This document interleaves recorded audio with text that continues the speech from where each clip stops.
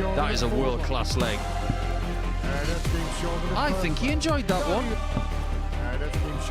Pretty indeed. Found convincingly. 4-14 data. This is pressure being applied. Does he tempt the bullseye? He does tempt the bullseye! To book his place into Saturday night.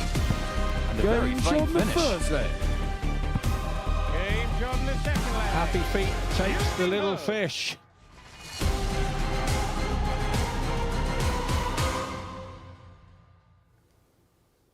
Mayday! Mayday!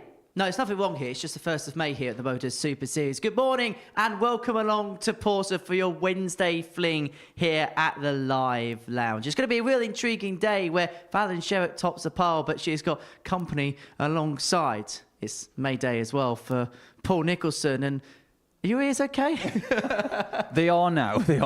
What an interesting day we've got ahead of us because Fallon Sherrock tops the table, but there's a couple of very interested parties in behind. Yeah, I think some people are going to be feeling very good about how things went on Tuesday. I think Dan Asbury, for instance, after a poor start, will be very happy that he's still in with a chance of winning this group on debut.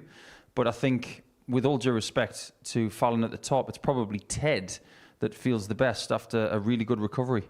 As you mentioned, Fallon Sherrock is top of the group as far as Group A is concerned. Interesting having a look at her numbers over the first couple of days. In fact, they were down yesterday, but she was the one that nearly came close to completing the card. I just think she is maybe searching for a little bit of consistency at the minute, but the fact that her consistency is maybe better than anybody else's tells you something about where she's at with her game. She played very, very well the first day. Yesterday, a little bit more of that. Maybe not as spectacular at times, but was grinding out decent positions at times. Maybe she was doing things that people of less experience wouldn't do. And that's something you've got to have at this point of your career if you're going to progress. We've been speaking to Fallon this morning for an interview, which we're going to actually show on the YouTube channel later on, about experiences she's had in the past, such as the World Championships against Ted Evetts. And in those World Championship matches, the key to her success was those pop finishes. And it was exactly the same case yesterday. Yeah, I think her finishing over the first couple of days has been very good. I think we do judge her by very high standards because of some of the things she's done before under very big pressure environments. However, when playing here, you've got to be able to focus for the 5 games that you play and to grind out results in very different ways. She has shown that with the level of consistency and not a bad range as well. Her highest average is 99, low 80s in what was perceived as a bad game at the time on Monday. But I just get the feeling that her bad game is better than it's ever been. And in terms of the chasing pack, there's 2 players on 12 points. Ted Evetts won all 5 games yesterday, beat Fallon Sherrock in a last leg decider. And the key towards that game really was 3 ton-plus checkouts. And we're not talking about small ton-plus checkouts like 100 or 105, 110, things like that. We are talking about big shots. This was the first leg of their contest yesterday. 147 puts him on the right footing. And then he adds the 130 to that. He just seemed to have a lot more pep in him yesterday, a lot more confidence. And I am convinced it's got something to do with the first game that he played yesterday. He averaged 95. He looked comfortable after that. So I'll be really keen to see what happens with him after his first game today. Well, let's have a look at the table then going into the final day's action in Group A, because between Sherrock and Evetts is Dan Asbury, who won 4 from 5 on day 1. Struggled at the beginning of yesterday, but picked up a couple of vital wins at the end to keep him in the mix. Yeah, I think one of the wins, it wasn't necessarily a good game. It was one of those games that you had to win ugly. He was able to do that. And we've learnt an awful lot about Dan the last couple of days. Each day that he plays from here, I'll be keen to see what other qualities he's got, because we know he can put in that mid to high 90s average game and put in a fair few 180s because he's the best 180 shooter of the week. But I want to see about his resilient qualities. We saw a little bit of that yesterday.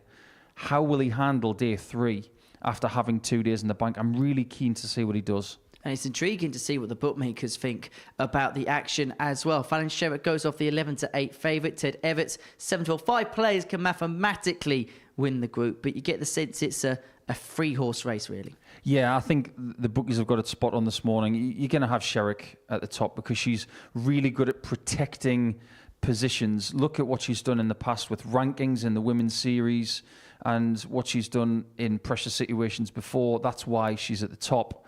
And Ted on the charge being in second, absolutely, and Dan in third makes sense to me. It's 18 plus, speedgambleaware.org if you can have a flutter on the Super Series this morning. Right, to our first game of the session. And it sees Dan Asbury in action, the ADC qualified debutant this week at the Live Lounge in Porto. Got off to a blistering start on Monday and then finished and recovered well yesterday. He's hoping to make it through to finals night on his first appearance here at the Super Series. And early on this morning, he caught up with Phil Bars. Dan, here we are, 2 days into your Super Series campaign, heading in to Wednesday. How are you feeling? How have you enjoyed the Super Series so far? I have really enjoyed it. Very new experience for me. Walking through the door on Monday, were there a lot of nerves? I wouldn't say a lot. There was a bit. That first game I was very edgy. Didn't show it and produced a very high standard early on, so you must be pleased with that. Oh yeah, I've been playing some good stuff. We see from your numbers, big scorer, and we saw that on Monday, lots of maximums, but yesterday, good performances, but maybe not converted into the points that you had on Monday. Was that be a fair assessment? I think a lot of people played better than me yesterday than they did on the first day.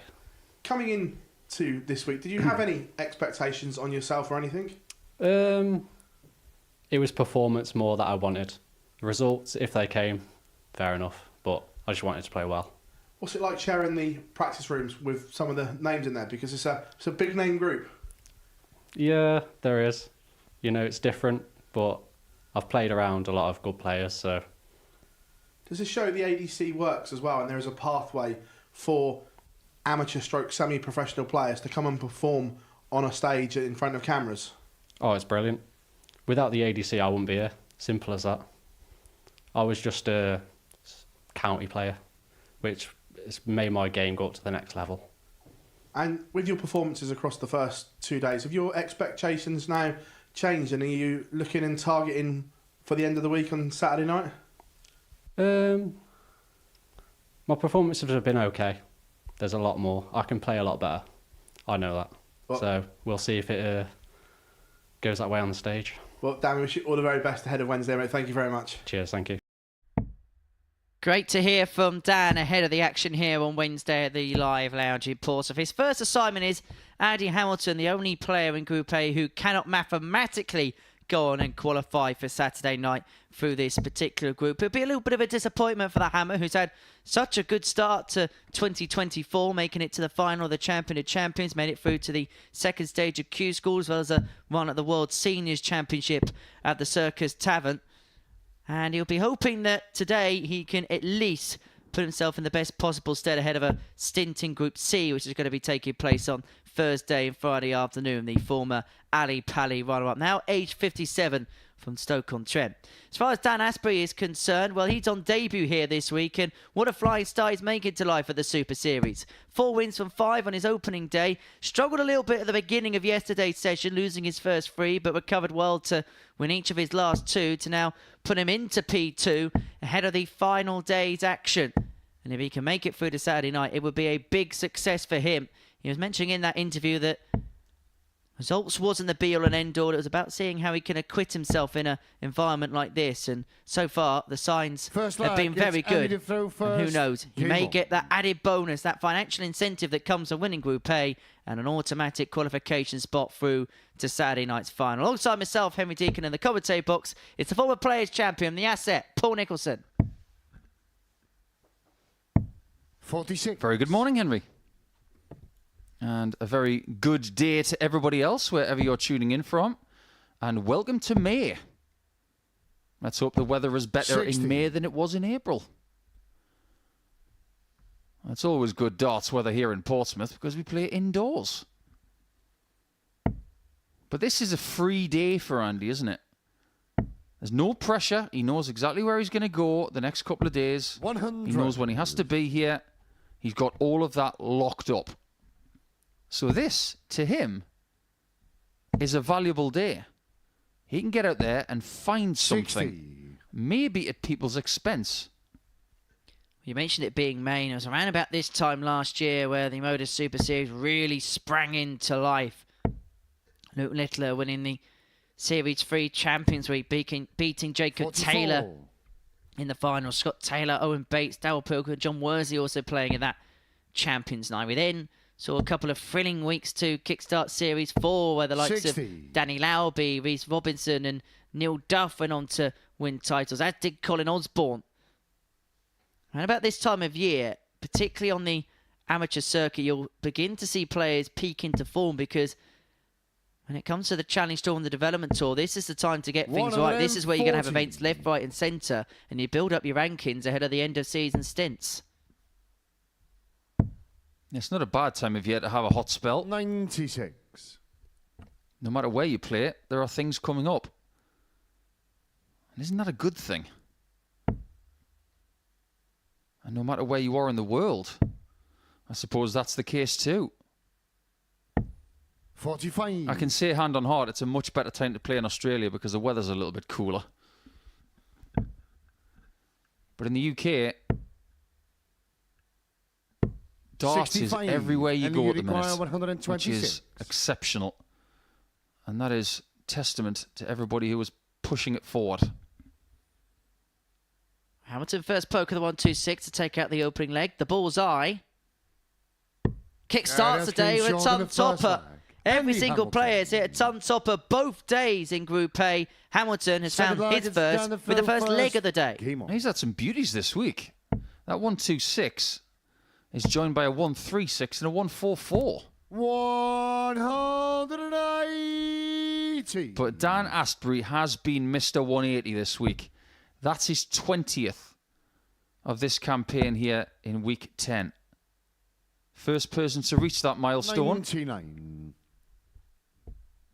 I've just been having a little glance through our YouTube chat window at the start of our coverage, and thank you everybody for tuning in. 134. You might recognise the name Derek Coulson. He's actually been on the chat saying there's definitely a lot more to come from Dan, not played anywhere near his best yet. Well, that's a scary prospect. Thanks, Derek. Do you remember Tom 96. Lonsdale when he made his debut here at the Super Series? ADC qualifier, maybe a little bit unheralded, apart from the fact he beat a certain bloke called Luke Littler in an ADC tour event final. He came onto this stage, 137. and then he lit it up, and then he got invites back, and for Dan, if he carries on the way he's going, he may not need a qualifying slot. He may get an automatic invite back. Yeah, but what's he going to do here? We're going to find out what kind of player he Then is. You require 50. Over to you, Dan. For a 10 darter, a single 10 with a 10th dart, all about just getting the leg one. 10. And both those darts at tops clip the wire. We've learnt a lot about Dan right there. And in the last 10 minutes, unassuming, quiet, good. 44. Then you require And also, 40. he's not that flashy. That is not a weakness. Yeah, that's game Because he's won the leg in 14 darts. Some players would have gone for the bull there. Throw first. Game on. You can probably name 5 players easily that would have gone bull there. Nico Bloom, he would have gone bull. Littler probably would have gone bull. Chris Mason. Possibly. 59. Daniel Lee. Daniel Lee would have gone for the bull with the first start of the leg, let's be No, honest. he would have gone double 13, double 12. 95. Do you want to know how big darts can be, though? When you can see it everywhere you go. Last night I was at the Opera.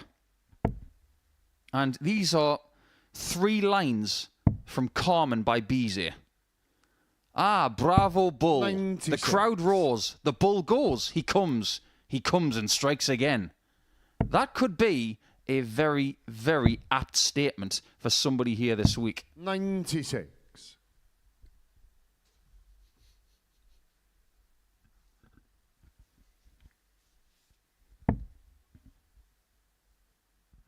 Now we know what Paul Nicholson does with his spare time. 78. I'm not just involved in darts. I've got other hobbies. You should get to know the dart players a little deeper. Some of them like animals. Some of them like music. 140. Some of them are just so heavily invested in the sport that they can't get enough of it. Well, luckily, we do a thing called Quickfire Questions, which is available on the Modus Super Series TikTok channel, where you can get to know some of our perennial players a bit better. Well, Hamilton here, looking to leave himself on a 2 dart if he can pile in a max. 140. But Asbury here, the big fish, to lead 2-1 and to accrue the break. Hamilton's already got a 1-2-6. 58. And you require This is just a 128. tiny bit trickier.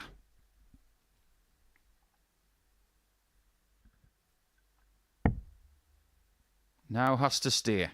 Well, he doesn't have to. But he did. Double 10. 108. Then you require 112. Just because you can't qualify through this group today, don't underestimate just how much passion and drive Hamilton still has. However, it's tops for Dan. 92. That first dart that went into the And treble you wasn't a require help because his 20. darts stand up to attention. Hamilton back for 2-1 if he can pin the double 10. Yeah, And that's he will cream short find, and a and it bird is line. 2-1 Andy to the Hamilton. hammer. Good quality contest to kickstart our day. Third Yeah, good leg is quality. down the throw first. Game on. But let us address the most important topic right now. I know he's on debut and he's probably not under a massive amount of pressure to try and win Group A because he wasn't expected to a 54. couple of days ago. But he's only 2 points behind Fallon Sherrock. If he was to lose to Hamilton, he would lose ground because both Evetts and Sherrock would have a game in hand on him. 96. I don't mean to keep going on about it. But can I show you the next 3 lines of that song from Carmen? Please. It actually has the word dart in it. But 60. I desperately do not want this venue to turn into Carmen because it gets a bit violent. It says, shaking his dart-stabbed neck, full of fury he runs. The arena is full of blood. 28. That is not what we want from Saturday night. This is not an opera. But it is dramatic. 100. And you can be here on Saturday night, but we promise you won't have a dart stuck in your neck. On that note, here's the QR code that you need to take you to dartshop.tv. We'll frisk you on the door. 100. It reminds me of one of my favourite comedians, Colin Mochrie of Canada. He's the king of segways. And he's the king of 180s this week. 180. There have not been many games where he hasn't had a maximum. I make there being only one match where he hasn't had a maximum. And he's almost averaging 2 per match. 45. That is Then you elite require 107. here in Super Series action. And he's got 6 on 107 to level this game up at 2 apiece. It's been a game dominated by the player throwing 83. first in legs. And he's left himself on double 12.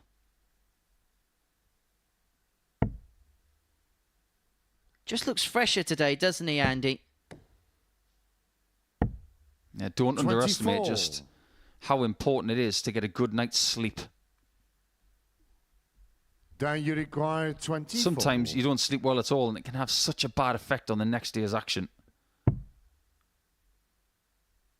Double 6. Surely we'll bust from here. No and bust score. he will. With Hamilton all the way back on 208.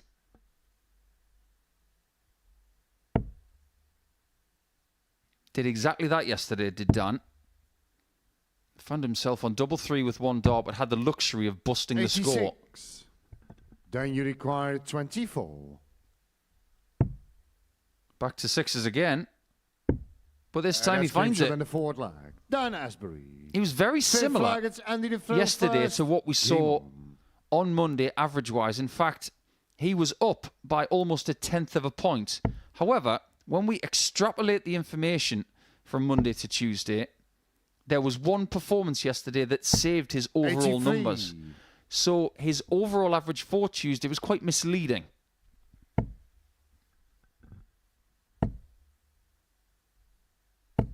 However, there were 100. still things to be admired. 36% on his doubles yesterday. That's acceptable. But when you compare that to the other players in the group, the only two players 97. that had better percentages than him were Evetts and Sherrock. So he's going head-to-head with his direct rivals in more than just points here this week. 140. Of course, for him, if he doesn't make it through automatically for Group A, the other hope will be to make sure he finishes second and third, because I'll give him a stint in Group B, which will see 3 players and 5 go through in an evening session as Hamilton finds his first max of the day to leave himself first to a finish in this 5th leg. And that gets him to double figures for the week. 100. And you require 141. 141 for be his second ton plus check out of the match. Triple 19. Would have left double 12. Isn't going to go. And so Asbury 161 to break the throw and lead 3-2. And then be phoned for the match. He's going to have to take it as well. Hamilton on 32 after 12.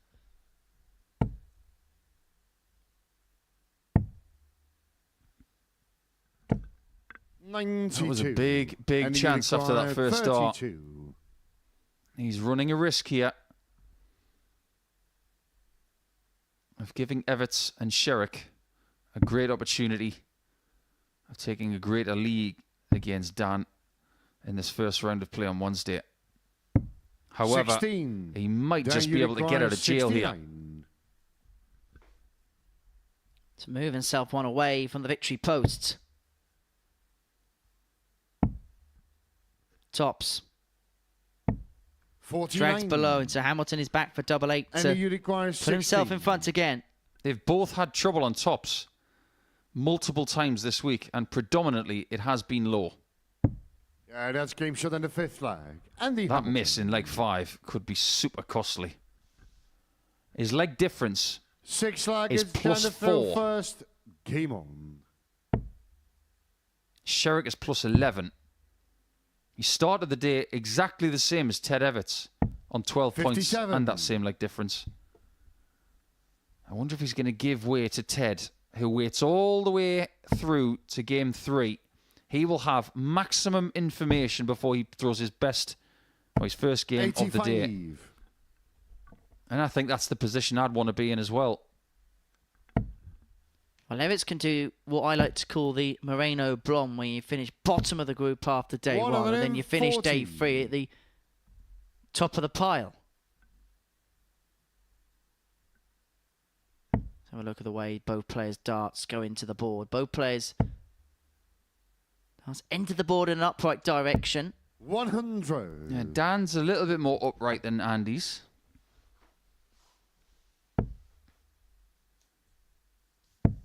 That stem and flight combination will be very popular in the 77. Netherlands. I'm sure Mark Wilmeyer, our referee, likes them.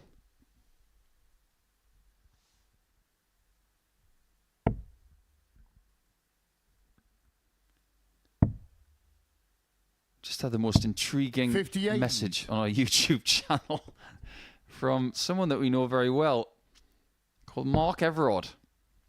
He said he played darts last night at the Southampton Darts Series, choking a game, 57. and a dart bounced out so high in the air, it landed into his back. So apparently darts can be like Carmen. Just goes to show, doesn't it? We're talking about sharp implements, and you have to be careful. 140. Then you require 170. Asbury 170 to take us all the way to a last leg decider. Hamilton poised on the 118, and he is going to get a poke at it to seal a 4-2 victory to kickstart his day and to possibly condemn Asbury's hopes right from the get-go. If this goes, Dan may be swimming uphill for the rest of the day. Tops. 90. Would have been to put the hammer down, but it dragged low, and so Asbury 110 to save, double to win the match. Tried to avoid tops. 86. And Couldn't you get to a require double. 20. And with Andy missing tops low again, this will feel just a little bit easier. After a trying day yesterday, double 5 will kickstart Wednesday with a win for the Hammer as he gets the better of Dan Asbury by 4 legs to 2. that could really put paid to his hopes of winning the group, but you could just see a refreshed, recharged, re-energised Danny Hamilton there. And it paid dividends in terms of the performance. 4 from 10 on the doubles. He started with a 1-2-6 checkout. But Dan Asbury, 10 missed darts at the double, came back to cost him in the end. Coming up after the break, it's Fallon Sherrock up against James Van Biesien.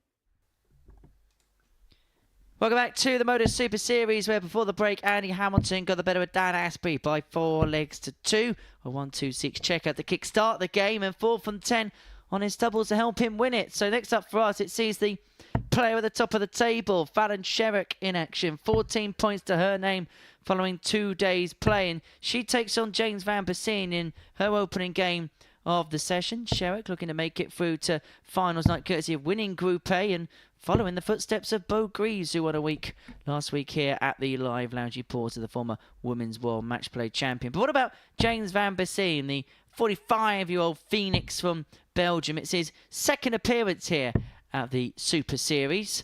Made it through to the Saturday night last time he appeared in Portsmouth, and he'll be looking to do exactly the same this time around. But it feels like he's going to have to do it from a Thursday or Friday group. But that Thursday or Friday group, we don't quite know which one it's going to be yet. But for Fallon Sherrock, she has it all in her own hands. And you get the sense if she can win 4 from 5 like she did yesterday, it'll be job done. First leg, it's Fallon the throw first. Game on. Yeah, I'd have to agree with that. That game that she's got with Evetts, though, in game number 10, that could be enormous. 80. These two have got something in common from yesterday, because when you compare their averages from Monday to Tuesday, they both had a reduction in output by over 3 points. However, 81. Sherrock didn't suffer too greatly for that. Whereas Van Biesien just didn't respond 43. as well to a bad start on Tuesday as he did from Monday. I think they're operating at slightly different levels at the minute. One person is used to pressure, the other one is just getting used to it. 180. Moment I say that, the first maximum goes to James. I think, even though James is a lot older than Fallon, 99. she's got much more experience than he has.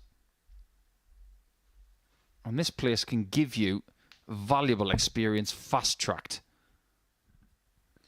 Is it interesting that when you look at the numbers, day one 81. on paper looks better for Fallon, but when you actually watch the games yesterday, she looked in better nick yesterday despite the numbers not being as strong. I don't think we judge Fallon until Saturday night. 121. I've gone early with it because I fully believe she'll be there. She might even be there by the end of today. But I've used this word consistency with her for the last couple of days. It is there.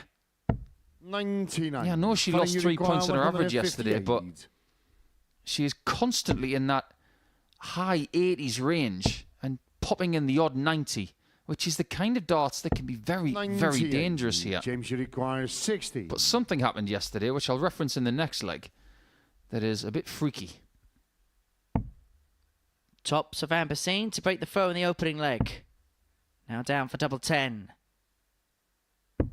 50. Doesn't go, and so Sherrock Fallon, now you has an require opportunity 60. to hold throw. An opportunity perhaps she didn't think she was going to get. And now she has a couple at tops. 40. And allows you James require another 10. chance to get that opening leg break. Both players missing a couple of doubles at the back end of this opening leg. Has decided... No score. Oh no, he thinks he was on 20. It looked like initially he was Fallon, going you to require split. 20. Miscalculated.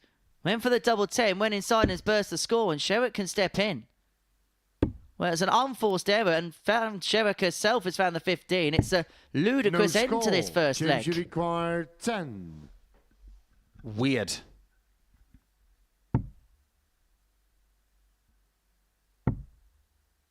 Can he find double 5 with the last start? No score. You just never Fallon, you know require 20. what this could do for his day. Double 5 for Fallon. Yeah, that's And she game does short in the find it. first leg. Fallon Sherrock. And the 2 things have happened the last couple Second of leg days. is James to throw Fallon first. has not started Game quickly, on. but she's won both of her first games of the day anyway. And both days she's had 45 darts at a double. 100. It's kind of neat that she has had the same amount of darts at a double both days. But if you look a little 140. bit deeper into 45 into 5 games, that's 9 darts at a double per match on average. 41. How would you classify that at this level? Would you say that's good, bad, or brilliant? I would say it's definitely good. 78. Because 4 out of 9 is just shy of 50%. That tells you that her doubling is good at the minute. Well, we usually say here as a reference point at this level, if you can pin 1 in 3, then you're going to put yourself in good stead. 140. But on the whole, she's better than that at the minute. And successful people at the Modus Super Series have to be better than 1 out of 3. 180. She might be about to take full advantage of taking that first leg. Well, I saw this yesterday where players had opportunities to win legs, couldn't take advantage, and then Sherrock stepped in. But that's a good response on Biesien to leave himself on tops after 12 if this 103 doesn't go. Double 20 there would have left double 12, and so Biesien will be back 40. for tops. He's already missed 6 darts at a double in this match. He's going for the right one this time.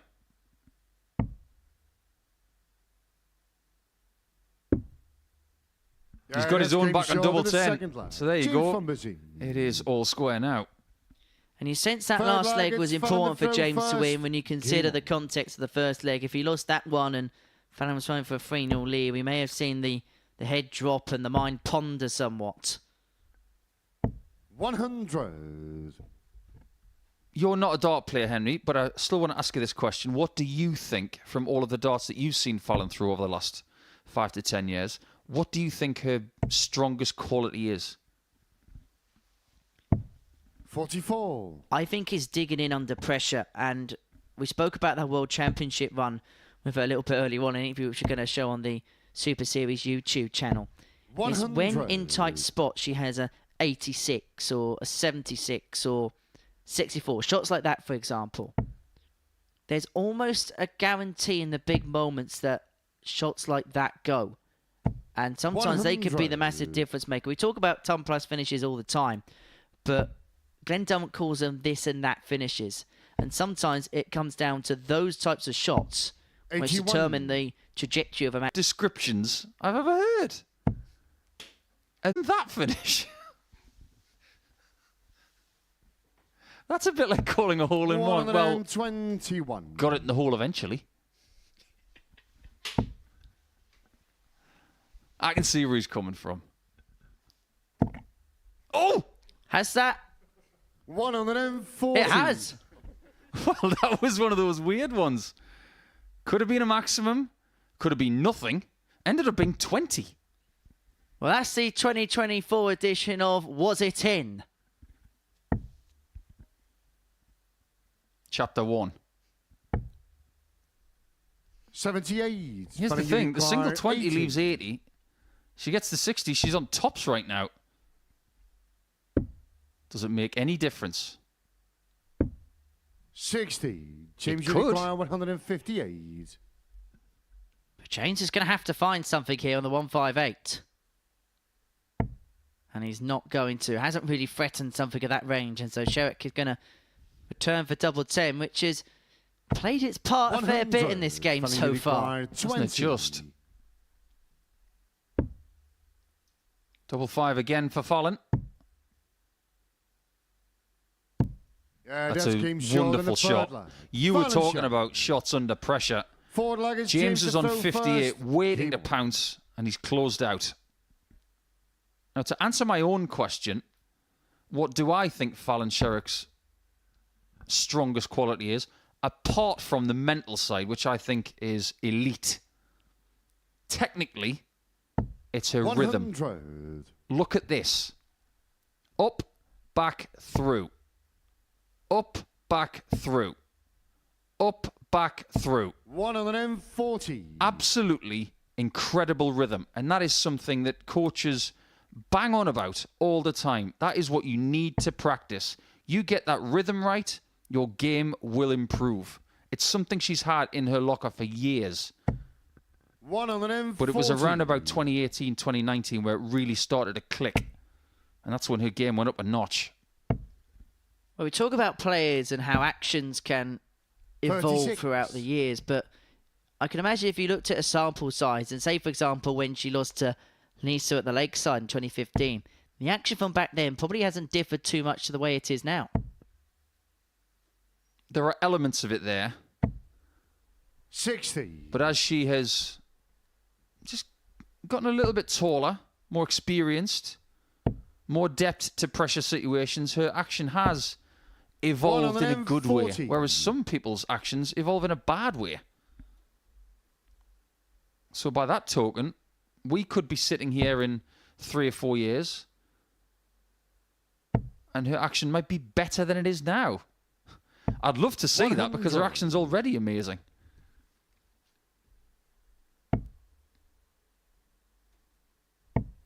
If you look at Gerwin Price at the start of his career 60. and you compare him to James now, require he's 101. better now than he was back then. You sure is. Everybody else has got better around. Treble 14 leaves tops. Would have been for 101, it would have been for 2-2. So this is the break chance for Fallon. 1-2-5 to move 3-1 in front and then have the darts for the match. Treble 20 for tops. Tops it is. It's almost another cool, calm James finish required under that 20. furnace-like pressure. Oh, look, it's double 10 again. Oh, look, it's double 5 again. Yeah, that's game short in the forward line. 3 James times from now, Biesien. out of 4 legs won, double 5 has been found. Fifth leg, it's Fallon the throw first. Game on. Somebody's very chatty today. Somebody's very pumped up today and motivated. 95. Yes or no? Because I know he can't hear you. Does James make Saturday? I think on the basis he's in Group C, I think I look at the quality and then I think James possibly misses out. I think Andy Hamilton and Darius will have 40. big campaigns. And honestly, I think Justin Hood is a player that I don't think gets enough respect for the quality that he has. 96. Worst one answer, yes or no question ever. Paul, you've known me long enough now to know that I don't do one-word answers. Should have been a politician, Deacon, with an answer like that. Does James make Saturday? Yes or no? No. 100. There you go, James. He's thrown you under the bus. There's your motivation for the next couple of days. But if I may add to that, based on who we've got 60. coming in the next couple of days, I don't think so either. So I'm going to back you up.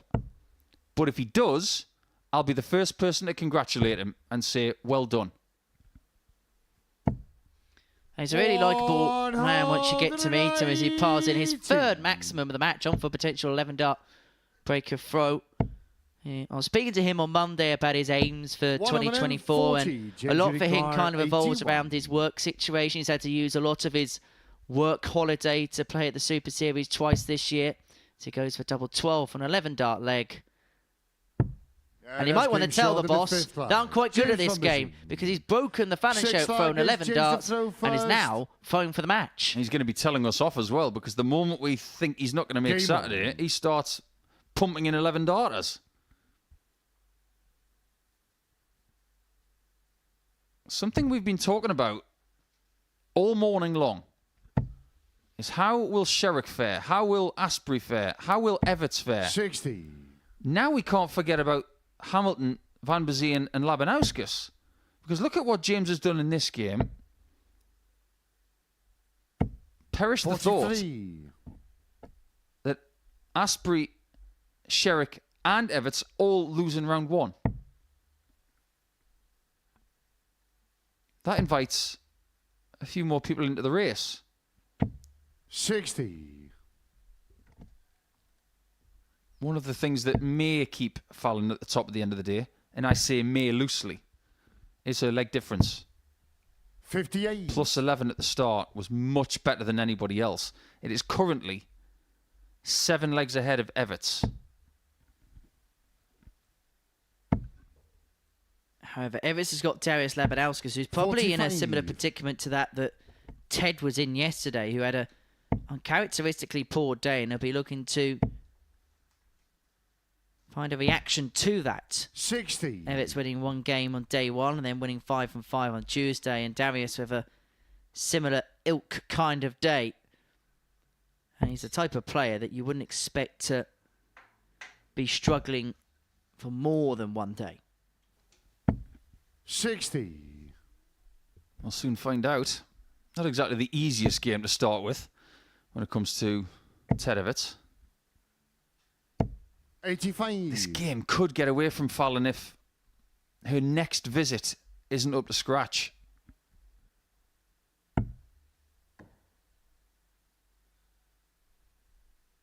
Yeah, that Evetts-Labanauskas clash is another one of those matches this week which you could so easily see on a PDC Pro Tour match. 81. That's a great last start from James. Exactly a dart ahead. And this is what I was talking about. 47. That visit has not cooperated, and I'm wondering about the counting there, because on that number, if she'd scored 96, it would have left 159.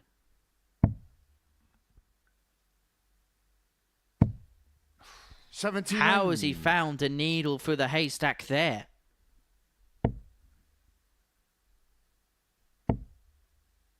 Got a switch, really. 94. And it's a really James good require one. 116. Right now, she's praying she gets a look at that 114. Highest finish of the match, 81. For that 11 darter for James. Huge moment as he goes for tops and the match. Game shot and And match. it means James that van the top Biesien. two have all been beaten. And now James van Biesien is second in the group after getting the better of Fallon Sherrock by 4 legs to 2. He's still in the race now. It's the Belgian. But what it has done is open up the door for Ted Evetts. If he beats Darius Labanauskas after the break, then he will join Fallon Sherrock level on points. We will have a grandstand finish to the day.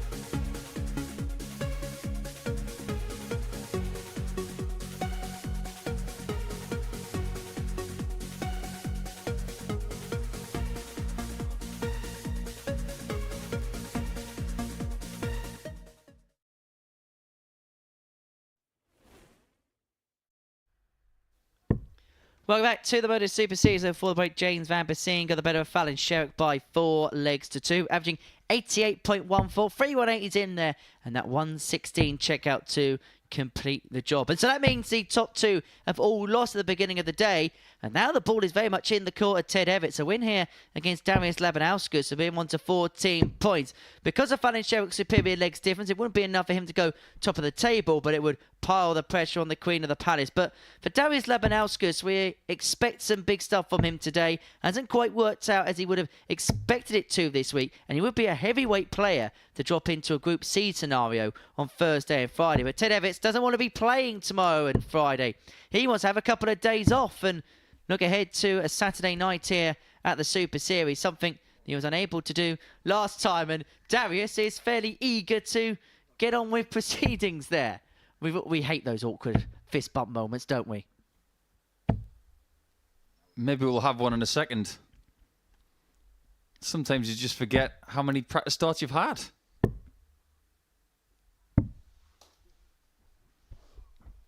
Now you First can leg shake is his Darius hand. to throw Oh first. no, that Came was on. so awkward. The cringeometer goes up to 100. As far as the last couple of days are concerned for Darius, he, 41. like Andy Hamilton and James van Biesien and Fallon, lost ground on his output from Monday to Tuesday. A reduction of 2.5 points resulted 82. in an 85.04 average for Tuesday. But the glaring thing yesterday, and it jumps off the page. 45. He had 14 hits at a double yesterday out of 56 darts at double. That dwarfs anybody else and their efforts at double over the course of the week. 87. 25% is not good. It's all about doubles hit, of course, but we do grade people on how many darts they have at the outer ring as well, and the bullseye, of course. And at the minute, it's just not clicking for Darius. And he might be one of those players who might benefit from having that secondary campaign this week at a slightly different time of day. And I suppose for Darius, because he's come off the Pro Tour, actually a 1 o'clock start in this environment would probably be ideal for him, because it's no different really to a Pro Tour setup. You begin at 1 o'clock in the afternoon and the conditions are fairly sanitised. Yeah, it's a fair point. I think that's one of the reasons why we started the 1 o'clock session on the Thursdays and Fridays, because it's something that the players are very used to. However, this game, for the time being, is all about Ted. 98. It's about what he does. 98. However, if Darius wins, he's back in the reckoning just like James Van Biesien. Double 12. Starts brilliantly. Game short in the first leg. That's very, very good, isn't it? 15 dart Second break. leg is Ted to throw first. Game on. And that is a message, albeit a very abbreviated one, to start his day. There just seems to be an assurity about Ted, isn't there? An 180. assurity that he's going to do special things and almost hit everything in sight. Yesterday really much was a case of look good, feel good, play good from his perspective. Yeah, 90 average yesterday. 90.43 to be exact. The first person to have a daily average of over 90 for the week. 37% on the doubles, which is acceptable. 45. Consistent on his maximums the last couple of days. He's had 4 each day. But his finishing yesterday in spells was remarkable, especially against Sherrock in the last game. Those 3 finishes were 100. outstanding. Well, it's the first time that somebody's hit more than 2 ton plus out since Graham Usher back in Southampton had that magical game where he hit 4 of them. That included a 9 darter. Yeah, he bookended his day well yesterday. Started with a 167 in game 1, and ended with 130, 137, 45. and 147. So he likes finishes with a 7 at the end. So if we're looking out for other ones of that ilk, he needs a 127 today. 140. And he needs a 157. So we'll watch out for those. But he's already got a 78 finish in this match with 2 darts in the first leg. Yeah, the 4 ton plus chariots in the match is the only one that's never really transcended from Southampton to Portsmouth as of yet. 78 for Evetts for 2-0 lead. Should be done at tops. He's got 4 cracks at this. And as you can see, he's thrown it flat into the board and then perfectly pins the tops. It's back-to-back 15 darts, the 2-0 lead for Ted Evetts. And everything about his performance is rendering a smile on the face of Paul Nicholson. Did he just throw a flat one? Yep. He did that really quickly as well. I'm going to have to ask Ted if he meant to do that. It looked like he meant it. But then, if you're throwing a flat one, why would you move? Maybe it just landed that way. That's fascinating. 85. Do you know what? If we're being completely selfish here on Wednesday morning, if Ted does qualify by winning this group today, at least on Thursday and Friday, he's got time to make some chocolates for us. 99. Yes, Ted. We want some goodies.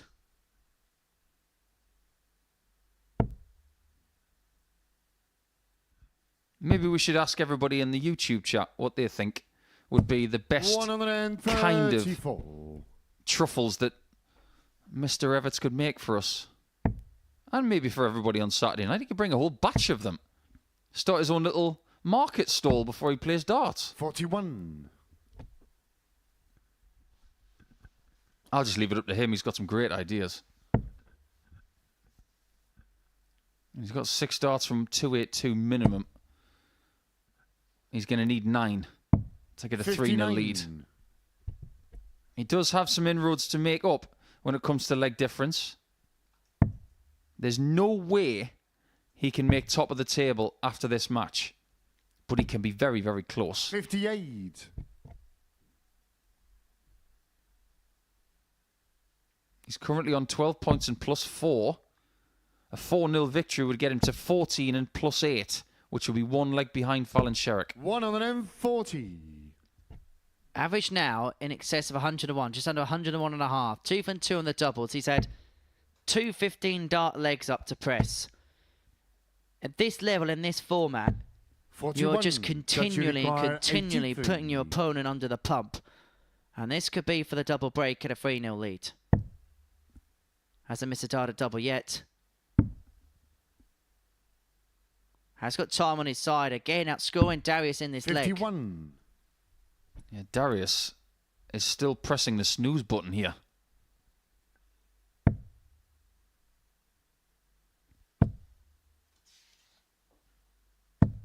$57. Touch required 32. Double 16 for 3-0 lead for Ted Evetts.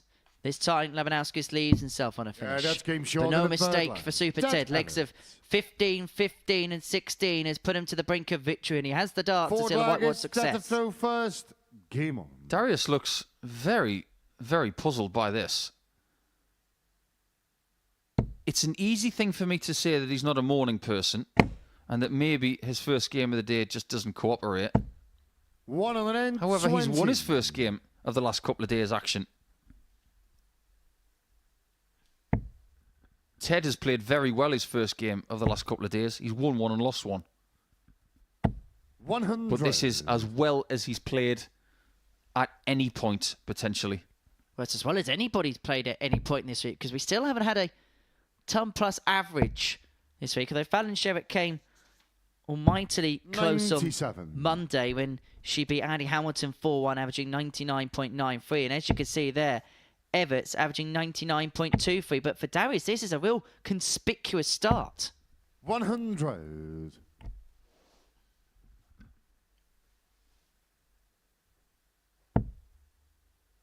He wouldn't mathematically be out if he loses this match, Darius. 180. But with a 6-point deficit going into 4 games remaining, it's not going to happen, is it?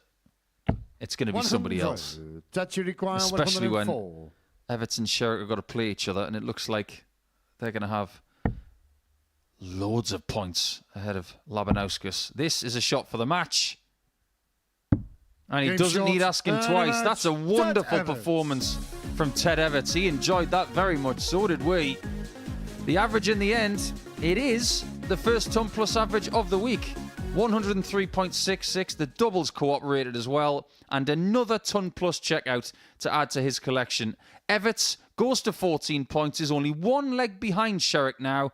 That is how it stands after round 1. We've still got 4 players in the top 4, separated by 2 points and only 7 legs in the leg difference. Things are about to get interesting as we go into round 2.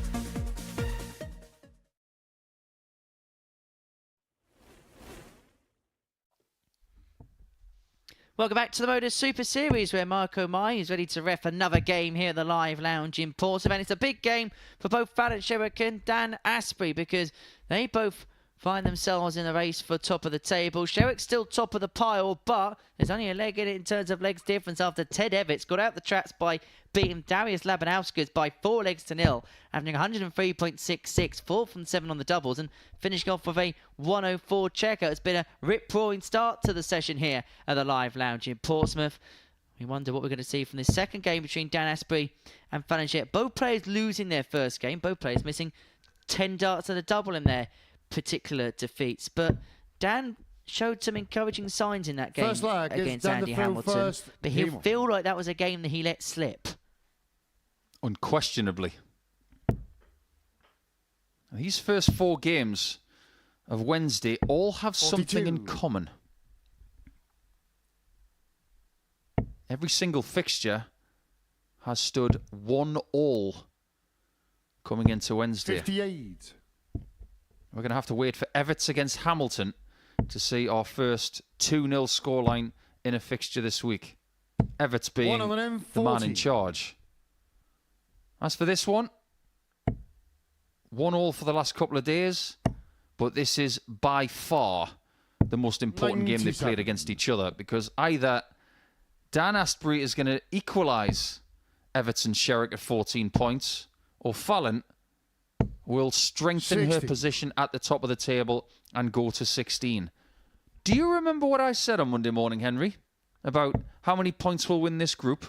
You said 20, or possibly 18 at a push. 20, I said. 20 I'm going to stick with. I think the question in this game is who can react the best to the disappointment of game 1. You'd say Fallon because of the vast experience that she has, and she knows that one defeat doesn't spell the end, and she's reacted well by piling in a max to leave herself on 106. But it's Asbury first poke at the 160, and that sat up quite kindly for a second to follow. Couldn't chase it. It's going to leave himself on double 10 if Sherrock cannot find the 106. She could do with something like this.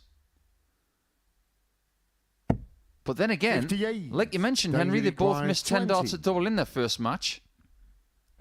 Yeah, that's and having something crisp like that at the start of match 2 is very welcomed. Second leg, it's Fallon the throw first. Game on. So 1-0 to Asbury. The man from the Midlands. 58. On the Shropshire area. We found out yesterday that he ended Glenn Durrant's 40-game winning streak for Cleveland County, and he's doing very well in the ADC rankings. He's top of the Midlands region, ahead of players who we've seen either win weeks or come close to winning weeks here at the Super Series. He leads Reece Colley at the top of those rankings by 14 points. He made it through the Champions Night last time round, and James Richardson sits 3rd in the rankings in the Midlands region. Just cannot stop hitting 180s, can he? I'm not complaining. 58. And he's not either. When Derek Coulson was saying on our YouTube chat this morning that we haven't seen the best of him yet, 57. Maybe he was right. We judge people on the entire week. We don't just judge them on one day. 140. But look at that third dart. 124. That is a worldy skill that Fallon has, getting those darts so close together. This is a bullseye shot. 99. And Fallon, who couldn't take 106 in the first leg, is now asked the question of 105. Double 16. 89. Doesn't go. She's had a couple of darts at a double in this match, and both of the attempts she's had have been at ton plus outs. Double 10 for Asbury to break the phone, a 2-0 lead, a 14 darter. He's got the first 2 legs done in the space of 30 darts. Third leg is done, the throw first. Game on. Is in a heap of trouble now. That dart has happened a few times this week, where it's actually below where the quad would have been on the quadro board.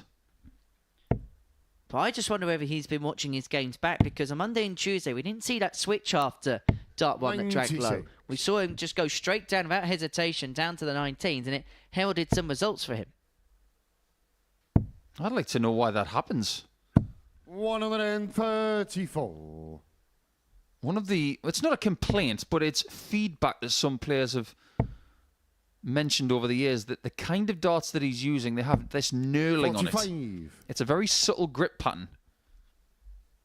And it's not the most aggressive of grip patterns either. 58. It's almost unfashionable to have knurling on your darts now. Because if you use them and group them so well together, that knurling can be ground down very quickly. 58. And it might just be a grip issue. It might be the fact that the equipment is just ground down to a certain smoothness. 100. It might be something that he hasn't got a clue why it happens. However, it hasn't stopped him from playing very, very well in this game. 78. Then you require 113. He's got 6 on 113 to open up a 3-0 lead. The last thing you want to do is have a heavy defeat 57. against someone who's trying to chase you down. Starting this game, Asbury was on +2. 100. If he can Then get you the require 4-0 victory, 56. he would be on a better leg difference than Fallon. Yeah, that's game short in the third leg. Dan And he's Asbury. 3/4 of the way there.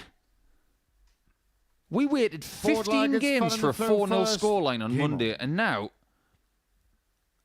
they look more likely than ever in Group A. This has been a very strange 59. day up to press, where everything that we expected to see happen hasn't quite happened. The only case of result really going with the form guide is Ted 140. Evetts beating Darius Labanauskas, but even then, I don't think we expected Darius to put up as little a fight as he did against Ted, averaging just 75. But Evetts was superb, averaging 103.66 in that contest. He set the stall out for the rest to follow. This is a scoring average that we're seeing from Sherrock. 88.71 to this 100. point. Asbury has restricted her to 1 dart at a double for that 105 in leg 2. This has been commanding 44. and utilising having the throw to its full potential.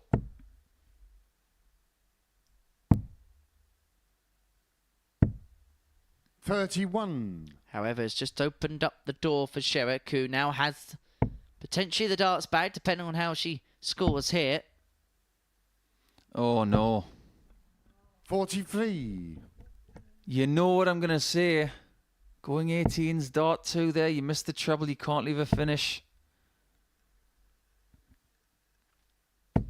60. Can she get away with that mistake?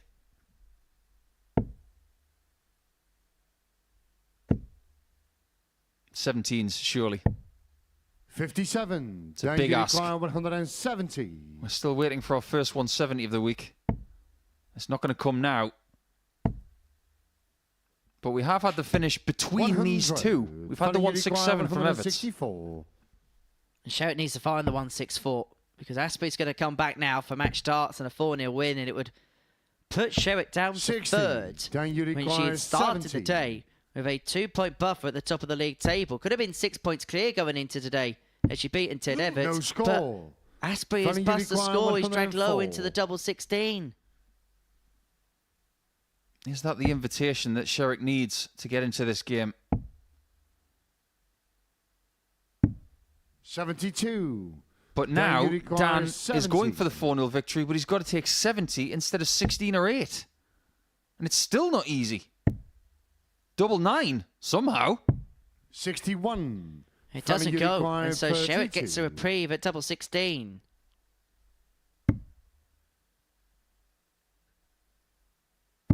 Yeah, And that's doesn't game short in spurn the fourth second leg. opportunity. Fallon She brings it back to 3-1, and that leg could be oh Fifth so leg is important, Dan to even throw if first. Dan Asbury Game on. seals a 4-1 success. I agree. Fallon doesn't tend to give a great deal away when she's in game mode, 81. but she is human. I think even she showed at the end of leg 4 that she was relieved just to get a leg in this contest. That should have been put away by Dan.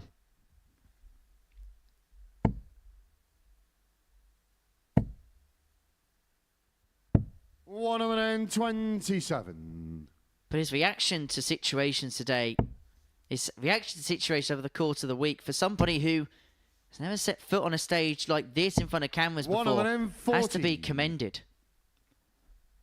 Just getting your opinion. There was a question that I didn't ask Fallon in our interview with her this morning, which will be on the YouTube channel in due course, and we'll let you know when that is. I've always wanted to ask her, does she like her nickname, Queen of the Palace? Because it's a nickname that was just given to her. She never had a nickname originally. She was just Fallon Sherrock. But now she can't escape the Queen of the Palace tag. Do you know what we used to call her when we went to Hong Kong to play soft tip? We called her Superstar. Even before she'd beaten Ted and Mensur and troubled Dobie in that championship. I thought that was a much better nickname than Queen of the Palace because it's just a bit more... It's a bit more everywhere. Queen of the Palace is very much about the palace. 59. I loved how Chris Murphy called her the Empress of the Ballroom, though, when she won the match play. That was genius. This has got to be genius. 40. And because it's not in, Asbury gets another crack to win the match. Tops. Sherrock looks on. 36. But was going to get another 20. chance. Dan Asbury has missed multiple match starts in multiple legs now. And that is usually an inviting guide for Sherrock. Somebody take the flight off. That's what she's thinking. She's got to go high. Oh, what a shot that is. Shot in the 5th leg. Fallon Sherrock. Bend it like Beckham. Bend it like Sherrock.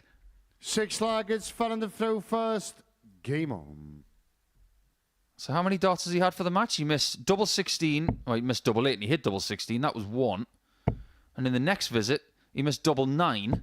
100. And he's also missed tops. So that's 4. 60. And prior to that, he was 50% on his doubles. It did take him a little bit of time to get used to being in match-winning situations on Monday, but 59. when he got used to it, he was snowballing very easily after that. But can you imagine the seismic effect if Sherrock can get out of these 42. handcuffs?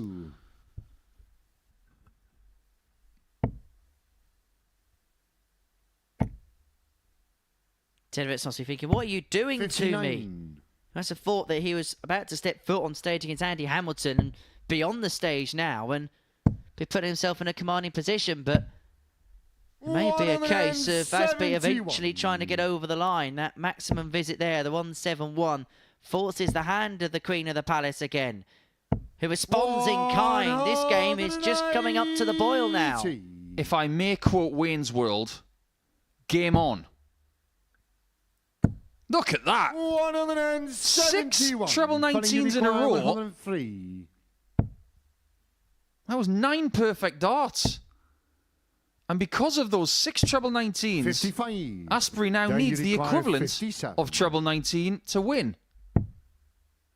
Tops of the match. And to Game condemn shot, Fallon and a Sherrock match, to a Dan second Asbury. consecutive defeat and to keep Dan Asbury in the race and in contention for top spot. And so now it's advantage Ted Evetts. He takes on Andy Hamilton next. Dan Asbury's done his job. As for Fallon Sherrock, she topped the table at the beginning of the day, but 2 defeats from 2 has plagued her chances and means that she could well be playing catch-up if Ted Evetts can beat Andy Hamilton after this short break.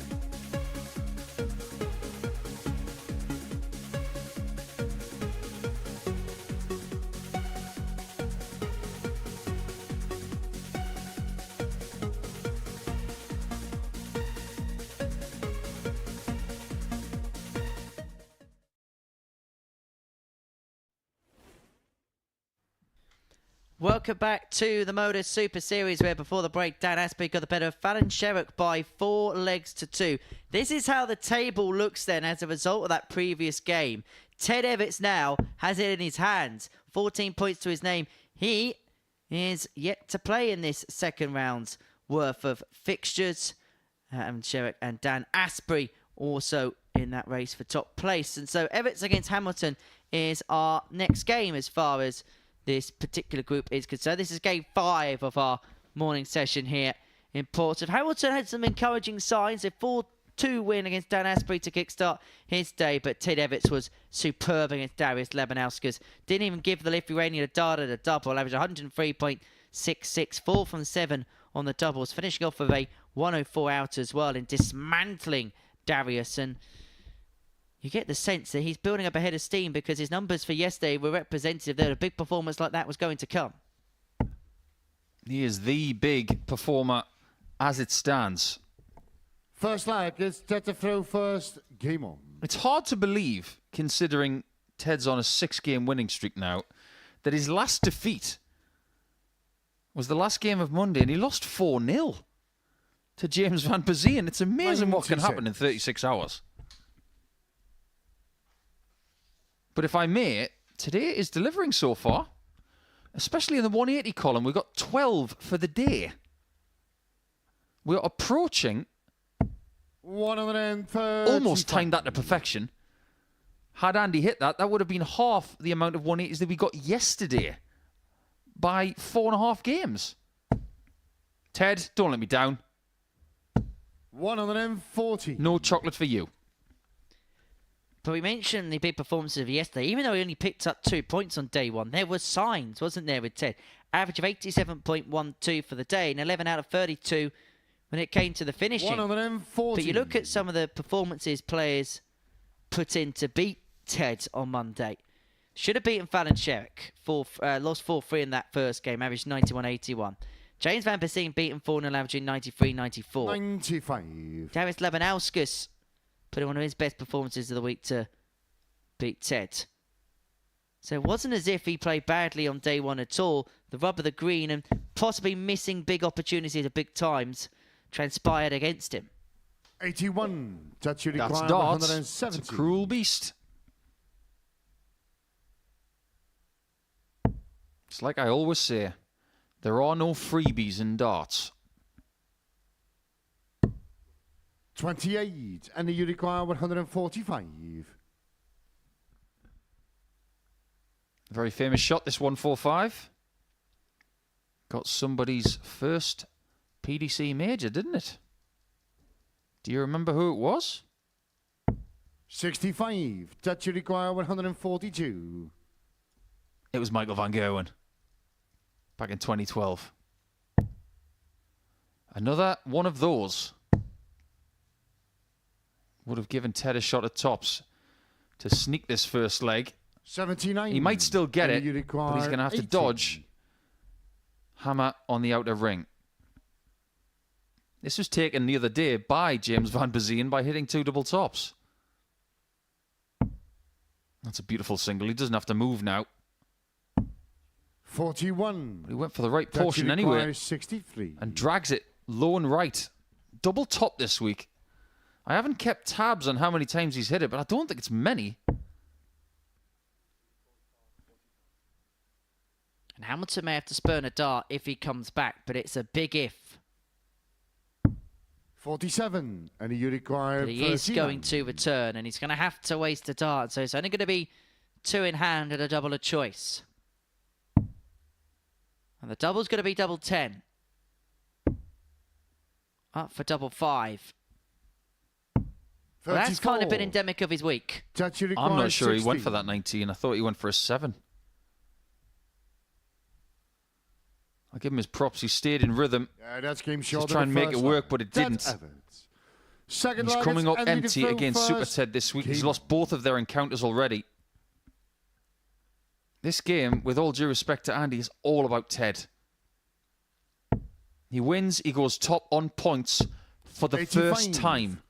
What a really good time to make the top spot for the first time in the week. You can't win Group A on a Monday or a Tuesday. But if you start getting to the top on a Wednesday, that's a good sign. And Hamilton's one of those players that won't 99. like the fact that he's not being spoken about in those particular circles. When a player of his quality and a player of his CV and reputation comes to the Live Lounge, they don't come to 23. dwell around the cellar in Group A. They come to pick up that bonus, that automatic passage through to Saturday night. And the way he's been playing recently, anything other than an appearance on Saturday, I think he'd go back home to Stoke-on-Trent, and I 58. think you'll see it as a week where he wouldn't have utilised the full of his potential.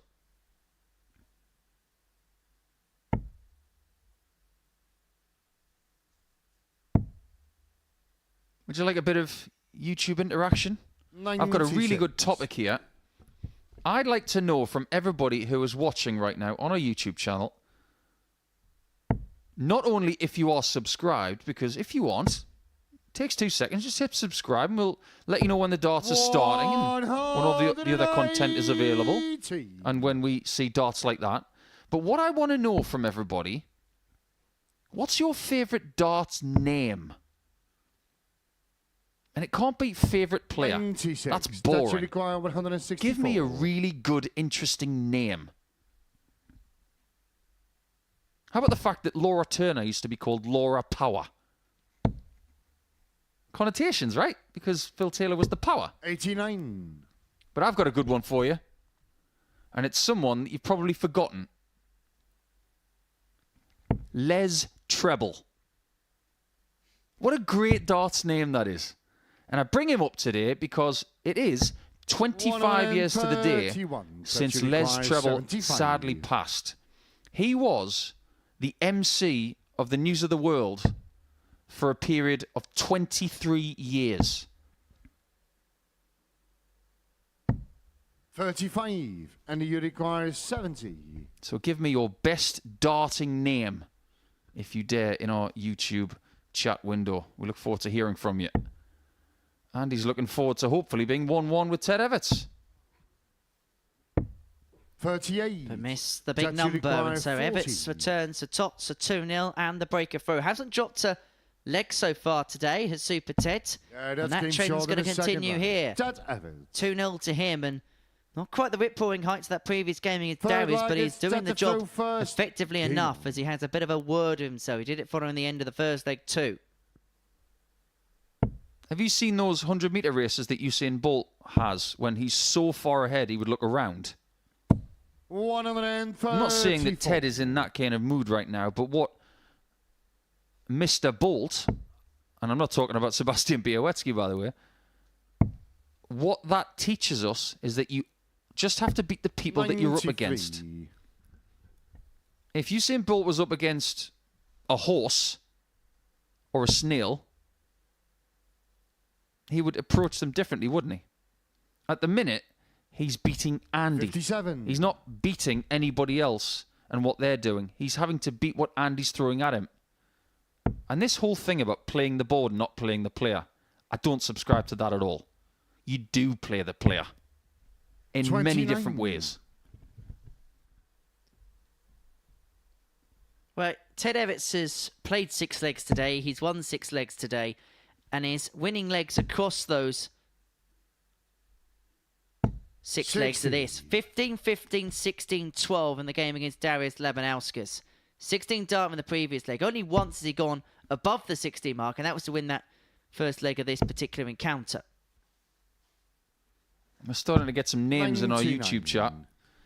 A lot of people are a fan of Owen Bates, of course, and the connotations of his somewhat forgotten nickname. Jan Double Decker. That's getting a bit of attention. 140. Oh, come on, you can do better than that. I'm not just talking about nicknames, I'm talking about actual names. Les Treble was his name. 96. That should require Do I 110. even need to bring up my favourite Austrian player, Wilhelm Schwingenschlögl? It's just a great name. Double 18. For his that's second game Ton Plus short finish of the third day, line. it's 3-0 Evetts. And it's another leg in Four around that targets, Andy Defoe 15-16 first. range. Game on. When he woke up this morning, he couldn't have envisaged this kind of game plan coming to the fore. But it's happening. That's Ted's 93. 8th Ton Plus checkout of the week. He's had 2 today, had 4 yesterday, including 3 in that match against Fallon Sherrock, and had a couple on Monday as well. That's been a key trait of his as he propels his way up 59. the table, and looking as if he's going to propel his way clear at the top of the table now as well. Someone has finally come to the party. I know it's a nickname connotation, but Joe O'Connor, thank you for tuning in. 59. Nice to have you here. Apparently on Monday in the Redfield and District Division 2 darts, he played someone called Steve the Meat Butcher. Don't you love how local players now have nicknames? 93. Honestly, go back 25 years. If you played local darts and you had a nickname, people would say, get out. Who do you think you are? Now there are local darts players who just play league stuff and have their own 41. dart shirts.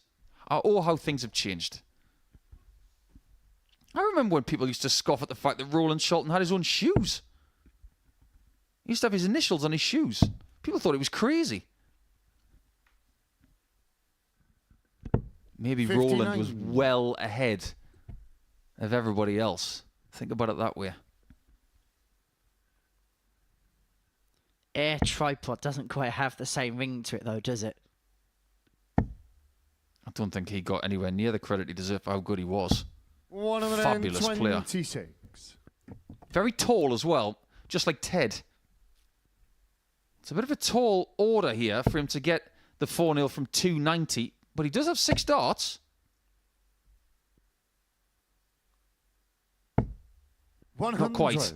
He's going to need errors from Hamilton if he wants that second consecutive 4-0. However, he has got the insurance policy, should I say, of having the throw in the next. If he still has a 4-1 win, then 8 legs, 1 with 1 conceded. He has very much done the job for his first 98. couple of matches, and then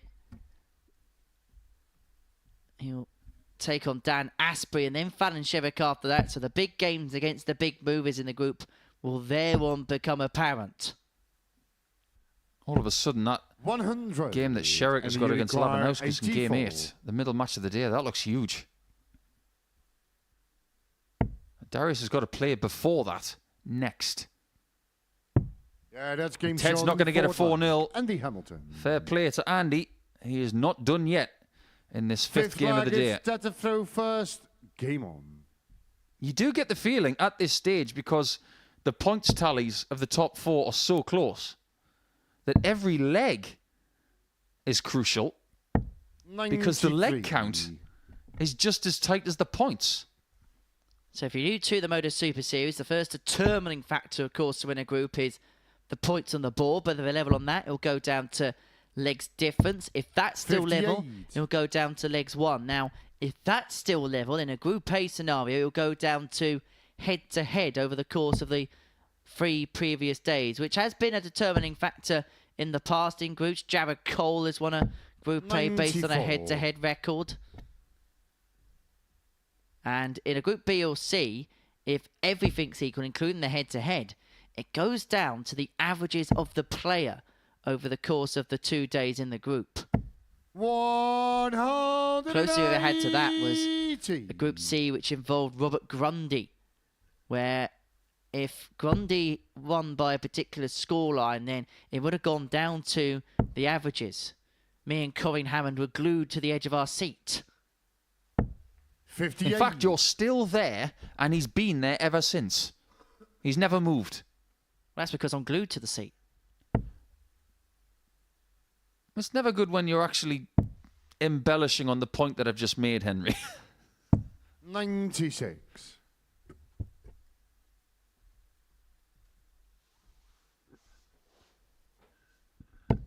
However, slowly but surely, this game could just begin to evaporate from Evetts somewhat, because that... Ooh, he's tattooed the board. 40. You see what he's done with his barrel? And you require 167. Slaps against the treble. That's what we call tattooing the board. Because Hamilton here has 6 and 167 to make it 3-2. Then have the darts to send us all the way to a deciding leg. 31. And he's going to leave himself on a double after 12. And suddenly from a position of authority, Hamilton could make things interesting. But that 140 will also make things interesting. Makes this must go.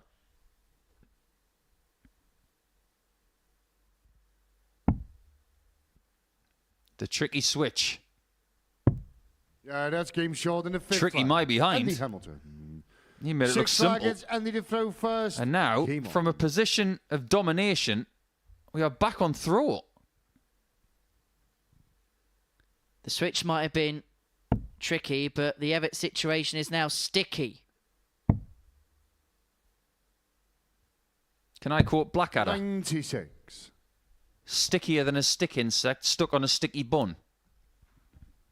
That is a sticky situation. Yeah, Blackadder goes fourth. Some of the best comedy lines in history.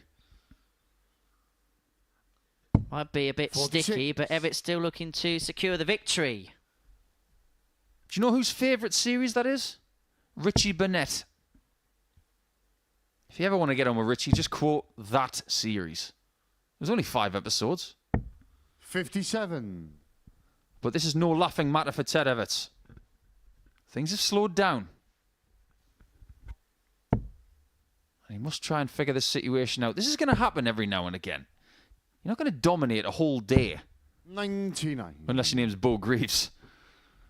When he can win every leg in a tournament. My word. I can't believe it when that was happening. This is an 86 average. It could have been all said and done by now, but Hamilton, who's also averaging 86, 140. seems to be playing with a little less pressure today, and he's using it well.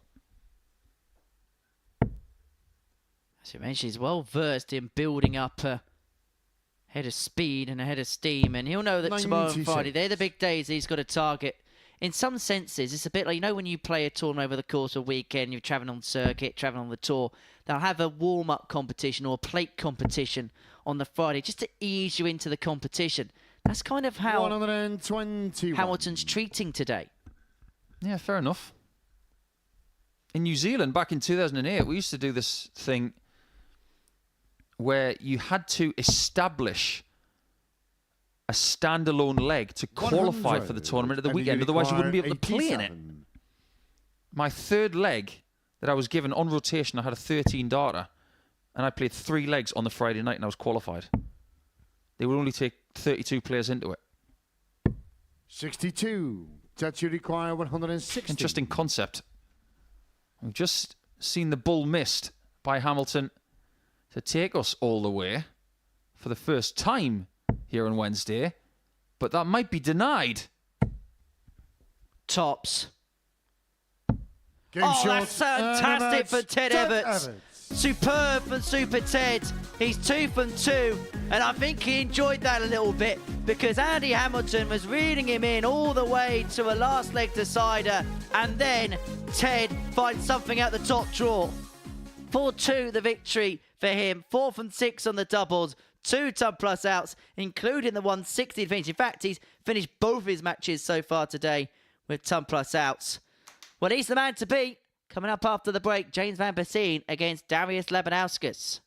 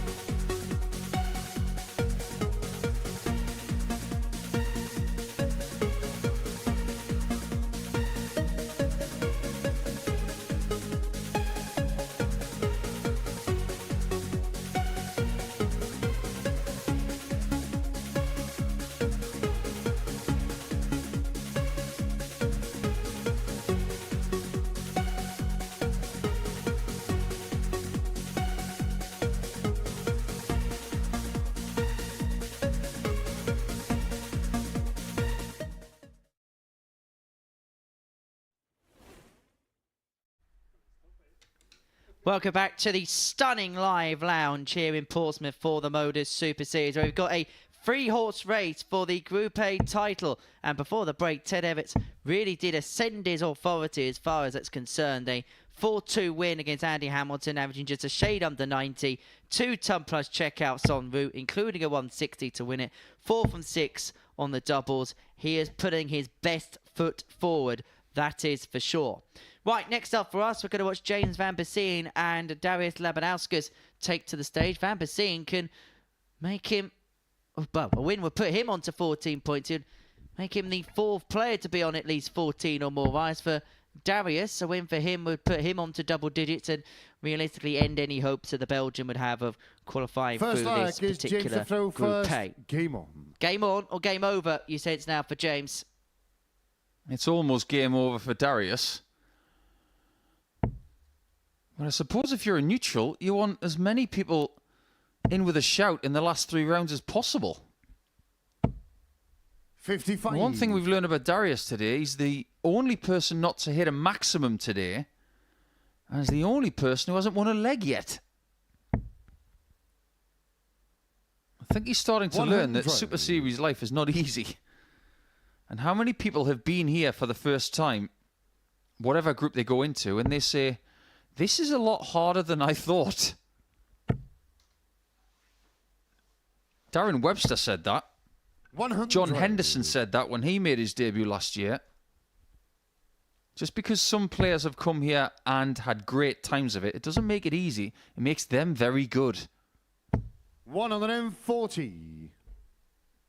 John Henderson says this is possibly one of the most exciting, fun things he's ever played. And he's played in a lot of tournaments over the years, but the smile that you see on his face when he comes to the Super Series, and he said it in an interview in the middle of last year where obviously he just came off tour and he's just saying that he found a real love for the sport here at the Super Series. And look what he's gone on to achieve. He won a week here, hasn't done one since, which is maybe a little bit of a surprise for a player of his quality. But he is now a world champion, world seniors champion. And he'll be 51 on Saturday. That's his birthday come Saturday when we've got our finals, so maybe we can all come dressed as Hendo for the day. Wouldn't that be fun? 81. A big Hendo weekendo subscribed. 81 for Darius. Double 12. This will be for the second 11 data of the day. Just got to create the angle here. 69. Had to throw that one higher and harder because he threw that from about 8 feet.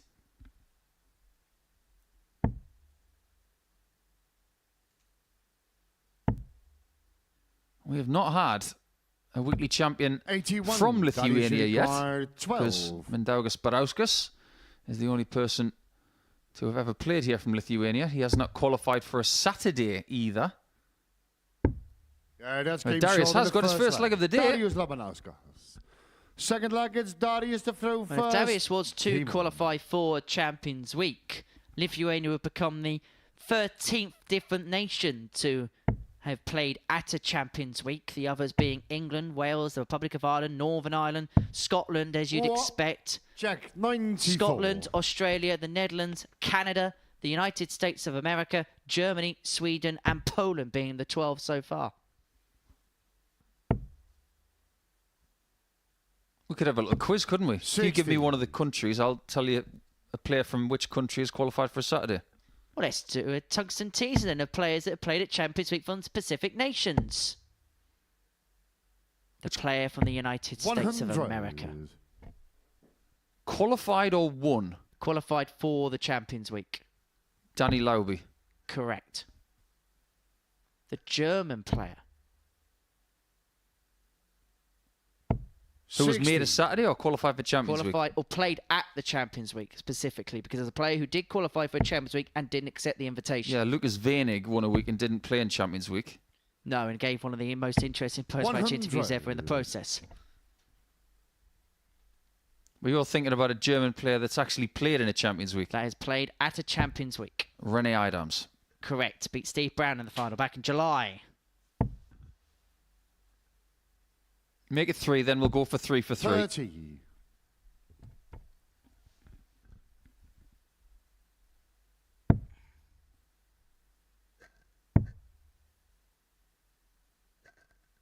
The Canadian 83. player. Who has played Champions Week, Played at Champions Week. but didn't win a week, did he? Jacob Taylor. Correct. He was basically ushered in as a last-minute replacer. We hid him in a 83. hotel Darius room Uruguay, somewhere in Portsmouth, like 124. someone coming into the reality TV show like I'm a Celebrity last minute. And then turned up. And then made it through to Champions Night and was in 48. Finn, 4 legs of picking up the jackpot. Lost out to some young upstart called Luke Littler. But Darius here on the cusp of a 2-0 lead. He broke Van Biesien in the first leg, who hasn't really got out the gate so far. However, this is much more promising. 140. Averaging just a shade Darius under Uruguay, 96 up to 76. press. This is more like it from Lucky D.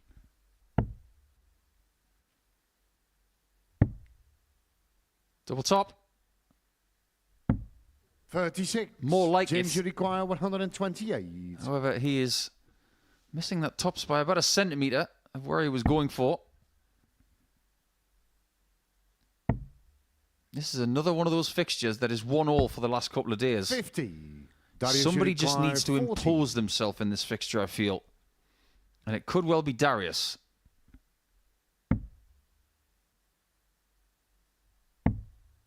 That's a bad dot.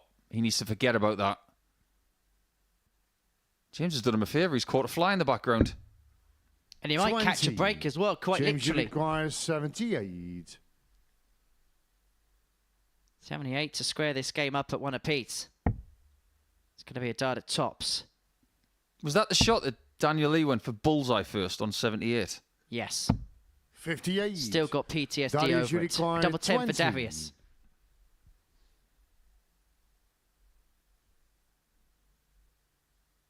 Daniel Lee would go double That's 5, game double short in 5 the for that, second but leg. Darius goes Darius conventional, Labanauskas. double 10 for a Third 2-0 leg is lead. James to throw first. There's an awful Game lot of on. chatter in the YouTube window about tattoos, by the way. There aren't many dart players that don't have them, but somebody has somewhat cryptically asked me if I've ever met Jimmy Neal. 60. Can't say that I have, but I do have a darting story about Jimmy Neal. This is good. Back in Wigan a few years ago, I was surrounded by the likes of Simon Whitlock, Mark Webster, and James Hubbard. 100. We were talking about what song was number 1 when we were born. And James didn't know. And it just so happens that when James Hubbard was born, because his birthdays 60. are on match play time, back in 1992, I think it was a Jimmy Neal song that was number 1 when he was born. For me, it was Ard Garfunkel, Bright Eyes, which is a good song. 100. But yeah, never met Jimmy Neal. I'd like to thank him for the song Big River, which is very Newcastle and very, very strong. It would actually make my Desert Island Discs. Just to make you feel... 120. Hit me with it. Come on, don't even go there. Hit me with it. What was it? Number 1 on the day that I was born was Robbie Williams and Rock DJ. Oh, could have been worse. Could have been Barbie Girl. Well, put it this way. The week before, it was Craig David and 7 Days, and the week after 122. was Melanie C. I Turn to You. Let's turn back to the darts. And Darius is in position for 3-0, which is something that Ted Evetts had in the previous match. 85. But he did let things slip for a while.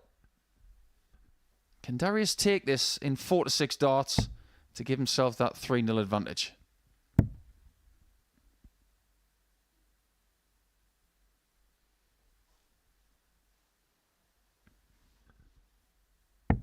$95. Do you think, Henry, that if Darius wins this game and gets to 10 points, is it a fair reflection of the week that he is still 2 points behind James?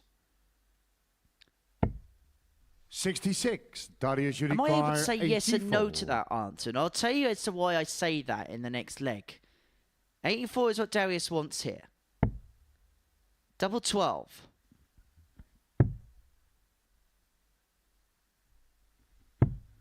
Doesn't go, and Van 72. Biesien is back for the James 110. Uruguay, 110. He's had 1 dart at a double in this match. Is he getting another one? There's your answer. 74. It does a pirouette in the Darius air, required but it doesn't find the 12. target. And Labanauskas is getting so many shots at the outer ring. Double three. Yeah, that's game short. That results in his 13th shot at a double and his third hit. To throw first. He's not been put under enough pressure in this match in the scoring stakes, and that is why an 85 average for Darius is enough. There's a reason why I'd say yes and no to the answer of would it be a fair reflection. Yes, in respect to the numbers, because actually on both days, Darius has had a higher running total than that of James van Biesien. However, James has looked more likely than Darius over the course of the last 2.5 days 60. to do something surmountable. Darius has done bits in patches, but you've never thought that he's going to put in performances after performances that will see him go on and win the group, which is actually usually one of his strongest traits, is his consistency over a period of time. Based on this fixture, it has been domination of sorts. Maybe until now. 140. Darius has done two things well in this match. He's put me right and pretty much the whole world right. Got his first leg, got his first 180. Now he's looking for his first win. Getting your first of everything in the second game you've played today is not the worst thing he could do. He's still got a chance of making it to Group B. But Darius is going to need an awful lot of help between now and when he plays Dan Asbury in Game 15 to close Group A. Well, this is a more Darius-like performance, average in excess of 91. 89. That's even despite all the misses on the outer ring. He's going to come back to leave double 16 after 12 to complete a resounding 4-0 success. He lost 4-0 to Ted Evetts in his first game, didn't even get a dart at a double. Well, he's completely flipped and reversed those fortunes in match 2, and he'll seal the job if he can find double 16. No mistake, a 13 dart to the finish for Darius Labanauskas, and that probably ends the hopes of James van Biesien in terms of winning Group A. But for Darius, he has a little embrace for the referee, Marco Meyer. That's more like it from the Lithuanian, an average of 91.09. That despite 10 missed darts and a double. Lucky D with the big W coming up after the break. Dan Asbury up against Ted Evetts.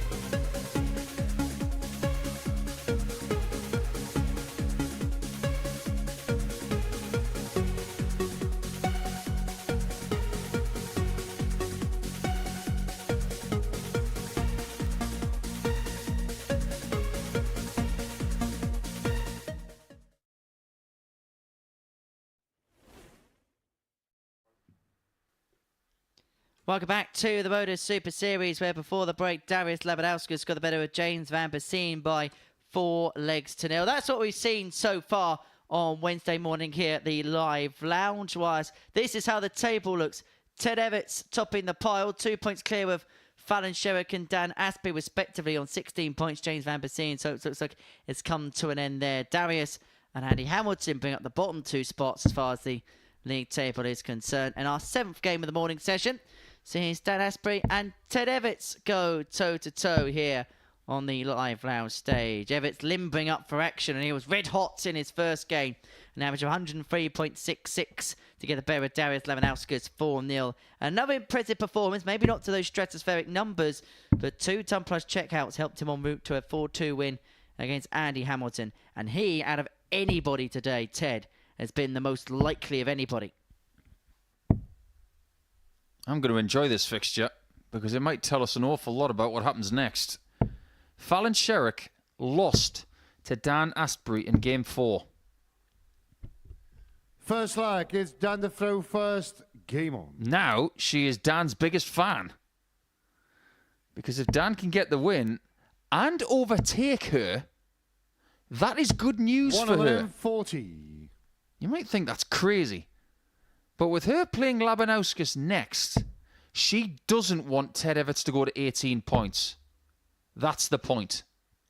She still wants 100. Ted and Dan to be within touching distance. She doesn't need someone getting that 4-point cushion, which is something she had yesterday. 140. Remember, at this point in play, there is only 6 more points that are available for the players to get. And remember, in round 4 of proceedings, Ted Evetts does take 57. on Fallon Sherrock, and that could and probably will be the deciding game as far as this group is concerned. 100. By the way, somebody in the YouTube chat has said that Barbie Girl is a great song. Have a word. It's not. What is a good song is Ted Evetts' walk-on song. 100. Dan, you require 121. I've seen him walk out in Germany and other countries with it, and everybody gets involved.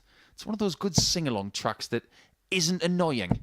85. It's one of those, when you go to a wedding and you hear the DJ play it, you know, you're going to have a good little sing-song, aren't you, to your auntie you haven't seen for 5 years. Well, I know you would. You'd have a sing-along on your own in an elevator, Henry. 100. Dan, you require 36. You'd sing along to elevator music. 9-9 for Asbury to take the first leg. Inside it goes, and, well, you wouldn't No put score. this past Evetts when you require consider the types of finishes he's 144. taken out this week. Well, this is not part of his collection, but it is part of Andy Hamilton's. It's not as if he's been picking up small checkouts 80. here this week. He's got Dan, you 5 require 36. of 130 or more.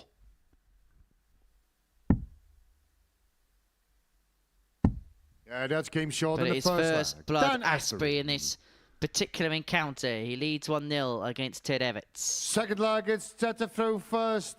Game on. I've said this before, but I'm going to say it again. I think it's been about a year since I said this. One of the things I love about Marco being a referee is when he calls a leg and he says yes 140. first. Reminds me of Freddie Williams. That takes me back. Yes, that's game shot. I love that. Well, I've actually spoken to 96. Marco about this, and it actually is inspiration from Freddie Williams, who was somebody that inspired him as a person growing up, and now very much taking onto the refereeing mantle to a similar degree. Do you remember how Freddie used to say it, though? 140. My father used to have a really good impression of Freddie as well. He used to make me laugh all the time. But it was so eloquent. It was almost operatic. He said, 96. yes, that's game shot. And the second leg. And he'd say the name of the player. Fantastic. Just look back and just see how good the referees have been over the years and how individual 96. they've been with their 180 calls, their ways of calling legs and matches. Got to have your own personality, of course, but you've also got to be pinpoint and good, and that's what the referees are in this 99. sport. They're a That's credit to require our game. 125. Marco, one of the voices of this sport, and now a voice in the commentary box in the Netherlands. commentates on the European Tour and commentates on some of the televised majors as part of the Viaplay network out there.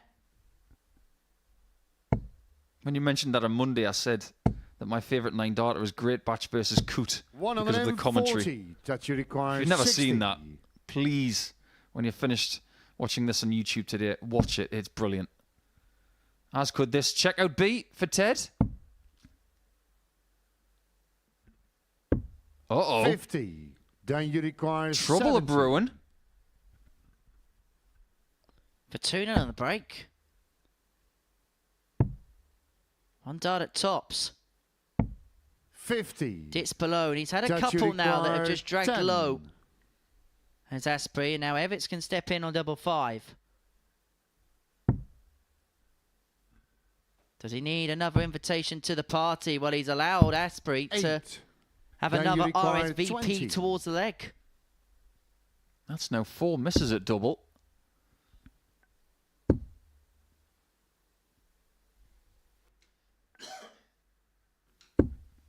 And he's No let another score. opportunity passing by. And Evetts is back for the madhouse. That you require 2. Double 1 for 1-1. No score. 1 too many. Then you require 20. Something is starting to happen here on Wednesday that it was happening on Monday. He's found double 5 for 2-0. Dan Asbury. And if you remember on Monday, we were talking about Asbury having too many darts at a double. Down the throw first. His opponents not putting him away. The least amount of darts at double he had in a match was 10. 60. Today, he's had 12 and 11 in the 2 completed matches so far. It's happening again. If he wins 8 points today, 95. he could sneak this group. The likes of Evetts and Sherrock have got to be very careful of this guy. 100. However, that does open up an unbelievably tantalising, mouth-watering prospect of a Group B if it was Evetts and Sherrock that took out Ps 2 and Ps 3, because you'd have Shane McGirt, Richie Howson, Ross Montgomery, Ted Evetts, Fallon Sherrock. Yes, please.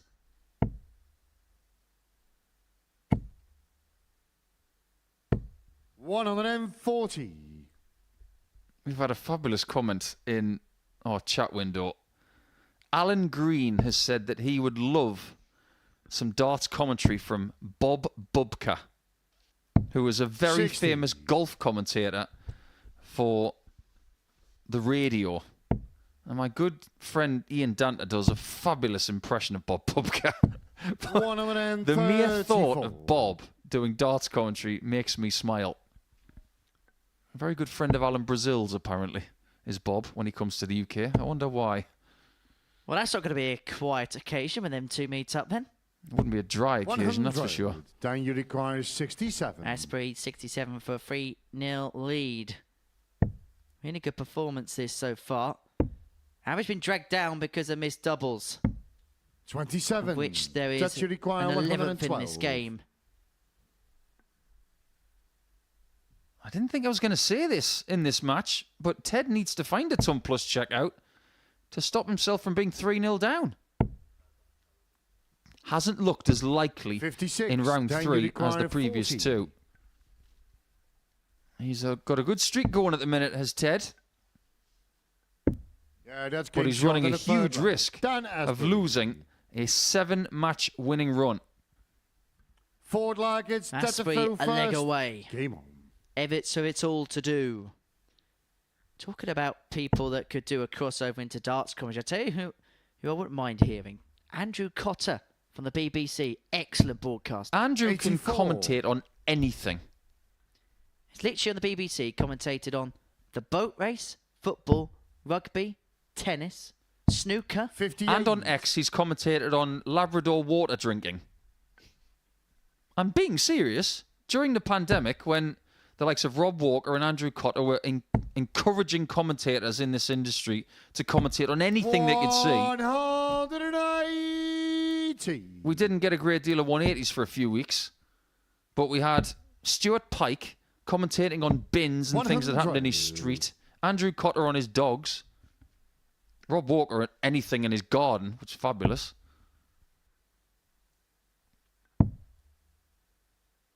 Yeah, we can't forget the Stuart Pike man with a mic on Bin Day!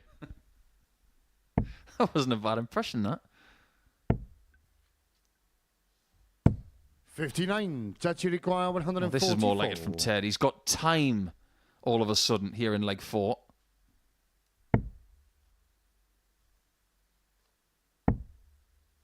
Lockdown Twitter was a 92. interesting place. Wasn't it just? More than anything, you learned how to do the blinding lights boogie on TikTok. I'd like to say you and me both, but that is you and you 52. both. 52 for 3-1, moving swiftly on. This will be a blinding finish. He's not getting anything the easy way. He's not getting anything at all. That is now 9 darts missed at a double in this match with no hits. 21 missed darts overall from the 16. pair. This to at least get one back. Just to been keep short in the Asbury forward honest line. and to Ted Evetts. force him to serve it out. All right, so why don't we have a Fifth little lag, it's down the throw first. chat about Game on. commentators in darts? If we remove ourselves from the equation, because I'm nowhere near that kind of level 96. of other people. Not that we tend to grade commentators anyway, but we have our favourites. Let's put it that way. We all do. We're all different. If you were going to have one last darts match before an asteroid hit Earth, 180. who would you want to commentate on it? You had to have one sports journalist and one former player. 100. Who would it be? Please get involved in our live chat on YouTube. One journalist, one former player. Don't break the rules. Oh, he was looking to break the back there of this game.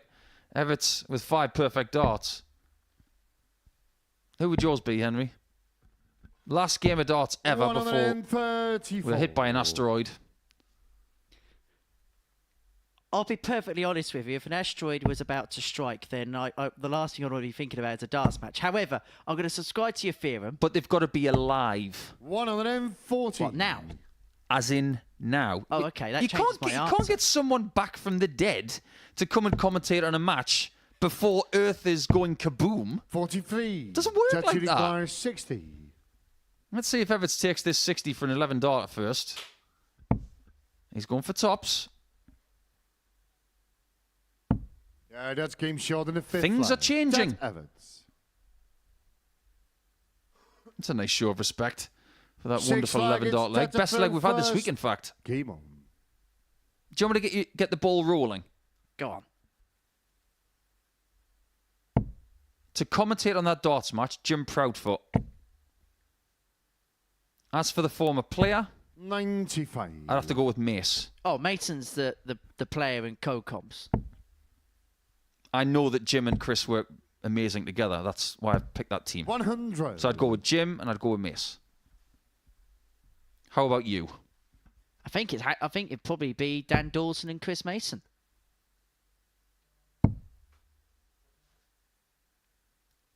$96. I've got 2 words for you. Fabulous answer.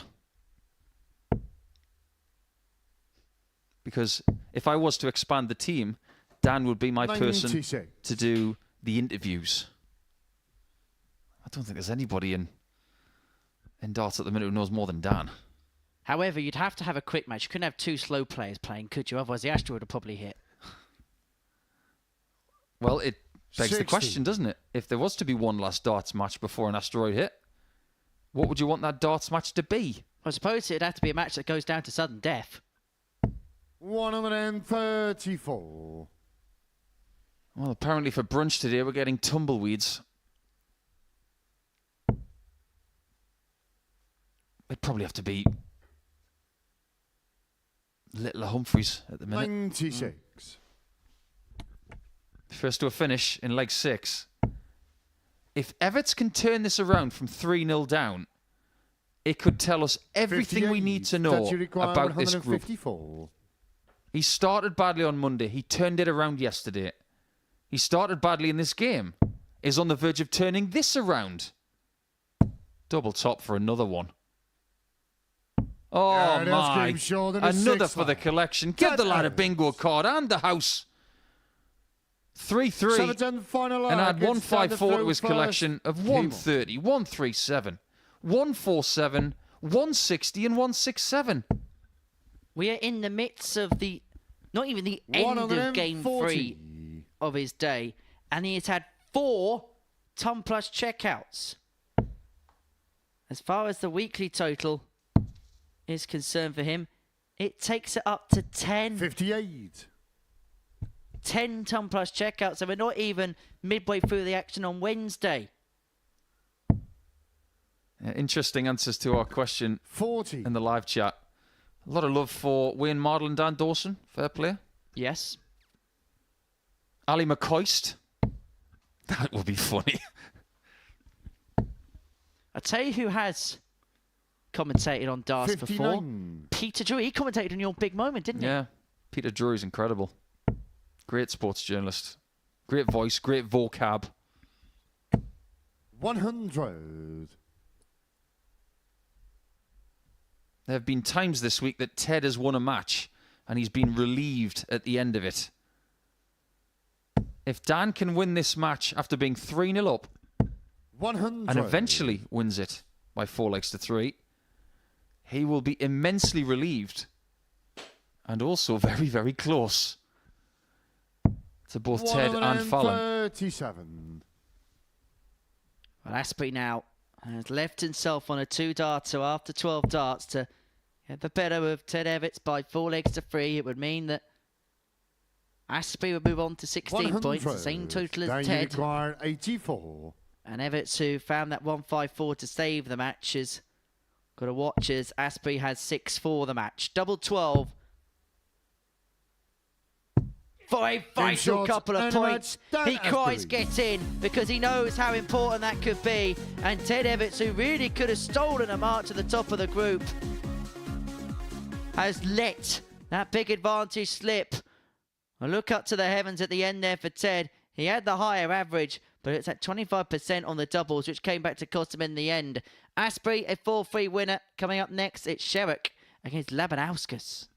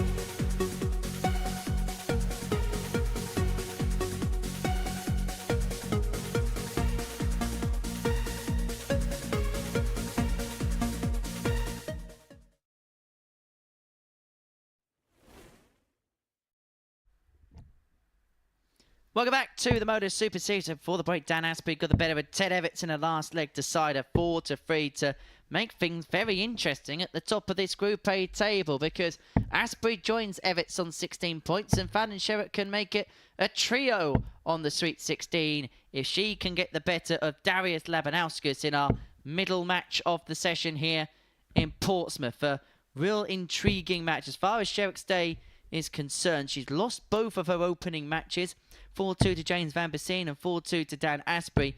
As for Labanauskas, a real intriguing day. Beaten 4-0 by Ted Evetts. Didn't have a double, but then first, game on. put 16 points on his average to average 91.09, despite 10 missed darts at a double, to then win 4-0 against James Van Biesien. 58. I'm sensing a bit of shock and awe there from Henry. But I am not shocked to see this 100. table the way it is. And what I mean is, it's very tight between 3/4 players. 81. But am I shocked to see Sherrock currently in third? I am a little. But after 2 straight defeats, she got the result that she 97. wanted in the previous match, with Asbury getting that victory against Evetts. And that stops him from getting to 18 points. That now gives her the chance to get to 16 and make it a 76. 3-way tie at the top.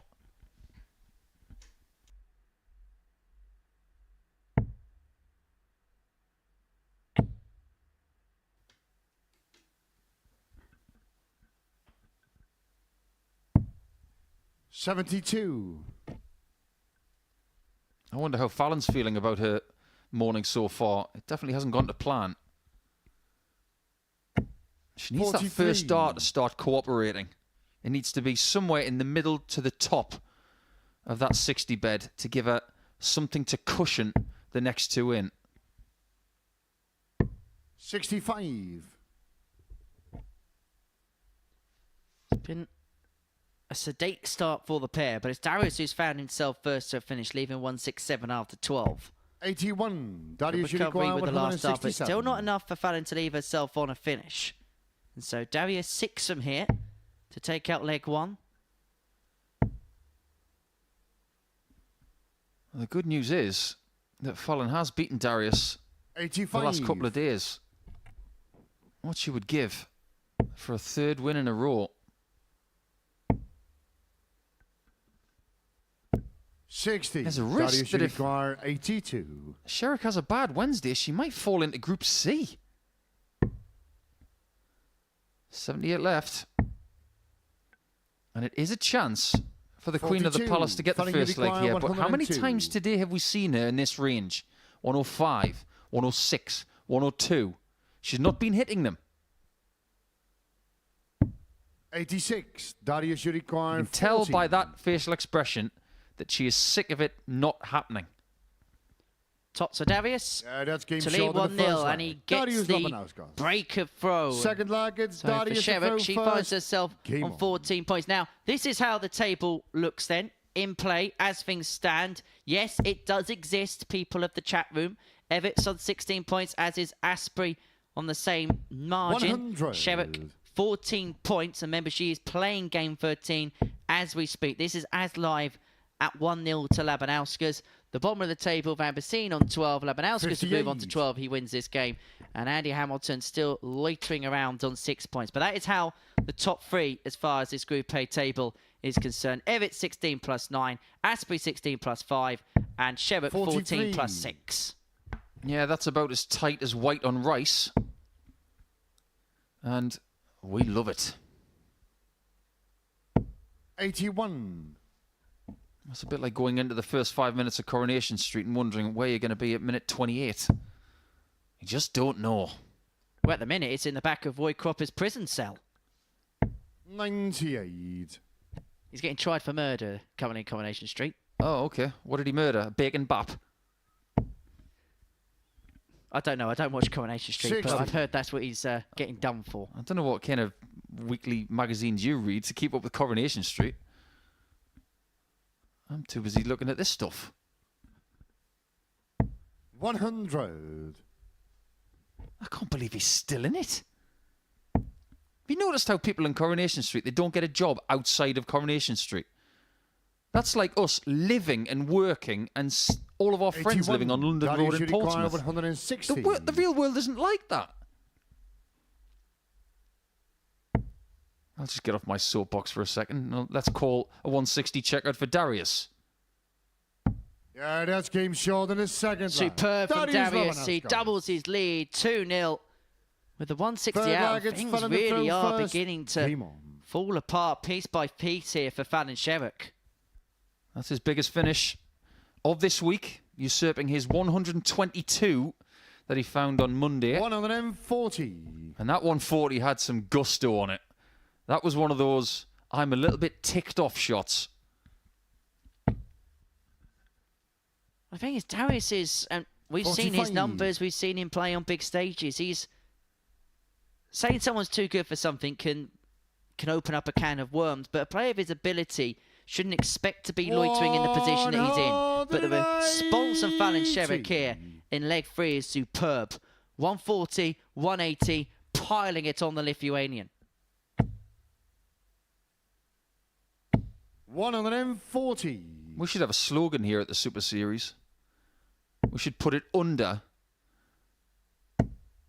the label that we've got on that stage. It should say, Modus Super Series, 145. you're as good as the points you've got. Fallon Sherrock here is on for a 10-dart leg. Look at her expression at the minute. 83. It's one of I'm Fallon sick of losing today. 36. And this is what happens. He said in the last leg that Darius was getting a little bit annoyed about the way things are going, and Sherrock a little bit annoyed about the way things are going, but she'll be happy with that 12 darter to bring it back to 2-1. Darius to throw first. Game on.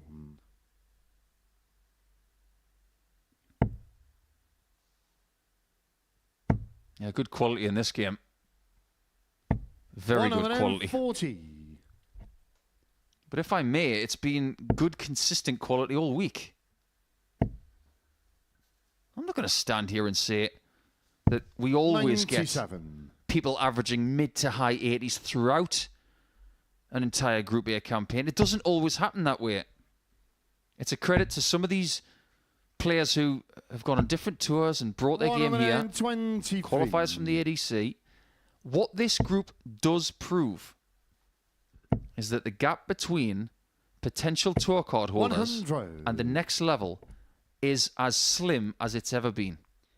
Well, out of 74 possible recorded averages so far, we have seen just 6 below the 80 mark. And usually, sometimes in a Group 8 scenario, you can see that in a day. But Labanauskas looking to follow up the 12 as Sherrock in the previous leg with an 11 of his own to move 3-1 to the good. He's averaging 96.4 96. and is 2 from 2 on the doubles so far. And this would be his second ton plus out of the match.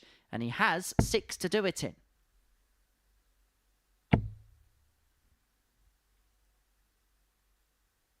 I know it's worked 60. out. And I may be picking nits here, but with Sherrock on 208, why would you try and take the 100 out? By getting the 85. treble 20, That if is you your then go required inside 40. the 10s to leave 5s, that's a sticky situation. He has eventually laid up for tops and taken tops. But if you've got 100, and think about this at home if you're practicing right now. Fifth leg, Let's say you're playing at your local tonight, which a lot of people in Portsmouth are going to do. If you've got 100 and your opponent's got 208 and you've got a single 20 with your first dart, does it make more sense to leave 40 with 3 darts or aggressively go for the double 10 and double 5 potentially? I like the layup. It's not about averages. It's about doing the right things. And I think the right thing there was to leave 40 with 3 darts and have no gambling whatsoever.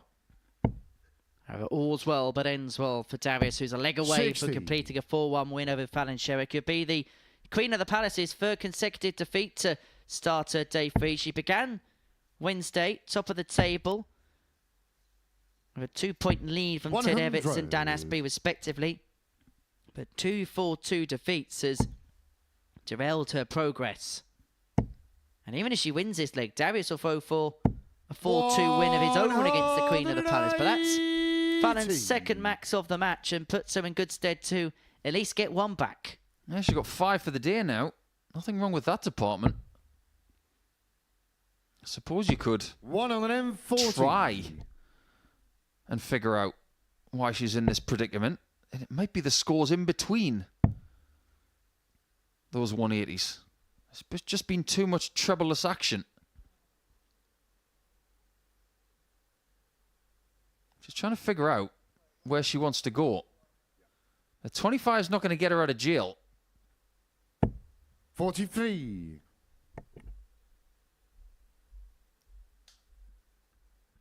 Obviously, going back to the 20s gets you on a finish.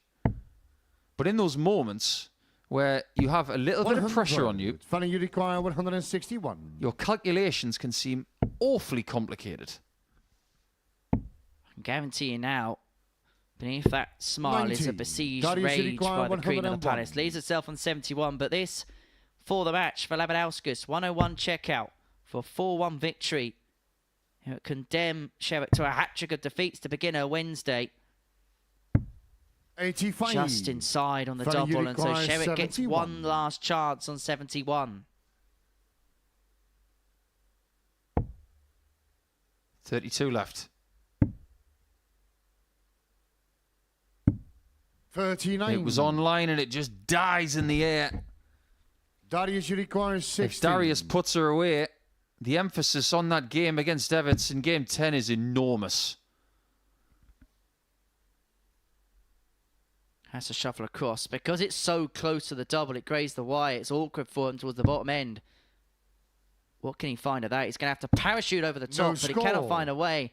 And so Sherrock is back Fallon, for you 32 require to bring it back to 32. 3-2. We might be something in the region of over 30 weekends away that's from getting Christmas, short in the but fifth Fallon round. will feel Fallon Sherrock. like that was a present under the tree. I hope Six Phil Bars flaggers, isn't Darius watching to this, throw because if first. he hears Game on. any kind of wind of that, then we could all be in trouble.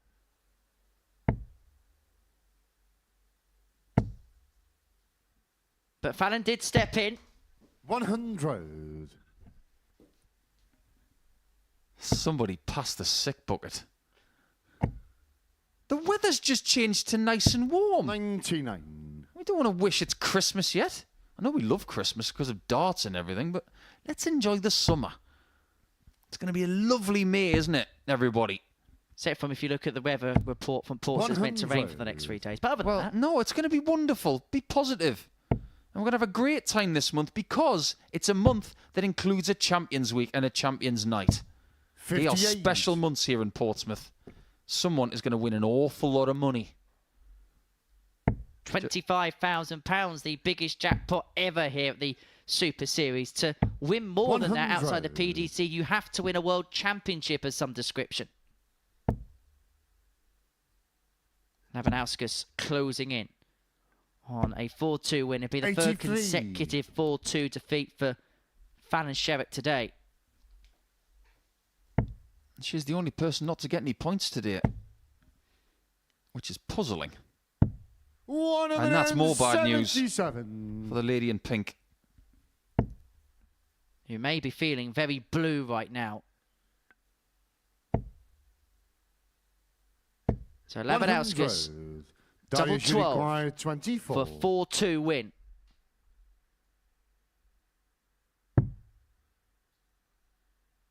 That's awkward once more.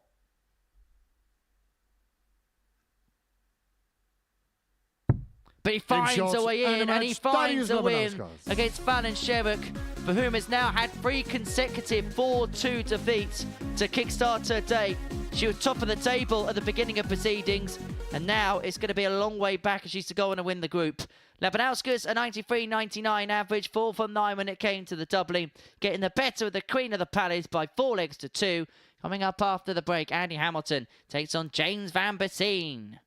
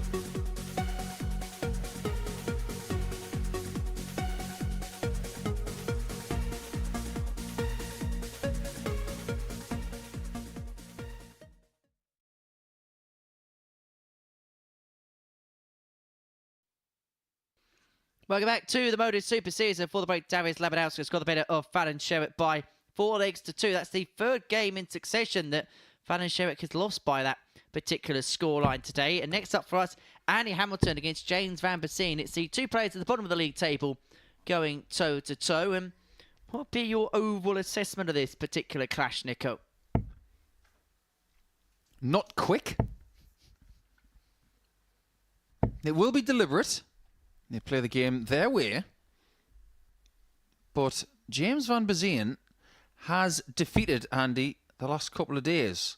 However, I think he's got an uphill task today.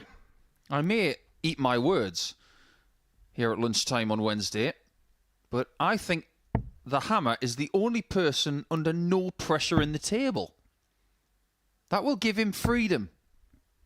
James has got pressure on himself. He's still got a cracking chance of making Group B.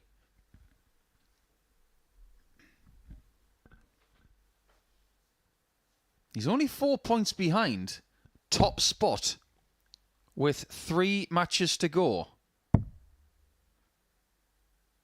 But I still can't envisage him getting anywhere close to that top spot. I think he can nick third, possibly second.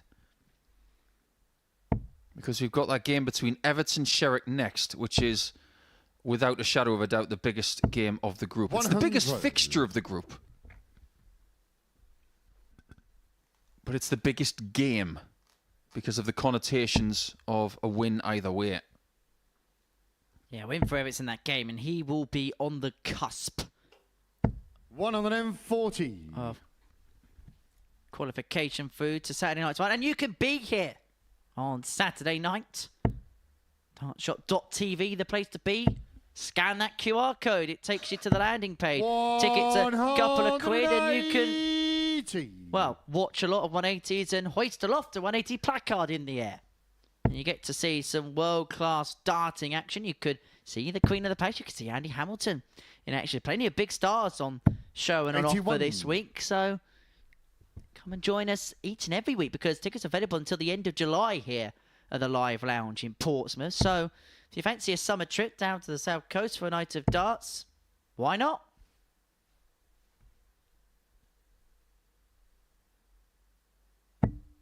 That'll do. 180.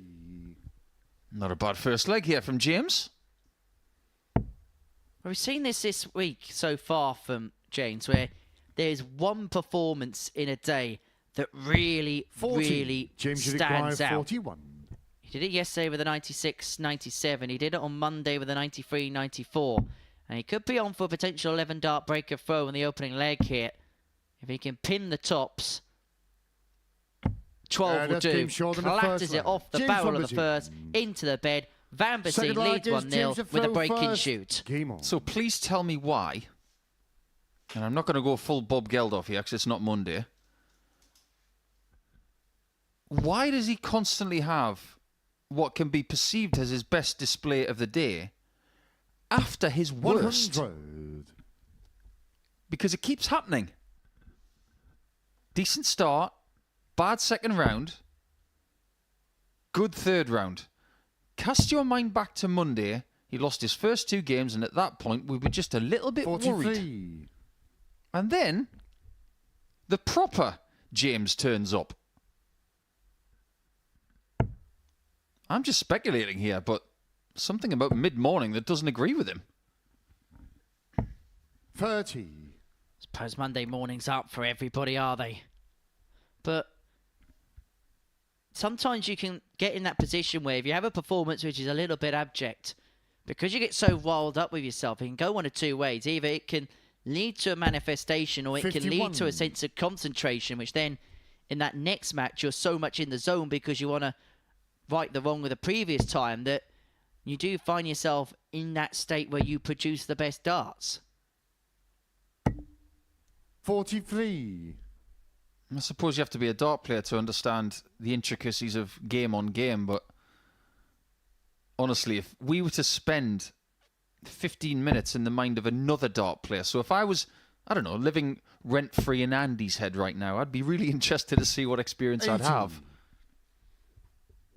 Be the same if we could live rent-free in James's mind for 15 minutes. It might be a calm place. It might be a hectic place. 60. If you lived in Terry Jenkins' head for 15 minutes, he'd charge you rent. Love you, Tell. Yeah, let's hope that this living in people's heads rent-free business doesn't transpire to the commentary box as well. 42. What do you mean by that?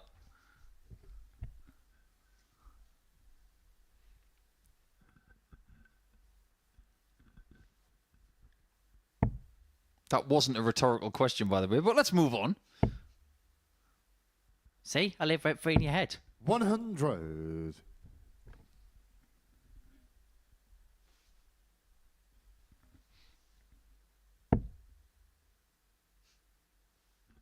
I wonder what Andy's thinking right now. Is he fully focused on this game? 57. Is maybe 1 or 2% of his concentration thinking about the next couple of days? When you're in a game that's as deliberate as this, sometimes your mind does wander a little bit. 60. And one of the great things about this place is because the ceilings are high, and it's quite grand in here too. If you need something to take your mind off the game for just 5 seconds, have a look around. There's a lot of buildings in 94. this city James, you require 108. that when you look up, you can be inspired by. This is no different, the Live Lounge. Nice lie. Trouble is double 14, but he can't use it. And I think it's also difficult where you're in the position Hamilton's in when you've got a game where 42. what's riding on And it from his Uruguay perspective isn't 134. much. Look, you give it your absolute best, but we were speaking a lot with Chris Mason a couple of weeks ago on commentary about playing with an edge. And when that edge isn't quite there, for players it can mean one or two things. Sometimes not having that pressure can 94. accelerate a performance, James, you but require 66. for a lot of the top players, not having that edge or that need of something can just take a couple of percentage points off. He's choosing double 18. 48. And you require Spent the 40. last 20 seconds just trying to survey James's grip. And honestly, it's like me looking at the New York Times crossword. I don't know why I bother. Double 5. 35. Back to what was happening James, yesterday. you require 18. And James, with this intricate grip, is looking at double 6. Double 3. 12. And that would have been for a firm grip of the And match. you Ooh, require we almost got the 5. very rarely seen devil shot. 666. And he would have been in charge of the contest, but Hamilton double 1 for That's game short 1-1. in a second leg. Andy Hamilton. Third We're leg. getting it's some Andy rarely to seen throw things here this week. first. We got the triple-double Game. yesterday, which was nothing but funny. And almost the 18, which is 6, missed double 6, then hit 6 down south. And who could forget on Saturday night when we had the least checked out checkout here at the Super Series, the 29. We see a lot of them. 180. A fair few today. In fact, as you look at that grip, look at how it changes when it goes back. He takes his index 60. finger off the dart. That places enormous importance of the point on the inside of the middle finger. Because if that is taken away, the dart falls on the floor. There are two aspects to a 55. dart's grip. Stabilizers and thrusters. That middle finger has to stabilize. And then it's the bottom part of the index finger and the tip of the thumb that thrust the dart forward. 81. It's very unusual, but based on some of the performances that we've seen from James here, it's effective.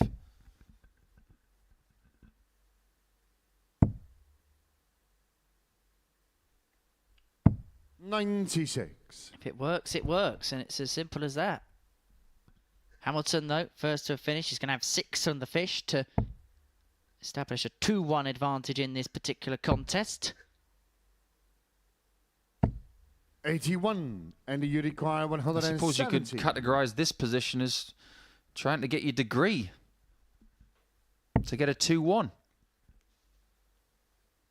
I think that's more of a British term 85. than anything else. I don't think they do that in other countries. And I bet they don't have their graduations on a freezing cold February morning where it's raining either. 58, and you require 85. They might do in Iceland. Yeah, but the geezers there don't mind it. Tops. For 14 that's darts, short of the Hamilton's third in line. front. Andy And Hamilton. hallelujah, the Tops has come up Forward trumps. lag is James finally hit it. first. Game That on. double has given him more problems than anything else on the dartboard over the last 2.5 days.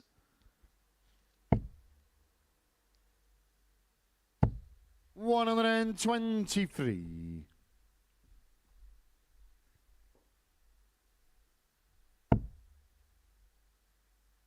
You mentioned the fish being the 170. 58. Well, this is the precursor to the main course of the day, Evetts and Sherrock.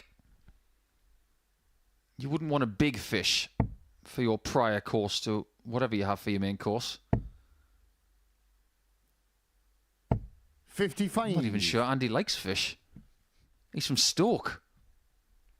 I suppose if you're in Gordon Ramsay's Hell's Kitchen, you're supposed to be a few scallops, wouldn't it? For starters. I can't imagine anywhere worse than that. I've been to some of Gordon's places. They're very good. 130. I don't like people shouting when I'm eating. It's not a nice thing. I suppose you've never been for dinner with Owen Binks then, have you?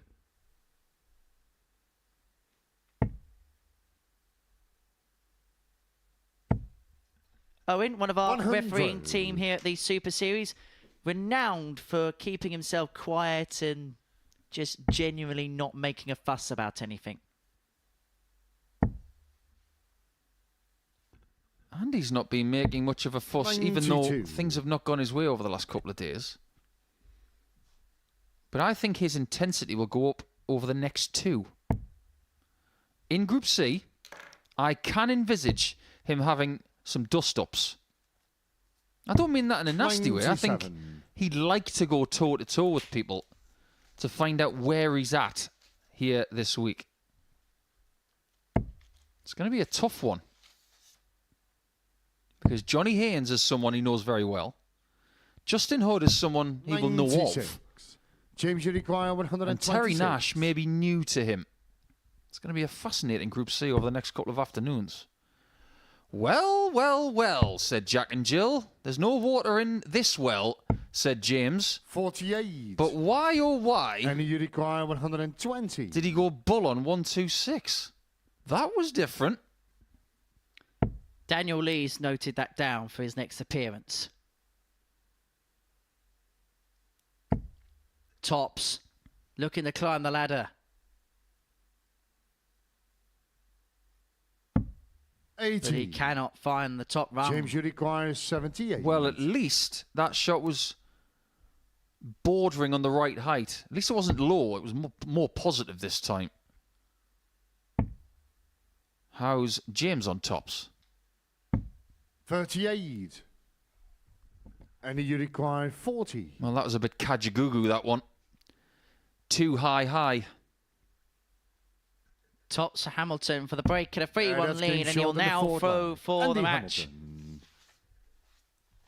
Not Fifth been a flag, classic. it's Andy Hamilton Gibson averaging first. 81.35, but what he has been doing in this game is enough to give himself the opportunities to win legs, and then eventually getting over the line in legs. 42% on the doubles. It could well be both of these guys going to Group C if things start materialising this way.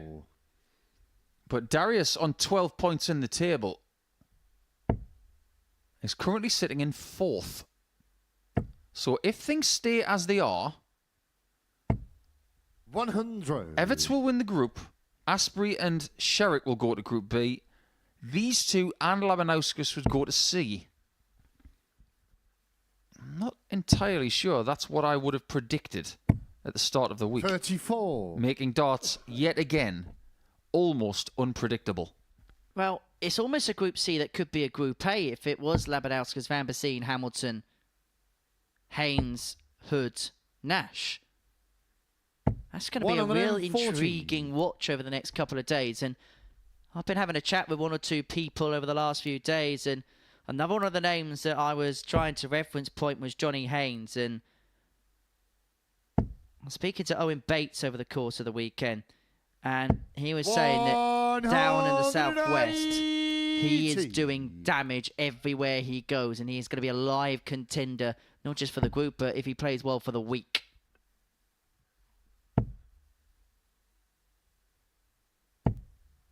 Speaking of damage, you require 153.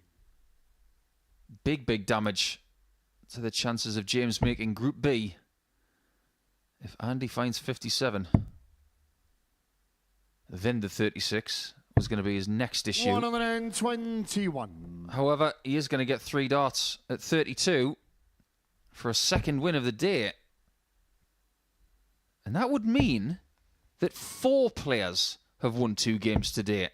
43, and you require 32. Double 16 to bring the hammer home. Double 8. 2 4s.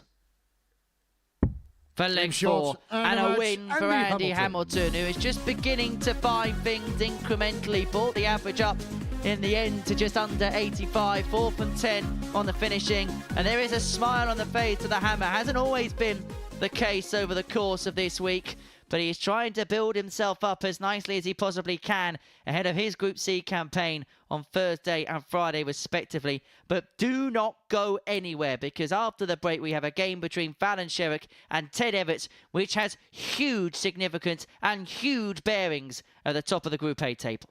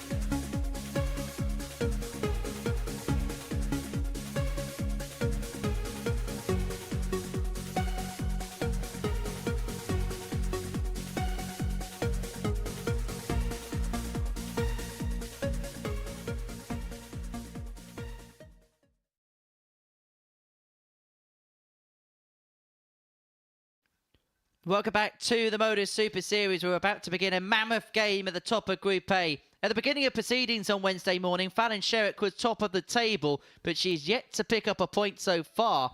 And defeats here against Ted Evetts would mean that Evetts would open up a 4-point buffer on the Queen of the Palace and a 2-point lead at the top of the group from Dan Asbury temporarily. Evetts, who kickstarted the day with 103.66 average and a 4-0 win against Labanauskas. Then followed up with a 4-2 win against Andy Hamilton, but lost out in his previous match against Asbury. Now, despite hitting a 1-5-4 to take it all the way, he lost out 4-3. But for Fallon Sherrock, it's been 3-4-2 defeats that have derailed to James Van Biesien, Dan Asbury, and previously to Labanauskas. The form guide would point in the direction of Ted Evetts, but as we know, in a game of pretty much knockout proportions 97. for the pair, anything is possible. Knockout proportions they are for Fallon, because if she loses this match, she's not going to win this group. Ted will be too far in front. 100. She must win her last 2 games.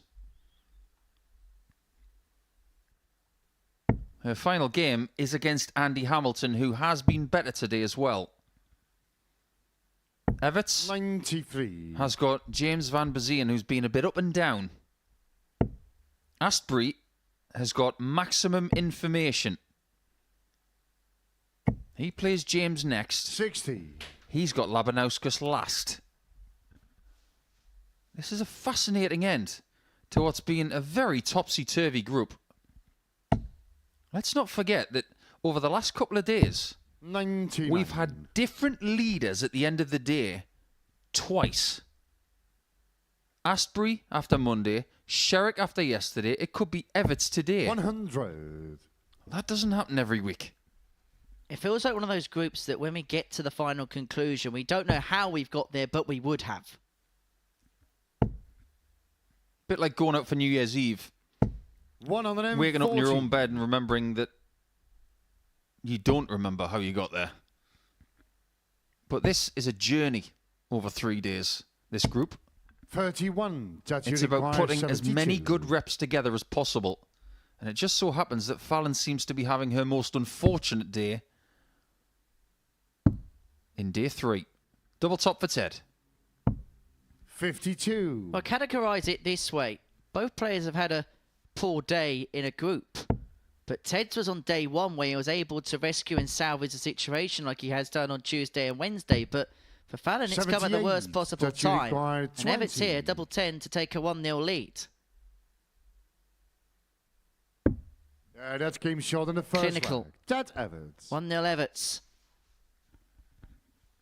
Second leg, it's Fallon the throw first. In terms Game of the doubling today, he's been nigh and immaculate. 4 from 7 in game 1. 4 from 6 in game 2. The only block was the game against Asbury, 3 from 12. 140. He's taken out 4 ton-plus finishes over the course of the day. He's just been finding things, and particularly in moments where he thought maybe there's a little bit of danger that's going to be involved in legs, particularly in that game against Andy Hamilton. 140. Well, if I may level a tiny bit of criticism towards Ted, he did allow Asbury 17 darts at a double in his previous match. 58. It wasn't necessarily about what Dan was doing, it's how many opportunities he was afforded. There are going to be games where your opponent just 97. blasts you off the board.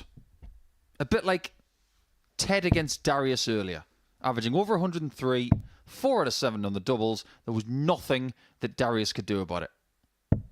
83. However, when you look at the numbers of Asbury, when Ted played him, there was plenty he could have done about it, but he didn't.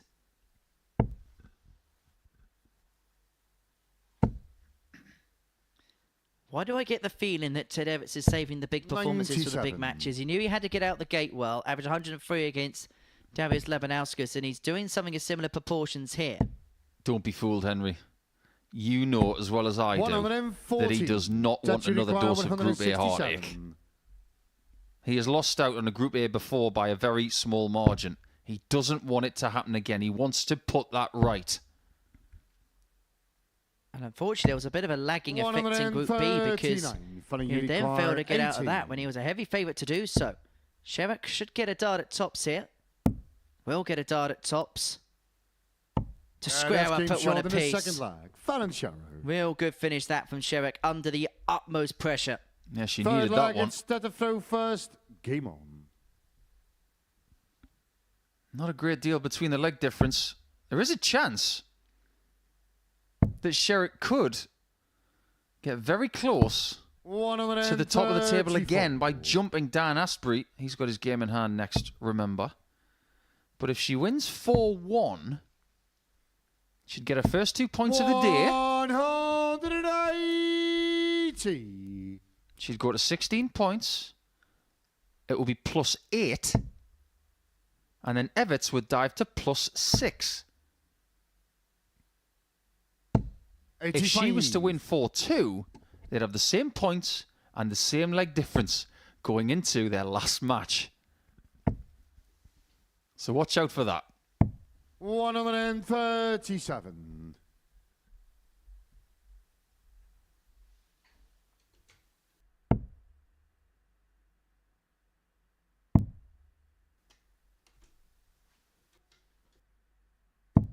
$58. This is a good acceleration from Fallon, isn't it? She did have a bright spark in that previous game. She did have a 12 darter in there that could have been a 10. How about scrap the 10 and have the 11 and break the Evetts throw? And 10 averaging 101.43 here, but Fallon herself 102.08. It's been a real good contest, 44. befitting of a game of such high stakes. Double 18. Now this could get interesting. But she finds the double 9. That's another 12 darter. It's 2-1 to Sherrock. Forward leg gets Fallon to throw first. That is as things stand. As it is, Fallon Sherrock 2, Ted Evetts 1. Evetts 16 points +8 on the legs difference. Fallon Sherrock 16 points +6 in terms of legs difference. And Dan Asbury 16 points +5 in terms of legs difference. Also in that second category of legs 1, it's all square at 43 apiece. Now, if Fallon Sherrock can win this game by a 2-leg margin, she'd be on +7, as would Ted Evetts be on 44. +7. But she'd also have more legs in the bank than Ted, and so by virtue would move to the top of the Group A table. 58. Feels like Friday now, all of a sudden. It's like crunch time. We have somebody in our live chat who's already qualified for Champions Week. A certain Bradley Brooks is cheering on Tedders here. Apparently that's what they call him. I'm not going to call him that. So you 100. had... Hold on. Just call him Teddy. That's what you call people called Ted, right? Teddy Sheringham? Teddy Ruxpin? It's the worst game of... 58. Yes. Yes, I thought it was. Let's just cap it off there. It could go south very quickly before we mention Ted Bundy. 140. Right, moving on. Yeah. The worst game of Culverhouse ever. That is what Fallon Sherrock wants to do. She wants to move on. She wants to move on with a 3-1 lead. 140. That's really good from Ted Evetts. 148. Sherrock isn't going to fire on the 148, so Evetts 164 to square this match up at 2 apiece. Ton there leaves herself on a single to double if she returns. Well, Evetts has had 4 ton plus outs today. He needs one now more than ever, but cannot find. I don't want to put the hex on Fallon here, 94. but it does look as if something has clicked. It is clicking. The forward leg. Fallon Sherrock. This is a 95 average. The doubles are starting to work. Fifth leg is dead to throw This first. is a really good performance, just when she needs it. And she's trying to beat someone who's playing well, who has only lost 1 match since Monday afternoon. 60.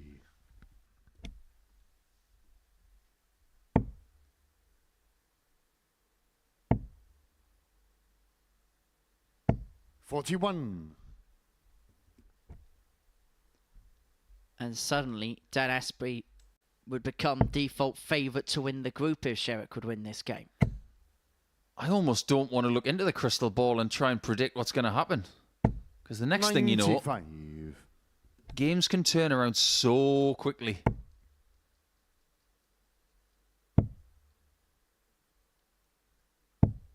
96. By the way, someone in the live chat said, Father Ted. Thank you, David. That is the end of that subject because that is, for me, the 80. greatest Ted ever. Sorry, Mr. Evetts. I do like you. I like your chocolates and I like everything you do. You're a great lad. But Father Ted. Platinum level 100. Ted.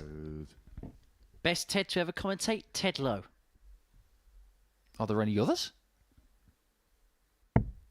Not that I can think of.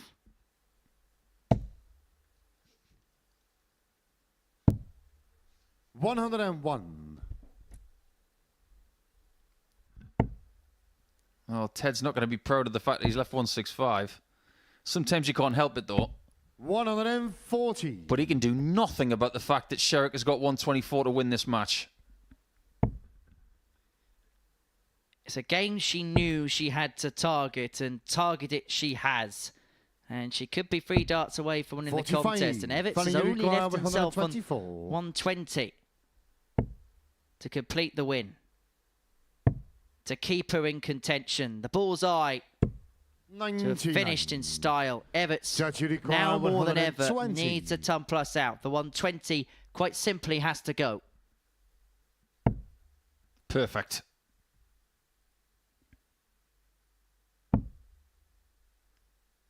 Double top. That's game How short in the good fifth is lap. that? Ted Evetts. Another one for his collection of ton plus finishes over the last few Six-legged days. spell on the throw first. Game I know he's hit some big ones. But timing-wise, has he hit anything as good as that?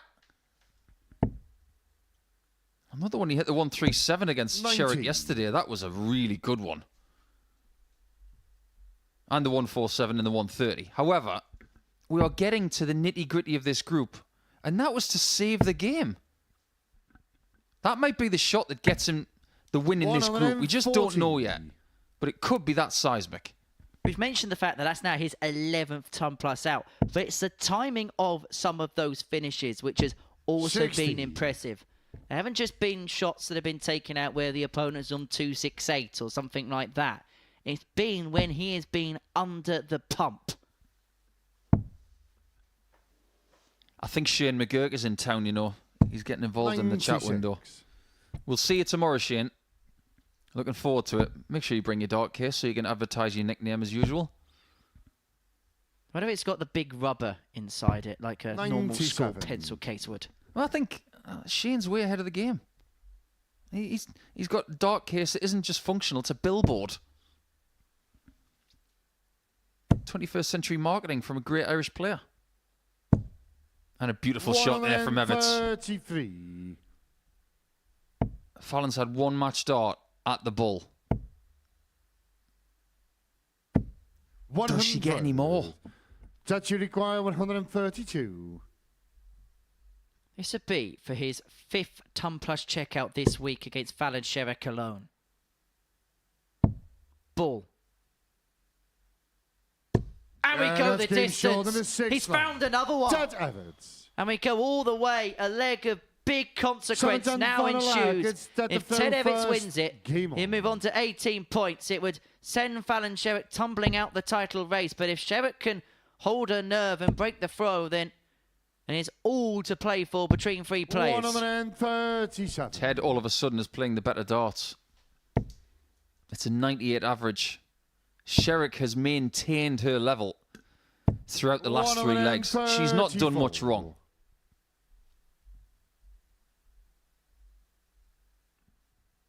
It's been the best game of the day. I suppose fitting the big game of the day has the best numerical numbers. 58. Has the best quality. Has the best moments. But a couple of troubles here for Sherrock, and she can steal the darts in this last leg. 96. Very much up in the offing now.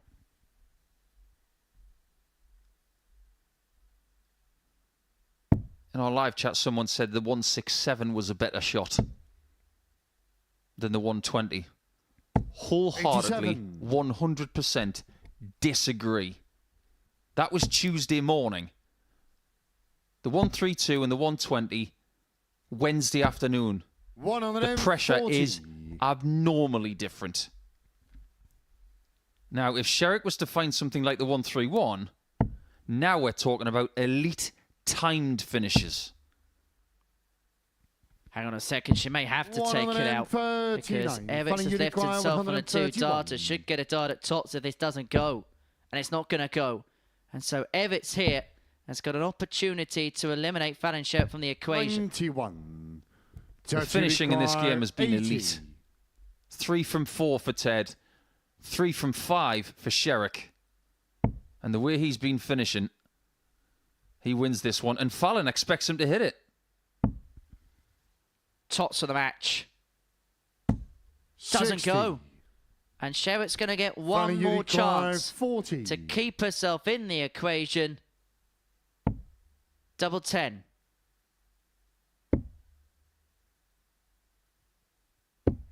Is not found. That's 4 darts for the match that have come and gone from the Queen of the Palace. Touch you require 20.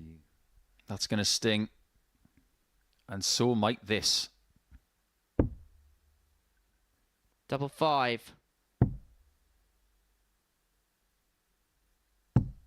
10. They've both had 4 match darts. Fallon, you require 20. To eventually break, Sherrock needs 5s. Game shot. And takes 5s after 5 mismatched darts.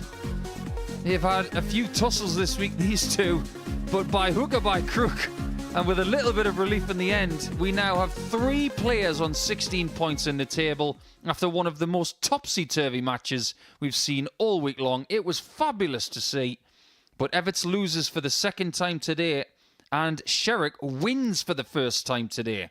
So, with 3 at the top on 16 points, we now ask the question of Dan Asbury. He could go top if he beats James van Biesien.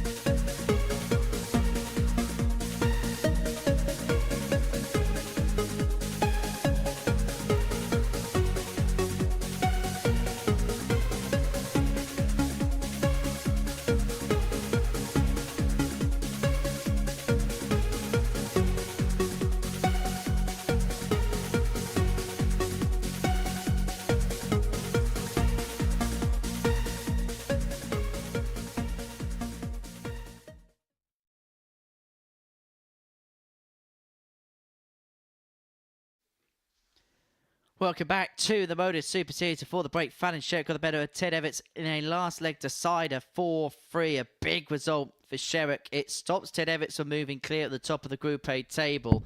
And so the top three now are all on 16 points. Evetts 16 plus 8. Sherrock 16 plus 6. And Asbury 16 plus 5 as we enter the second round of throws in the fourth round of games for the day. And it's going to see Dan in action up against James van Biesien. Victory for him will move him on to 14 points in the group. As far as today's gone, Dan Asbury lost out 4-2 to Randy Hamilton, then responded with a 4-2 win against Fallon Sherrock before then beating Ted Evetts in that last leg to side. It could be that result that is the one that if he goes on to win Group A, that will do the damage for him. The one reason why we're not talking about James getting to 16 points and having a chance of winning the group is because his leg difference is not good. In order for there to be 4 players on 16 points by the end of the day, because it can happen, what we need is for James to win this game and his next one against Ted Evetts. You then need Darius to beat Andy Hamilton. 45.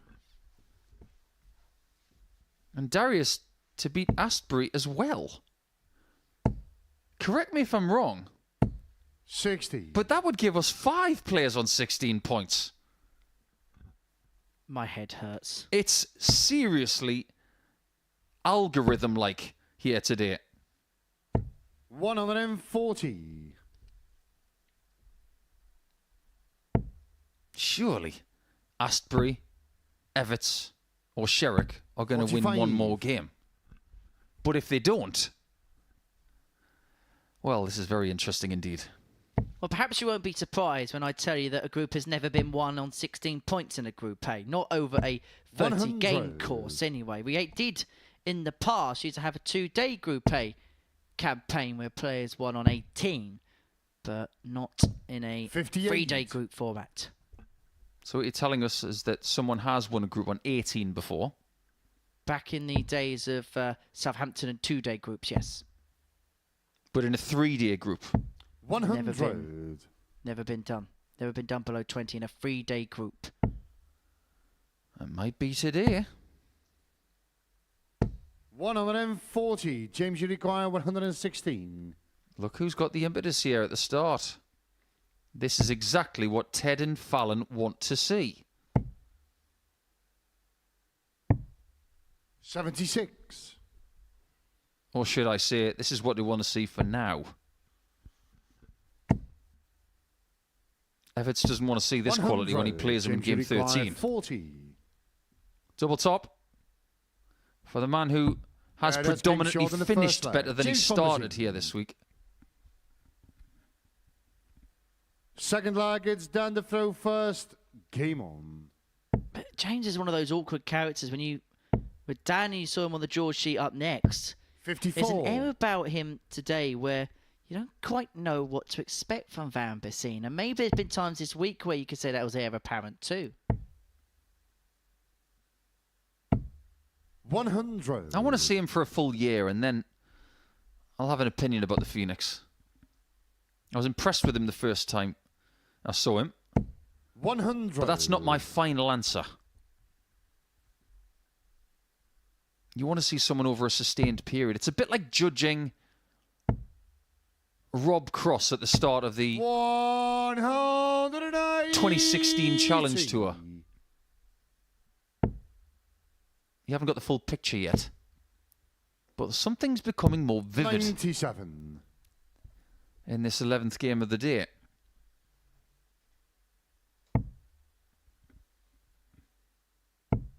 One thing we can't say about James is that he's been through this 85. before. He's been in a Group A before. Dan hasn't. If he's at the stage where he's starting to feel a little bit lethargic, I wouldn't blame him. This is a tough discipline. There's players with many years of experience that can't crack this particular code. Van Biesien isn't going to crack the 136. 96. And so Asbury, 150 to square this match up at 1 apiece. So Van Biesien sat on tops after 12 for the break. Another one of them Would have left double 18. Van Biesien back for tops to make it 2-0. 94. James, you require 40.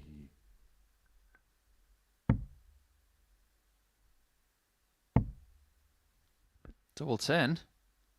Yeah, that's game short. Gives in him the second 2-0. round. James from This is Biesien. very tidy. The scary thing is, this Third borderline leg is 97 James average Defoe could have been first. better. Game on. His average at the minute, 96.97, is exactly the same as his personal best performance this week.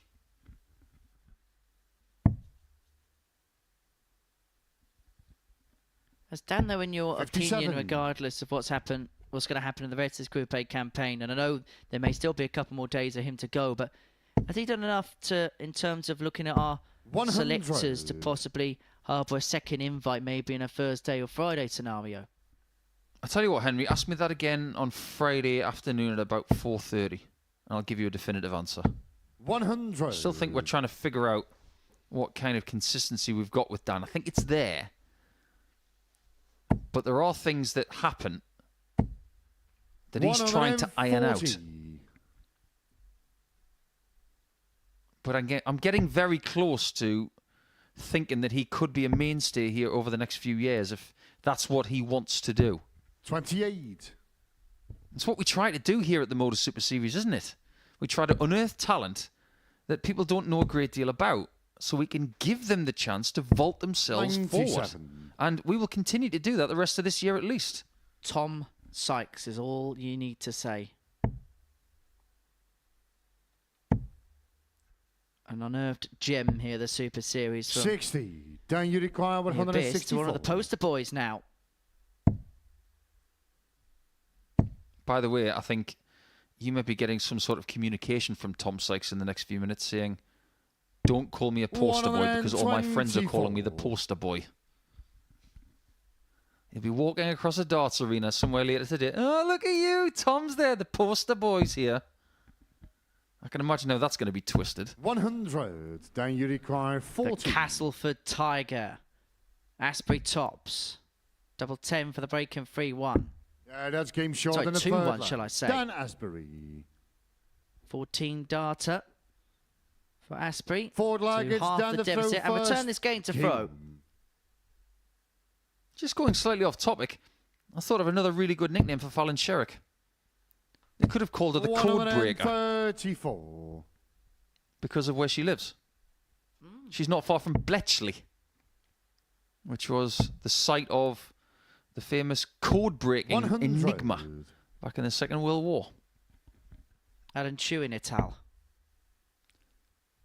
Gesundheit.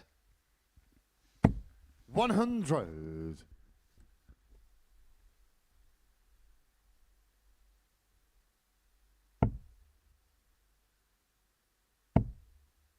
This looks so much better, doesn't it? 100. The proximity to that 60 bed for James in this game has been so much better.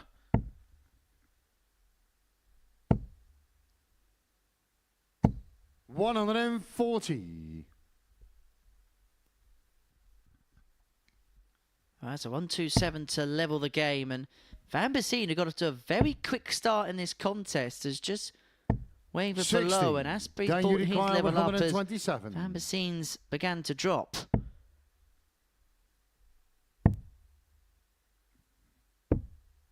$87. Very good.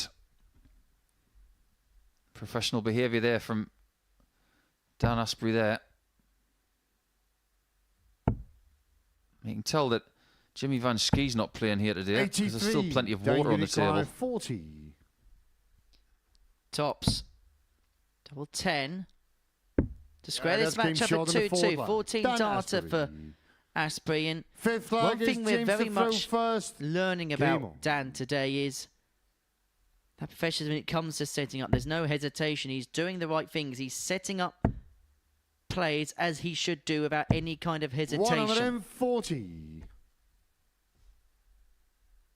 I love this inclusion of the ADC players. It gives us an 137. enormous amount of information as to what's possible for the next few seasons. It feels as if we've had Adam Mould in the ADC rankings at the #1 spot since last 81. January.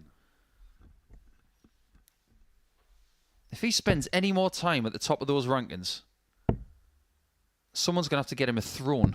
82. But you may argue that when Adam won here last January, that was where the ADC really started to kick into gear. I think it changed the perspective, didn't it, more than anything else? Because prior to that point, we had a number of ADC qualifiers who, with the greatest respect in the world, didn't quite mix it. Whereas I think Adam showed the strength and depth that the ADC has, and it's really come to the fore now. Oh, yeah. We're not going to sit here and say that everybody who's come here has had a great time of it. Some people have been 24. completely wiped off the face of the planet. But if Dan is a really good example of where the ADC is now, that is a good thing. 42. And there are ADC Championship Tour events taking place this month in Middlesbrough, the 25th and 26th of May. The men's event's capped at 256 players. Entries for both the men's and women's event available via dartsatlas.com. That maximum there has piled the pressure on this ton for Asbury. That's his second one of the game. Oh, that's beautiful. Flag. Dan Asbury. That is assorting the men from the boys type of shot. That first game on. That really stung James Van Biesien, that one.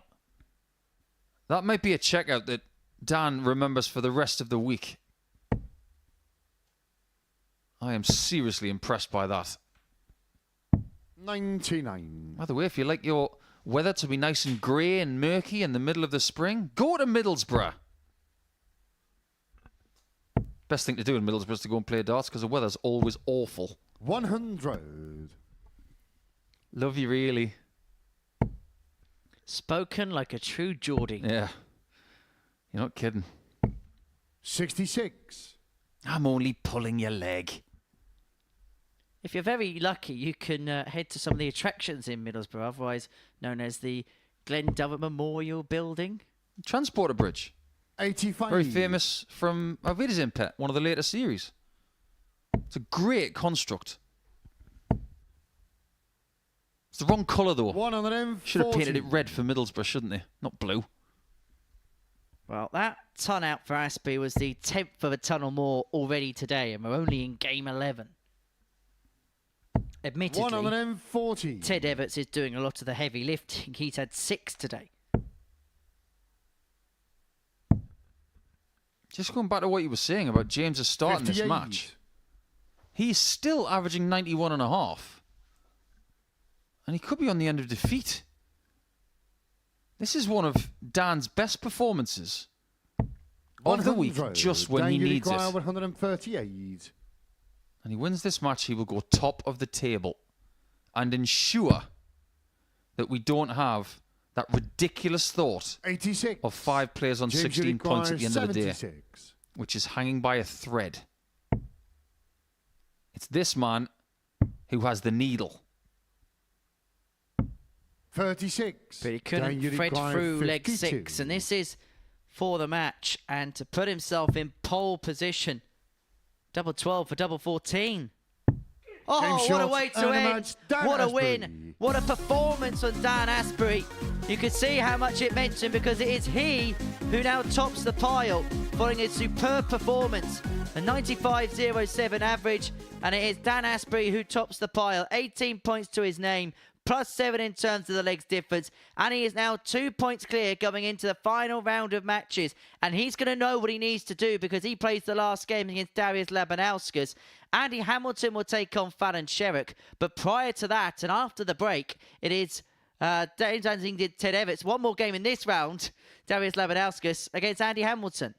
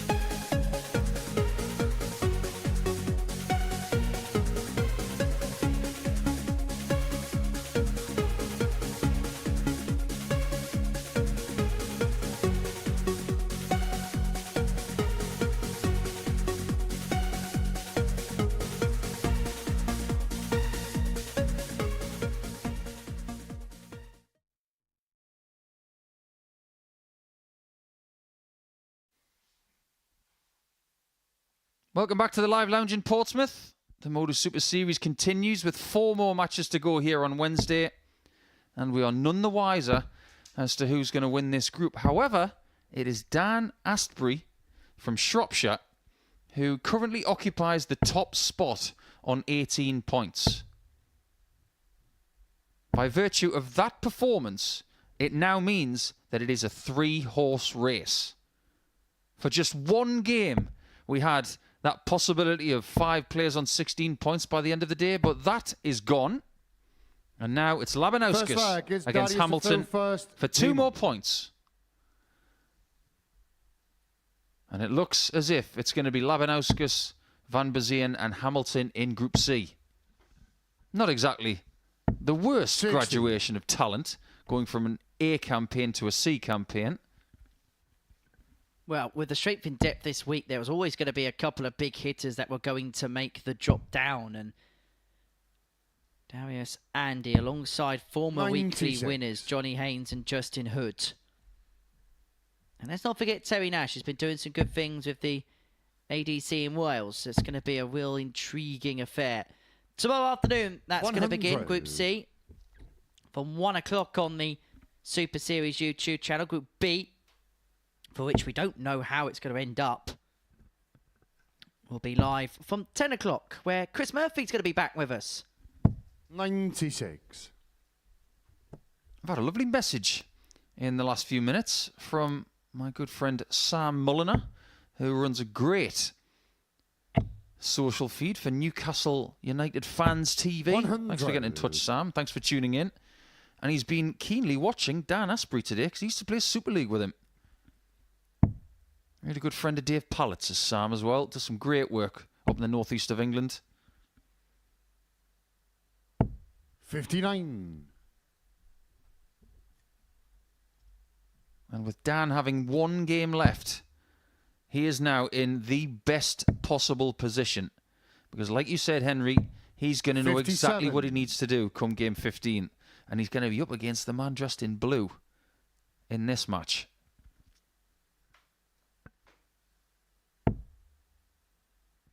He might not have to do anything. If we can stress that. Because if Evetts loses to 96. James next and Sherrock loses to Hamilton game 14, Asbury's already through.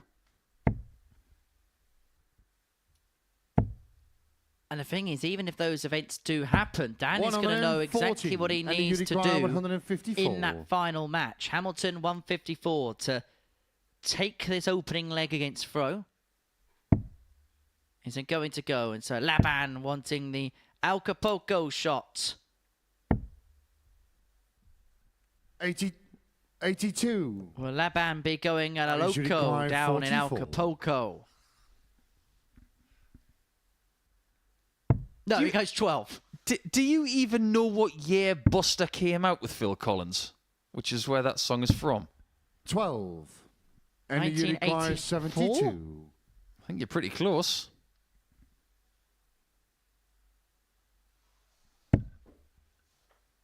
Single 16 for tops.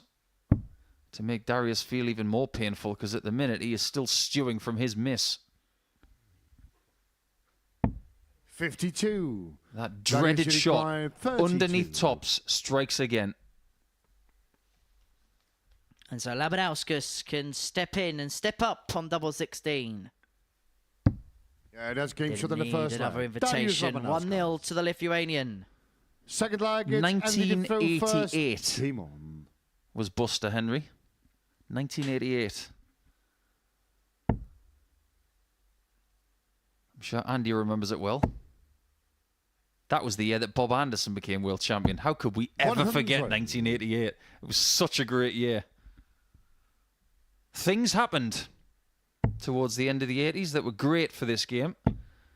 Bob Anderson, that classic Jockey Wilson, Eric final in 89. Bob winning 3 consecutive World Masters titles. The emergence of Phil Taylor.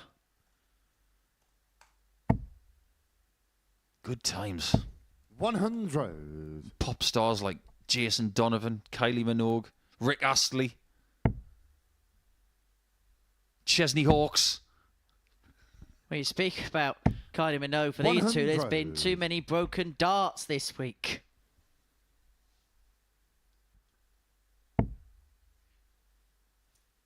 I'll tell you what, you're talking about the year 1988. Let's delve into some events of that year.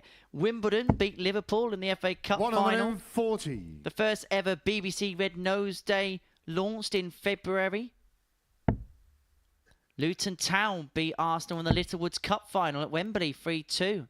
Do you know what was really significant 60. about that 1988 FA Cup final? 61. It was the first time a penalty was ever saved by Dave Besant. I've got a question for you about FA Cup final penalties in the next leg, but also this will be one for you. Sandy Lyle became the first ever British winner of the US Masters 93. in 1988. Yeah, there's something else attached to that as well. He won the week before the Masters too, which is something that hasn't happened a great deal. 85. And you require Sandy Lyle was the 68. first British player to win the Masters. And it would precursor a lot of British wins after that. 2-2 for Andy. And that's a Game win short for in the him. Second leg. Andy Hamilton. Yeah, you think about how things can just come in droves. Third leg is Darius to throw Something first. never happens. And then all of a sudden, it just continually happens. The best example of this, in my opinion, in sport, is that back in 1970, 60. Tony Jacklin won the US Open at Hazeltine. And this was a time where the Americans would dominate world golf. But it would be 1988 that Lyle would win the Masters. 140. And this was after Seve had won it a couple of times. European golf was on its up. And the point I'm about to make is, after Lyle won in 88, Faldo won in 89 and 90, and then Ian Woosnam won in 1991. So it was 4 consecutive British winners of the Masters. So why, you might think, well, where's he going with this? Why, after waiting so many months and years, 180. when we've waited for a female winner of a week here, couldn't it happen 2 weeks in a row? That's the first and last time Fallon Sherrock and Sandy Lyle will make the same sentence in a leg. Don't underestimate me, Deacon. Well, Labanauskas here has left himself on 161 after 9, and he may have to take it out because Hamilton is severely threatening the breaker throw. Very much so now. And he's going to leave himself on double 8 after 9. He's on for a potential 10-dart break here, Hamilton. Do you know what? The scoring's been so good in this leg from Hammer. Does he get a look at 16? He does now, but the scoring's been so good. This is the equivalent of him getting the driver on the tee of a par 4 and hitting the green with one shot. Oh! No score. Oh, no. Darius, you require 68. And then he's put the putt in the water. Labanauskas can step in and step up. Don't look, Andy. 50. That would have been really painful. And He's you thrown require 10 darts 60. in this leg. But technically, he's thrown 12. Because of the bust rule. Yeah, that's game short in the He's third thrown... leg. Andy Hamilton. Such a weird game this Four sometimes. targets, He's Andy thrown can throw 11 first. darts in that leg. Team on. And it's a 13-darter. If he can make it up, tell, etc. Hamilton leads 2-1 then with the break in hand. Come on, the Mr. Encyclopedia. What else happened in 1988 that's worth mentioning? Well, I can tell you, England finished bottom of their 81. European Football Championship group. Perhaps not surprising, those all 3 of their group games. Oh, that was because the Dutch were brilliant back then with Hullet, Rijkaard and Van Basten. Indeed. Everton paid £2.3 million for Tony Cottee, breaking the 83. national record for biggest transfer ever. I think he was the first £2 million player as well. In September, the England cricket team's tour to India is cancelled after captain Graham Gooch and 7 other players refused visas because of involvement in South African cricket during the 58. apartheid boycott. Let's not go down that rabbit hole. Moving swiftly on. The UK came second in the Eurovision Song Contest. You really are digging deep now, aren't you? The poll 84. tax was introduced in that year. Oh, yeah, I remember that. How can we forget about this? Edwina Curry resigned as Health Minister in December this year. Wasn't it something to do with salmonella? 84. Yeah, she provoked outrage by stating that most of Britain's egg production is infected with salmonella bacteria, causing an immediate nationwide decrease in egg sales. That one story provided 42. spitting image, a British puppet show with a series full of comments and content. That's when it was okay to make fun of politicians. 1988 was the year that Mika Richards was born. Tyson Fury was born that year. 41. Yeah, he's got a pretty big fight coming up, hasn't he? Against Alexander Usyk. We wish him well. And to Alexander as well, who was a fine exponent of the boxing ring.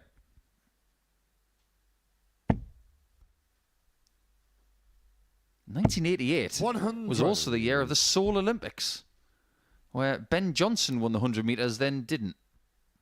Was that the dirtiest race of all time? Or one of the races was the dirtiest race of all time? It's perceived that way, but it's pretty hard to 58. grade it against other ones. It was a great Olympics, Seoul.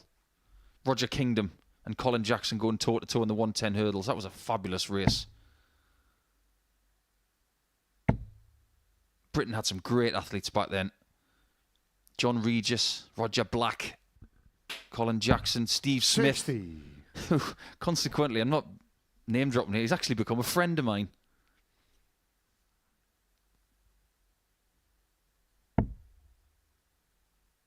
I think the greatest Olympics, though, because you take away recency bias. And people do it in darts as well. They talk about 2024 being the greatest worlds ever. Was it really? 132. 1992, best Olympics ever, Barcelona. You can't beat it. Sally Gunnell. Linford Christie. Chris Boardman. Well, Hamilton here 60. tops for a And he 3-1 required lead. It'll put him 40. to win a leg of the finishing post as far as this particular matchup is concerned.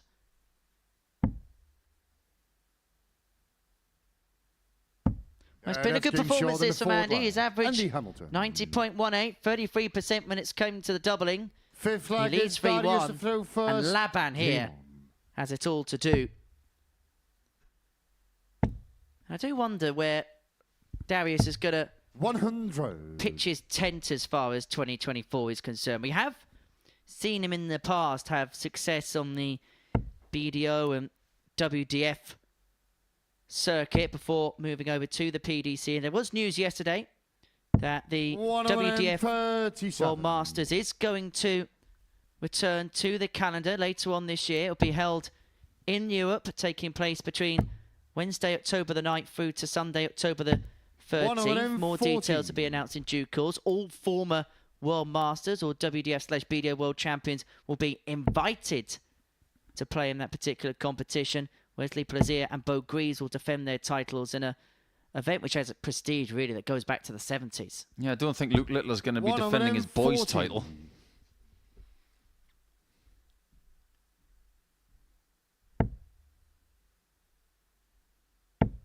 I'll be fascinated to see how that goes, though. 100. It's the right time of year for the World Masters. Autumn time. That's where it was historically. That's where it needs to be. That tournament, if nothing else, has got to hold on to tradition. Set play, best of 3 legs. If I may speak freely, 32. because I have friends at the require WDF. 161. Yes. Set play. Original trophy. Yes. Moving swiftly on. I don't even think there's an argument for that fact. It's what 129. darts fans want. It's what the players want. Just make it happen. I think the idea of having a pool stage for players that come from afar, I think, is a good idea, so they get match games, but maybe have it over that set play format. Completely agree. 92. Give everybody the Darius benefit of the doubt and require give them 32. a tournament that it's something you can be proud of. This is for a potential 13 darter for Darius to bring it back to 3-2. This one's got to be lofty.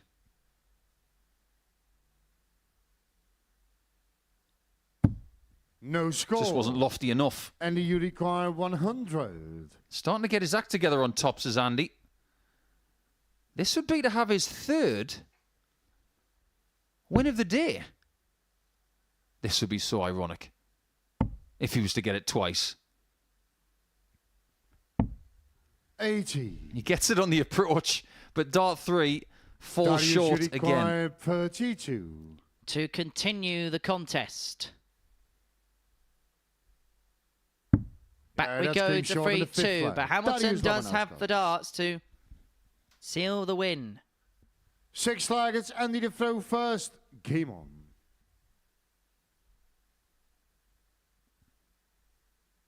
It's largely forgotten that Andy was in the first Grand Slam final back in 2007. Do you remember who he beat in the semi-final? 80. Was it Gary Anderson? No.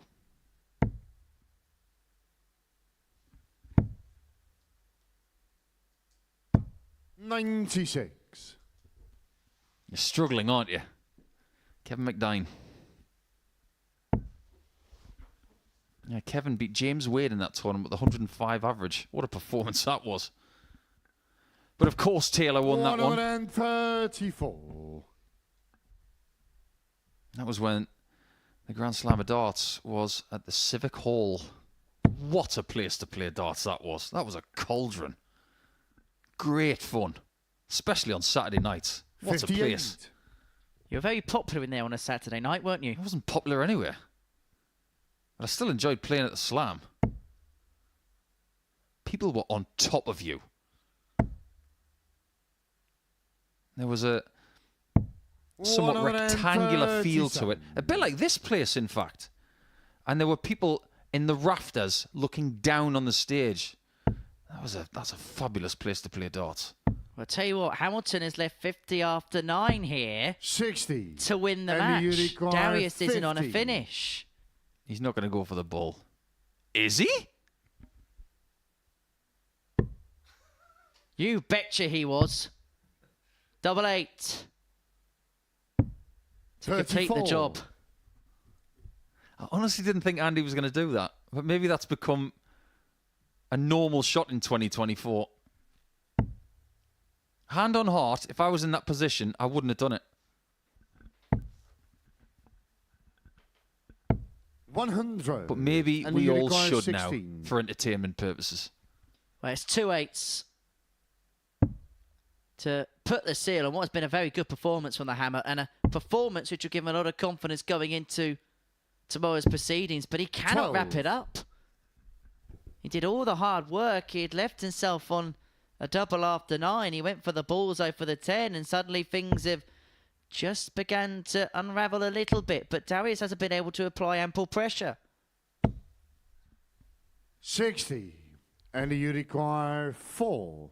4 points for 4 legs and 6 points today. Can you move across to the left? Yes, he can. In shots, And it and is a that's third Andy win of Hamilton. Wednesday for Andy Hamilton, who is looking to move himself closer to contention when it comes to Group B on Thursday and Friday, respectively. These two will be seeing each other on Thursday and Friday in Group C. And it's Hamilton who won, average in the end of 90.8, but it was in the mid-90 region for a long time, mainly because of mismatched darts at the end of proceedings. And so we go down to the final round, where it's advantage Dan Asbury. Ted Evetts and Fallon Sherrock play first. They can apply pressure. The first game of the final round is Evetts in action against Biesien against the darts.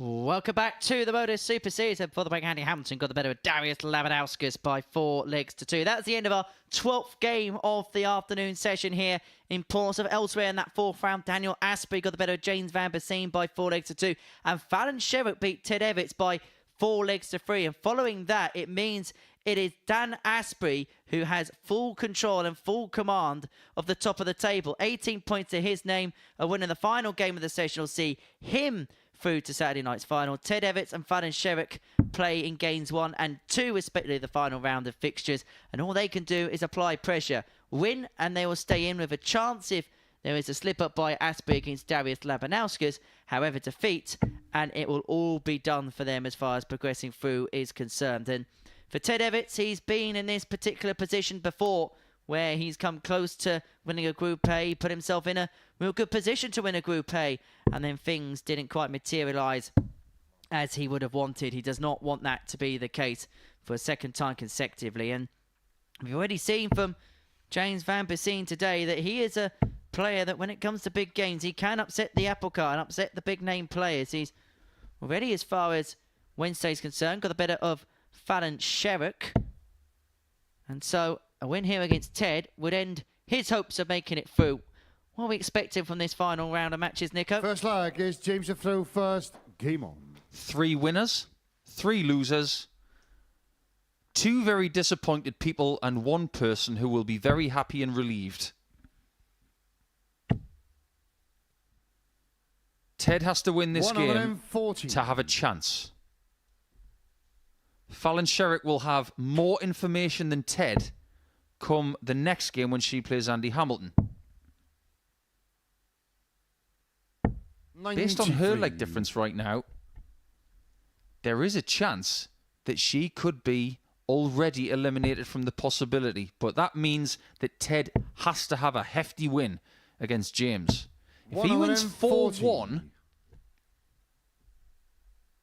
or if he wins by 4-0, he will make sure that Fallon cannot win this group. 100. Considering who's in this group, we're talking about a former world finalist, a world youth champion, 140. one of the best female players of the last 25 years. If Daniel was to go on and win this group, and we've got to talk about Labanauskas and Van Biesien as well. 56. James, you more experienced than 81. Dan. Him winning this group is a shock. It'd be a massive accolade for him. Double 12 for an 11 dart leg to kickstart proceedings. Double 6. 69. But he has got time. He's kicked off quickly, and Ted hasn't quite got off to the tune that he would have liked. If Ted was in a supermarket right now looking for some very expensive honey, there'd be an announcement over the tannoy saying, 140. Ted Evetts to information, please. We can't find you. Oh, there you are. He's now on a finish. Yeah, that's well, we nearly had to find leg. him on the back James of a Van milk Biesien. carton in that particular leg. Van Biesien leads 1-0. Second leg is 13 Ted darted to through start. first. Game on. You've got 3 people trying to qualify and 3 spoilers. It's like an even 100. game of chess at the minute. But who's going to be the first person to get into check? Well, Van Biesien here could put Evetts into checkmate. 180. He's in his full scoring visits in this match, has had 3 140s and now a max. 120. And it's not as if Ted's doing anything wrong. He's just decided to step up on the stage when James Van Biesien is going to go a little bit balmy. How many times have we seen James have his best game at the end, though? 100. It's not a good time to play Van Biesien.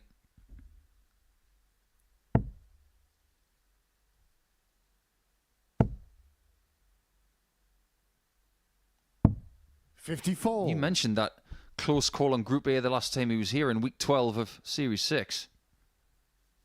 The fact remains that he will feel so similar to that time again. 60. He's played great darts the last couple of days, but if he doesn't win this group, I will tell you why he hasn't. Monday. 80. James, you require 161. He could already have this group sewn up if Monday had been better. And it could have all hinged on that first game. Biesien, 161. The bullseye. Oh, that's spectacular. And the man who's had all the ton-plus outshots this week has had a big one fired against him. 2-0 Biesien. James to throw first. Game on. Yeah, all he can do in spots like that is say, that is a cracking shot. And this is a level that we've never seen from James before. 140.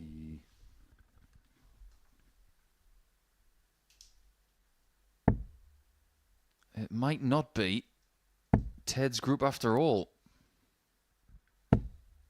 41. He must win the match to have a chance. And at the minute, he's hardly getting a look in at anything. Well, the 122.36 is going to get raised up to 224.06. We're just going to leave that there the whole match Yeah. and watch it tumble. Yeah. 96. Can you say anything but yeah? Yeah.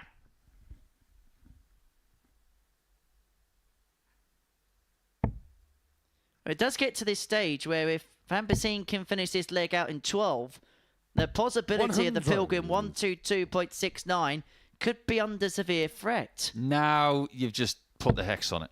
The moment you mention it, it's not going to happen. Someone said today earlier in the live chat that will never be broken.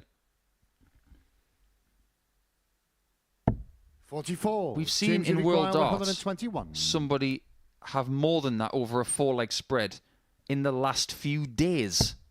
It can be done. So can this. But not anymore.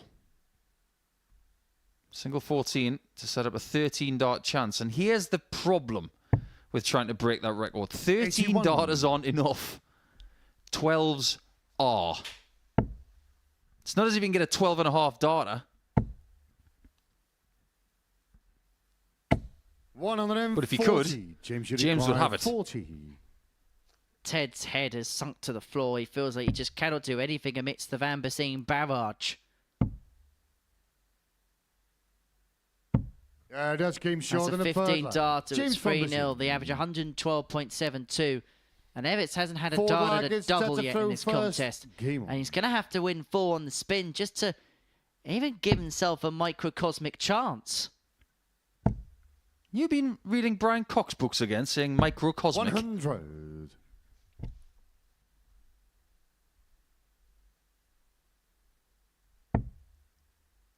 This is a wonderful display. No matter what happens from here, he's just averaged 112 plus over 3 legs. 41. So now we have to judge him by different standards. What you've done, James, is you've almost become the victim of your own success because we are going to up our expectations of you in Group C. There we are now. 134. By virtue of what we've seen over the last 3 legs, he may have to be a contender 100. to make the top 2 in Group C. Even with Labanauskas Hamilton in his way again. I'm going to call it now. It's a 12 points gets through Group C. 12? I don't think the rule of 3 will be 97. needed in that Group C. Do you remember what we said earlier about James? We don't think he's making Saturday. Well, 100. Judge, you require might have to change our 170. minds about that one, considering what we've seen.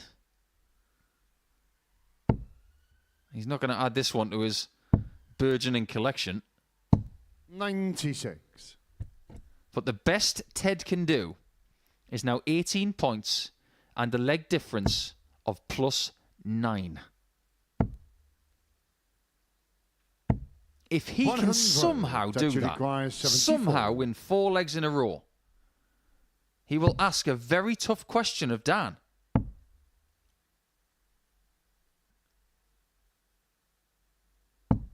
54. However, James, you require that might not be a 160. thing because 160 will give James the win. Doesn't go, and it would have been for 81. 4 consecutive legs That should in require 15 or 20. under, and so Evetts back for double 10, but he knows he has to take this opportunity, otherwise his chances of making it through could well be over. Pinches the wire, what can he see?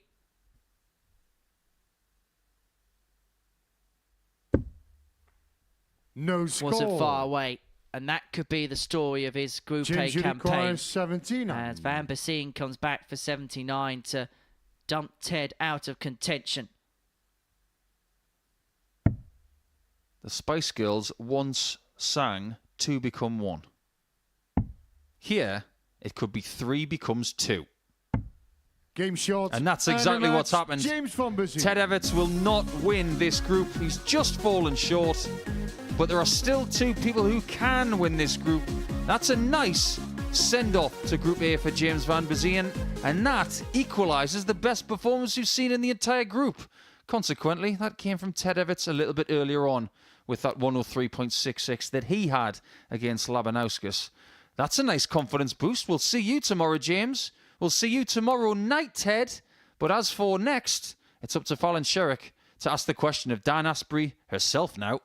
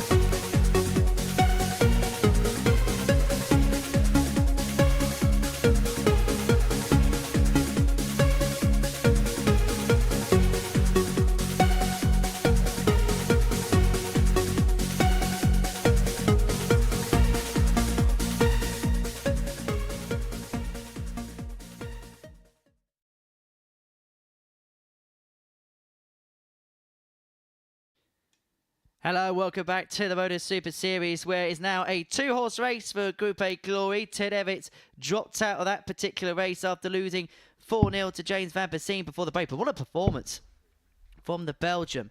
103.66 the average, 4 from 8 on the doubles, and a high checkout of 161 to seal that 4-0 success. Next up then is Andy Hamilton up against Fallon Sherrock. Sherrock in the same situation as Ted Evetts was in the previous match. Win to stay in, lose, and she will be coming back tomorrow and Friday evening First leg, it's for Andy a stint Defoe in Group first. B. Game But on. as for Andy Hamilton, well, we saw some real positive signs in that last game against Darius Labanauskas. 90.8 the average and a 4-2 success. And that was despite missing 13 darts at a double. There was a lot to be pleased about if you're Andy Hamilton. And there's lots to be pleased about as far as its start is concerned. If I may be somewhat simplistic here, 81. what's going on? This is not what the script said should happen. It's supposed to be dramatic here at the end, and it is dramatic, but in a slightly different way to what we thought. 51. Dan Asbury must have some sort of rabbit's foot in his pocket. Because if he watches Evetts bageled and Fallon beaten, he's through. He hasn't even got to throw a dart. Well, he will throw a dart in game 15, but he won't have to win against Darius Labanauskas. This table's a bit like a Missy Elliott track as far as this last round of games is concerned because it's been flipped and reversed. 92. Van Biesien beat Evetts 4-0. Hamilton off to a good start against Sherrock. 43. I'm getting old.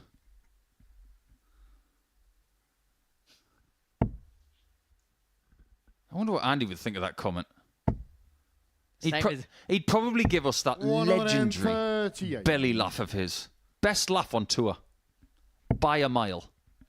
You get Andy in a good mood, talking about some good stuff. Man United winning. He's laughing. It's a great thing. And you require 40. He's going to be laughing all the way to the bank if he hits tops. There we go, 13 darter. Andy Hamilton. This is the kind of darts he wants tomorrow. He's building himself up Second nicely for gets tomorrow. For Fallon Fallon Sherrock, it first. may well be a case of tomorrow at the Live Lounge for her. Remember, in that game against Ted Evetts, there was a possibility that she could have moved 6 points clear at the top of the group.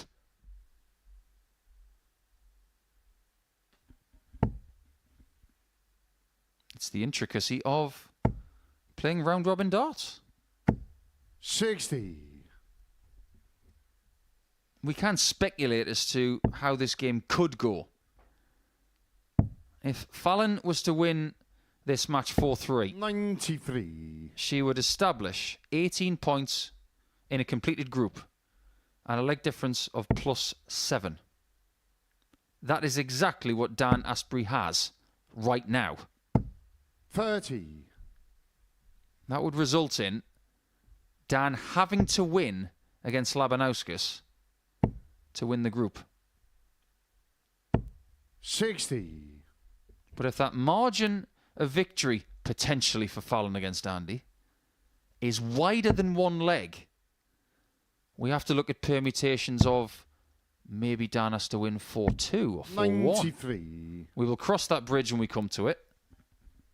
But at the minute, all Fallon is trying to do is get level at 1-1. And she's doing a pretty good job. Case of don't get mad, get level. And Sherrock would have been seething after the first leg. Andy Hamilton blitzed, but has an opportunity to square its match up. And there'd be no damage done because the first leg was on the Hamilton darts. However, Maxi here makes things very interesting. Fallon, you require 110. 74 remaining with 1. 50. And because there's no double 37 on the board, she has to go for treble 14 to set it up. How big would the dartboard have to be for a double 37? Pretty big. 106. Fallon, you require 60. This is a big shot. Yeah, that's game short in the second When she leg. needed Fallon that tops Sherrock. the most, it's come up trumps because Hamilton was Third threatening leg, the it's break of Andy throw. to Having throw left first. 32 Game on. there. Level we are, one apiece. It's full focus for the Queen of the Palace.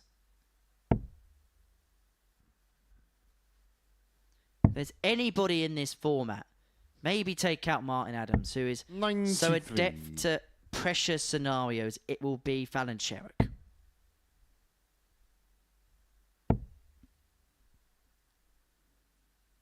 That pitch for 81. Colin Osborne.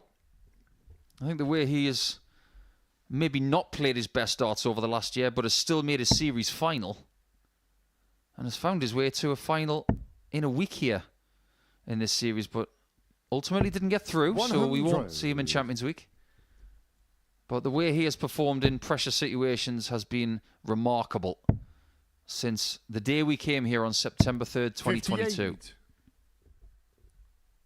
Sure, knowing Colin, he'll be spending his Champions Week somewhere in Tenerife, enjoying a Palmo somewhere.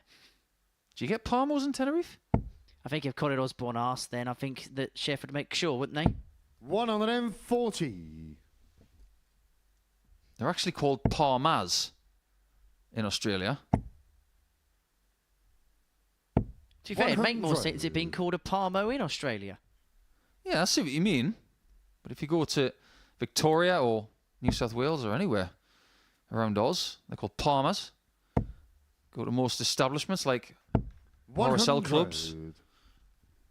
Get a Palmer and a beer for about, well, you might not get it for $20 anymore. That's good darts from 92, Sherrock. Good and thinking he this time on the requires counting. 68. For a 2-1 lead, Sherrock has left herself handy on the fish just in case. One dart at double 16. Yeah, 2-1 that's to the game short in hammer, the third 15 line. darter. Andy Hamilton. Ruthless from the Stoke thrower. Forward lag, it's Fallon to throw first. Game on. Would you like to take a trip into my brain for 10 seconds? Because these are the kind of things I think about. I'm a bit odd 60. like this. I don't just think about perfect checkouts like that. Andy's nicknamed the Hammer. What kind of a hammer would he be? There are different types. Don't look at me like that. 140. Could be a claw hammer. Could be a sledgehammer. Could be Thor's hammer.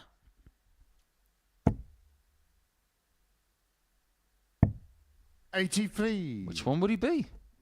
Considering when he was in the Premier League, he had a Thor's hammer inflatable type of thing. Or it might have been some sort of soft construct. He's probably more along the lines of that than something you would use to hang a picture. Look at what he's doing in the maximums here. What's going on? But it could put the final nail in the Sherrock coffin, could the hammer? I'm trying to say he's an Undertaker's hammer. That's a bit morbid. Well, Hamilton here severely threatening the breaker throw and threatening a 3-1 lead. It would mean that Dan Asbury could potentially head through without having to pick up a dart in round 5. He would still play Darius Labanauskas, but there would be no consequential meaning as far as he's concerned. 96. And you require 83. He hasn't broken yet. I'm thinking about some of the ton plus checkers we've seen today, and he might be very, very wise in hitting this. Yeah, that's game short in the fourth. Where's this Andy been Hamilton. this week? This is far Fifth above target, anything he's Andy to done. throw first. Game It's on. almost as if James Van Biesien and Andy Hamilton have had a little conflab in the practice room and said, do you know these people trying to win the group? Should we just spoil their plans? This is like having a party and inviting the Hells Angels to come over for cocktails when you want 99. things to be quiet.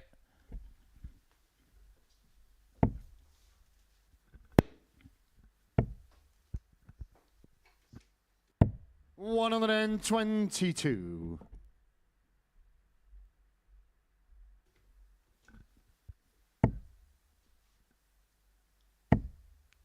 Now, Sherrock has not broken character in this game 50. so far. She's remained focused. But the best she can do now is win 4-3. And she has beaten Andy the last couple of days. 100. That 4-3 scoreline, if it was to happen, Dan knows exactly what to do against Darius. But if Andy gets one more leg, that's it. Group A is done. 96.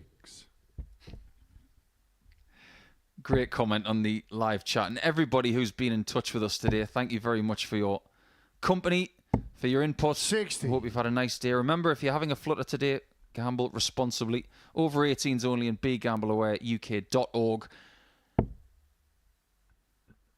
Sean has said he might be a hammerhead shark. I applaud that. 60. Good example. Well, Dan Asbury could be applauding Andy Hamilton in a few seconds' time. 59. Doesn't find a trouble with the last dart. Leaves herself on a finish, but Hamilton will feel as if he's got 6 and 196 to see the job through.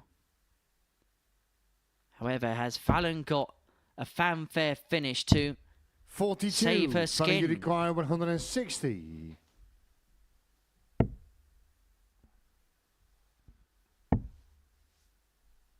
Well, 154 92. And you require is something that Ted 154. Evetts has hit here today.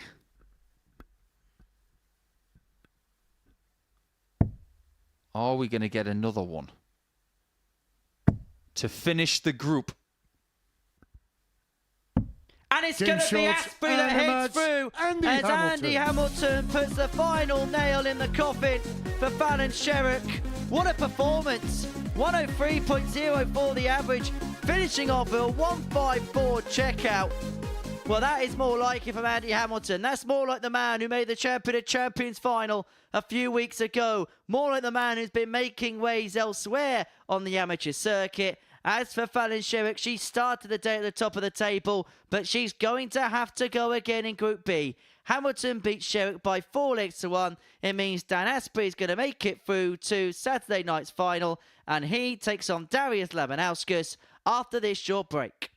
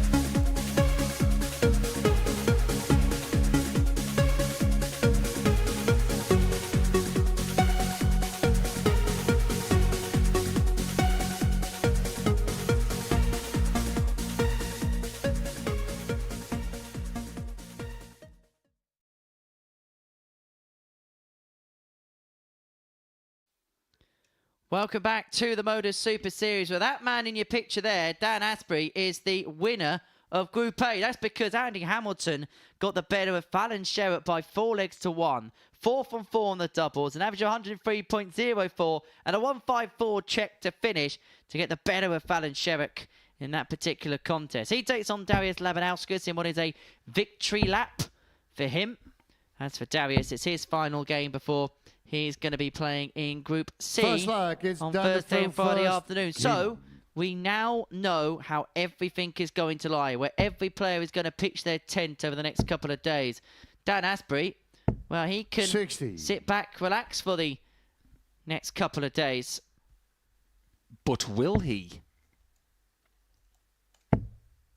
He now has a choice as to what he 95. does over the next couple of days. And this is where sometimes experience can be very beneficial.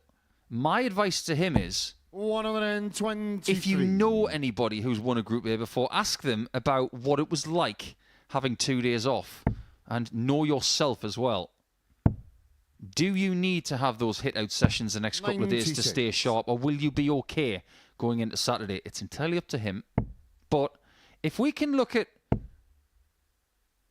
today 59. as a standalone, what everybody watching on YouTube may not have recognised today is that Andy Hamilton is the player of the day.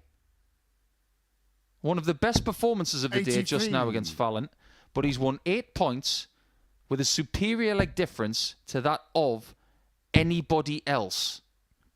No matter what Dan Asbury does in this 78. game, Andy's going to be the player of the day. And that is why, from top to bottom in our Group A table, there is 6 points between Dan and Andy. 180.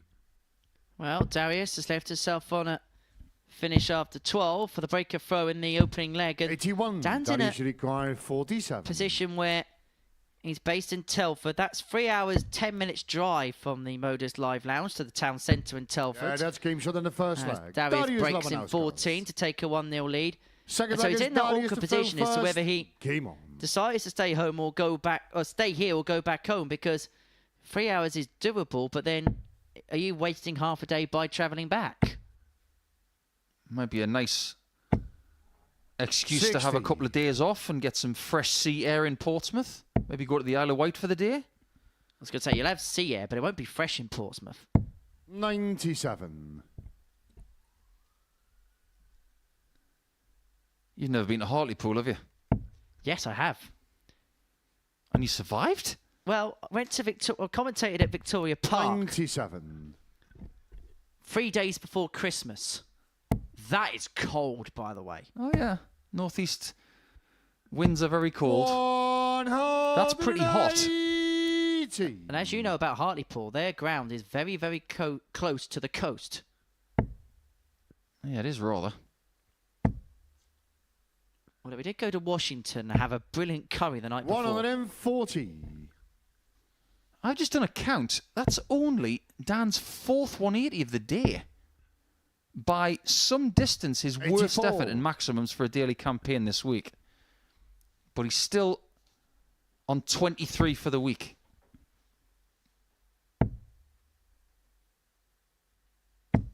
$60. Dan, you require 140. Personally, I don't know what his family situation is, but I think you should stick around. Stick around here, you stay focused.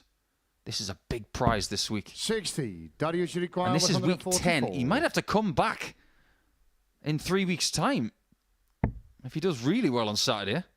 Would you play in local competitions? There's one in Waterlooville tonight. Would you play in that just to keep yourself ticking over? Not tonight, no. I wouldn't. But I would play in something over the next couple of days. And if you can't find it, get online and find it.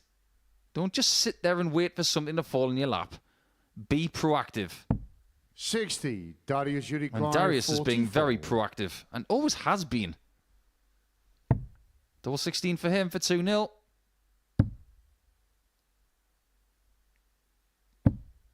$12. Clipped off the bow, but doesn't go the other side. And so Dan, you Asbury is back require to 20. level this game up at 1 apiece. D10 for 1-1. Oh, it's bounced in and it's bounced out. It's been That's rejected game the short first in the time, second leg. but you couldn't Dan stop him the Asbury. second time of asking. Level we are at 1-1. Second leg, it's Dan to throw first. Game on. I hate to say it, but do you remember back in game 11 when I said if James Van Biesien was to win against Asbury that we could have 5 players on 16 points? 140. If James had won that game, and Darius was winning this game and we had the results from the previous two, that would have happened. And if my grandmother had wheels, she would have been a bike. 86. All right, Gino. However, I have had a message from our social media 48. department. I didn't know we had a department. I thought we had a desk.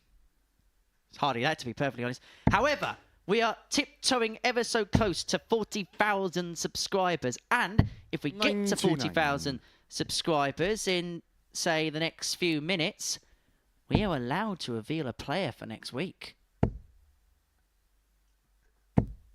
60.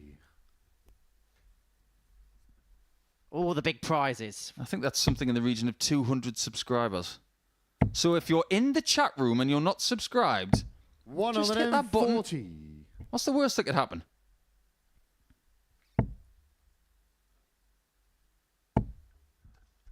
And it's a very big name that we're going to 45. be saying to you if you do subscribe.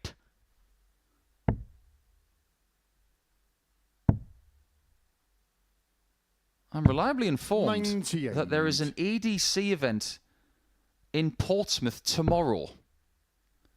So, if Dan wants to play 96. tomorrow and he's That sticking usually around, requires that might be the 78. right place for him to go. 78 for Darius. Double 12 for a 2-1 lead. Be for yet another breaker throw. Be three of them at the beginning of That's this match. short in the third When his leg. legs have been won in Darius 14 and Labanauskas. 15 in this contest. Labanauskas halfway to the finishing Forward post, leg breaking is the Darius throw, to throw leading first. 2-1. We've actually had a Game on. comment about Dan from Mr. Hamilton 180, who is, I believe, a mate of his. He said he's going to stay there as he's got the train down to Portsmouth, 81. and a few of his friends from Telford will be on the way down on Saturday night to support him. Well, I hope you got your tickets, Mr. Hamilton, because you're going to need them to get in. 59. Get yourself onto dartshop.tv and make sure you've got your tickets. But we are looking forward to seeing you. We'll be here, eagerly awaiting the results of Saturday night, and you're in for a treat. 100. Daniel Brittle has subscribed on both YouTube accounts, so you've just basically said that you now have a burner account. 99. Who's got time for more than one?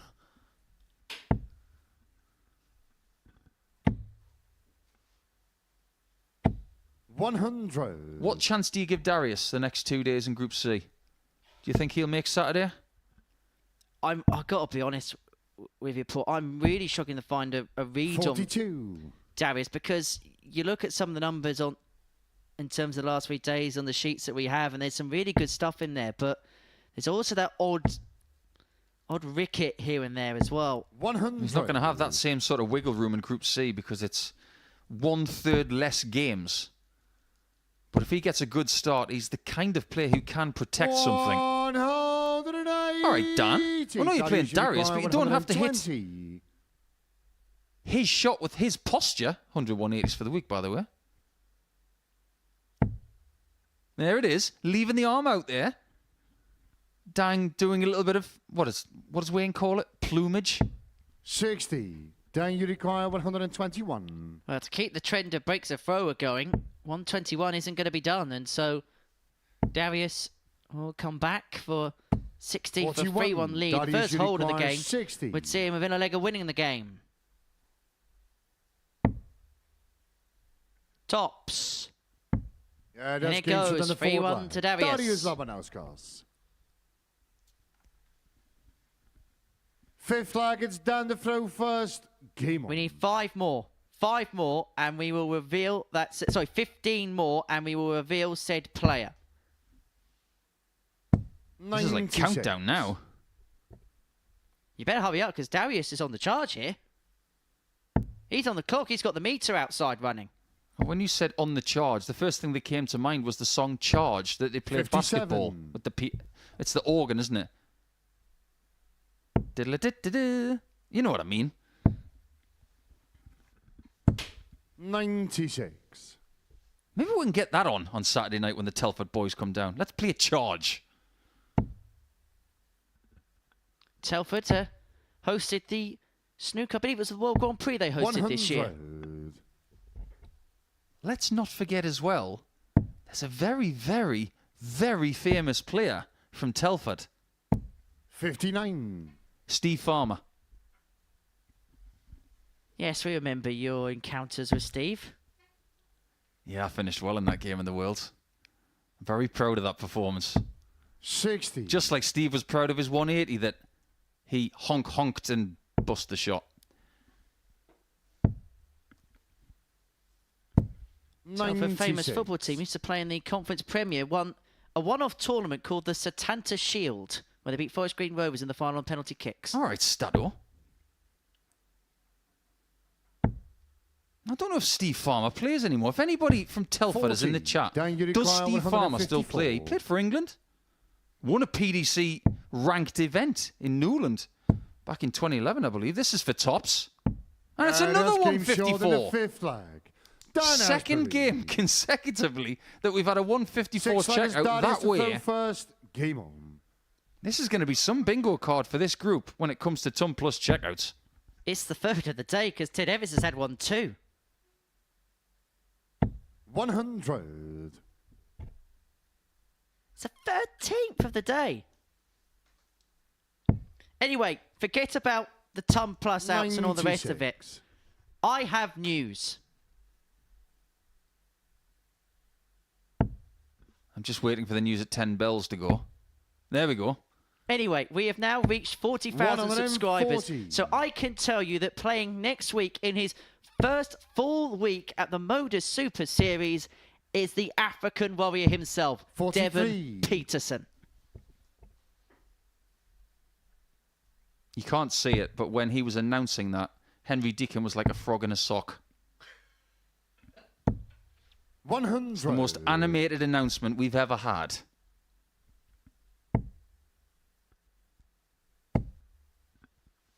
Luckily, comms cam isn't switched on. 140. 161 for Labanauskas to finish off the match.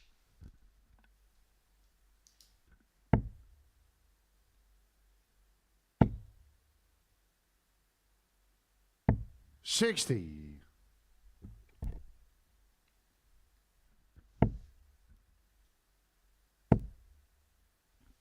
So Labanauskas 101 to complete the match at B. 100.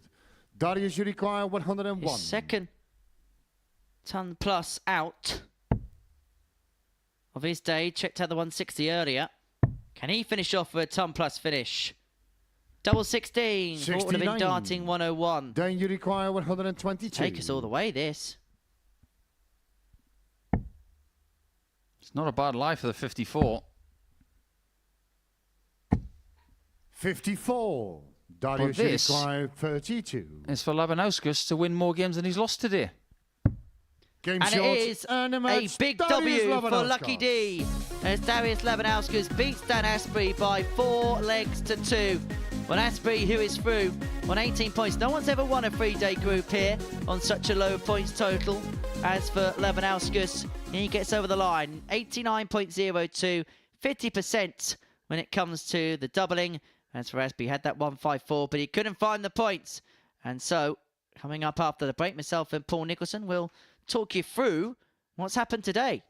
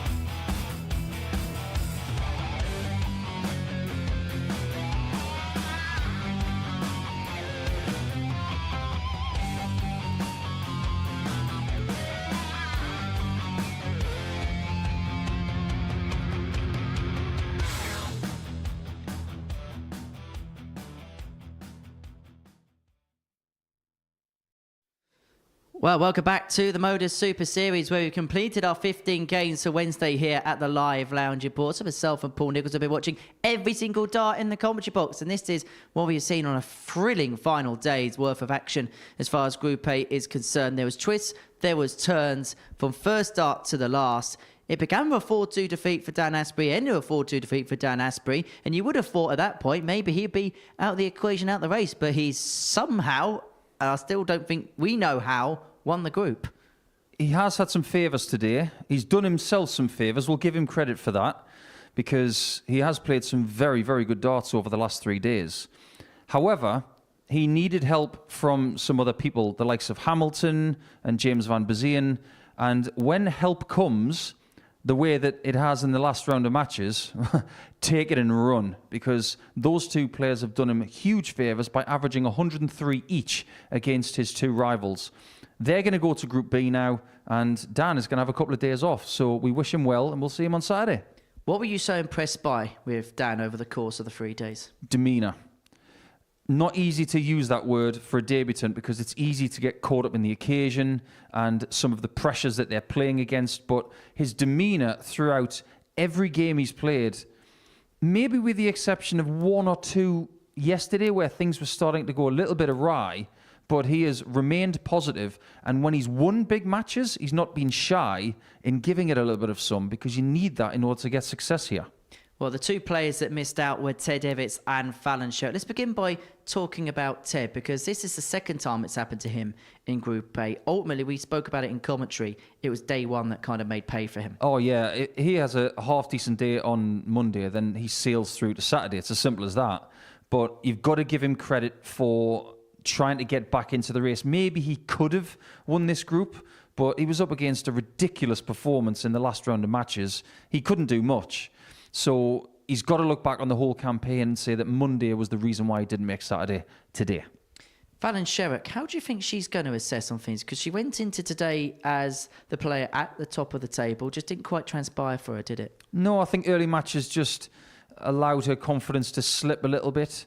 And especially on the outer ring, she just wasn't sharp enough today in key moments. But I've got to give her opponents a lot of credit as well, because they were restricting her to difficult attempts, something in the region of 100 to 105. We saw her on multiple times in her first 2 matches, and she was only given those little bits of dregs to try and get legs on the board. And because her doubles weren't as sharp as the last couple of days, potentially, that's why she wasn't getting early wins. So that's the story as far as the top 3 are concerned. The bottom 3 players, James van Biesien, Darius Labanauskas, and Andy Hamilton. I want to talk about Andy because we came into this week with a lot of expectations of him because of what he did at the Champion of Champions, because of the World Scenes, and of course the reputation that he has before that. Didn't quite materialise on day 1 or day 2, but towards the end of today, there were some very good signs. Yeah, great darts from Andy. Great to see and very encouraging for the next couple of days. Bad news for the people in Group C, that's for sure.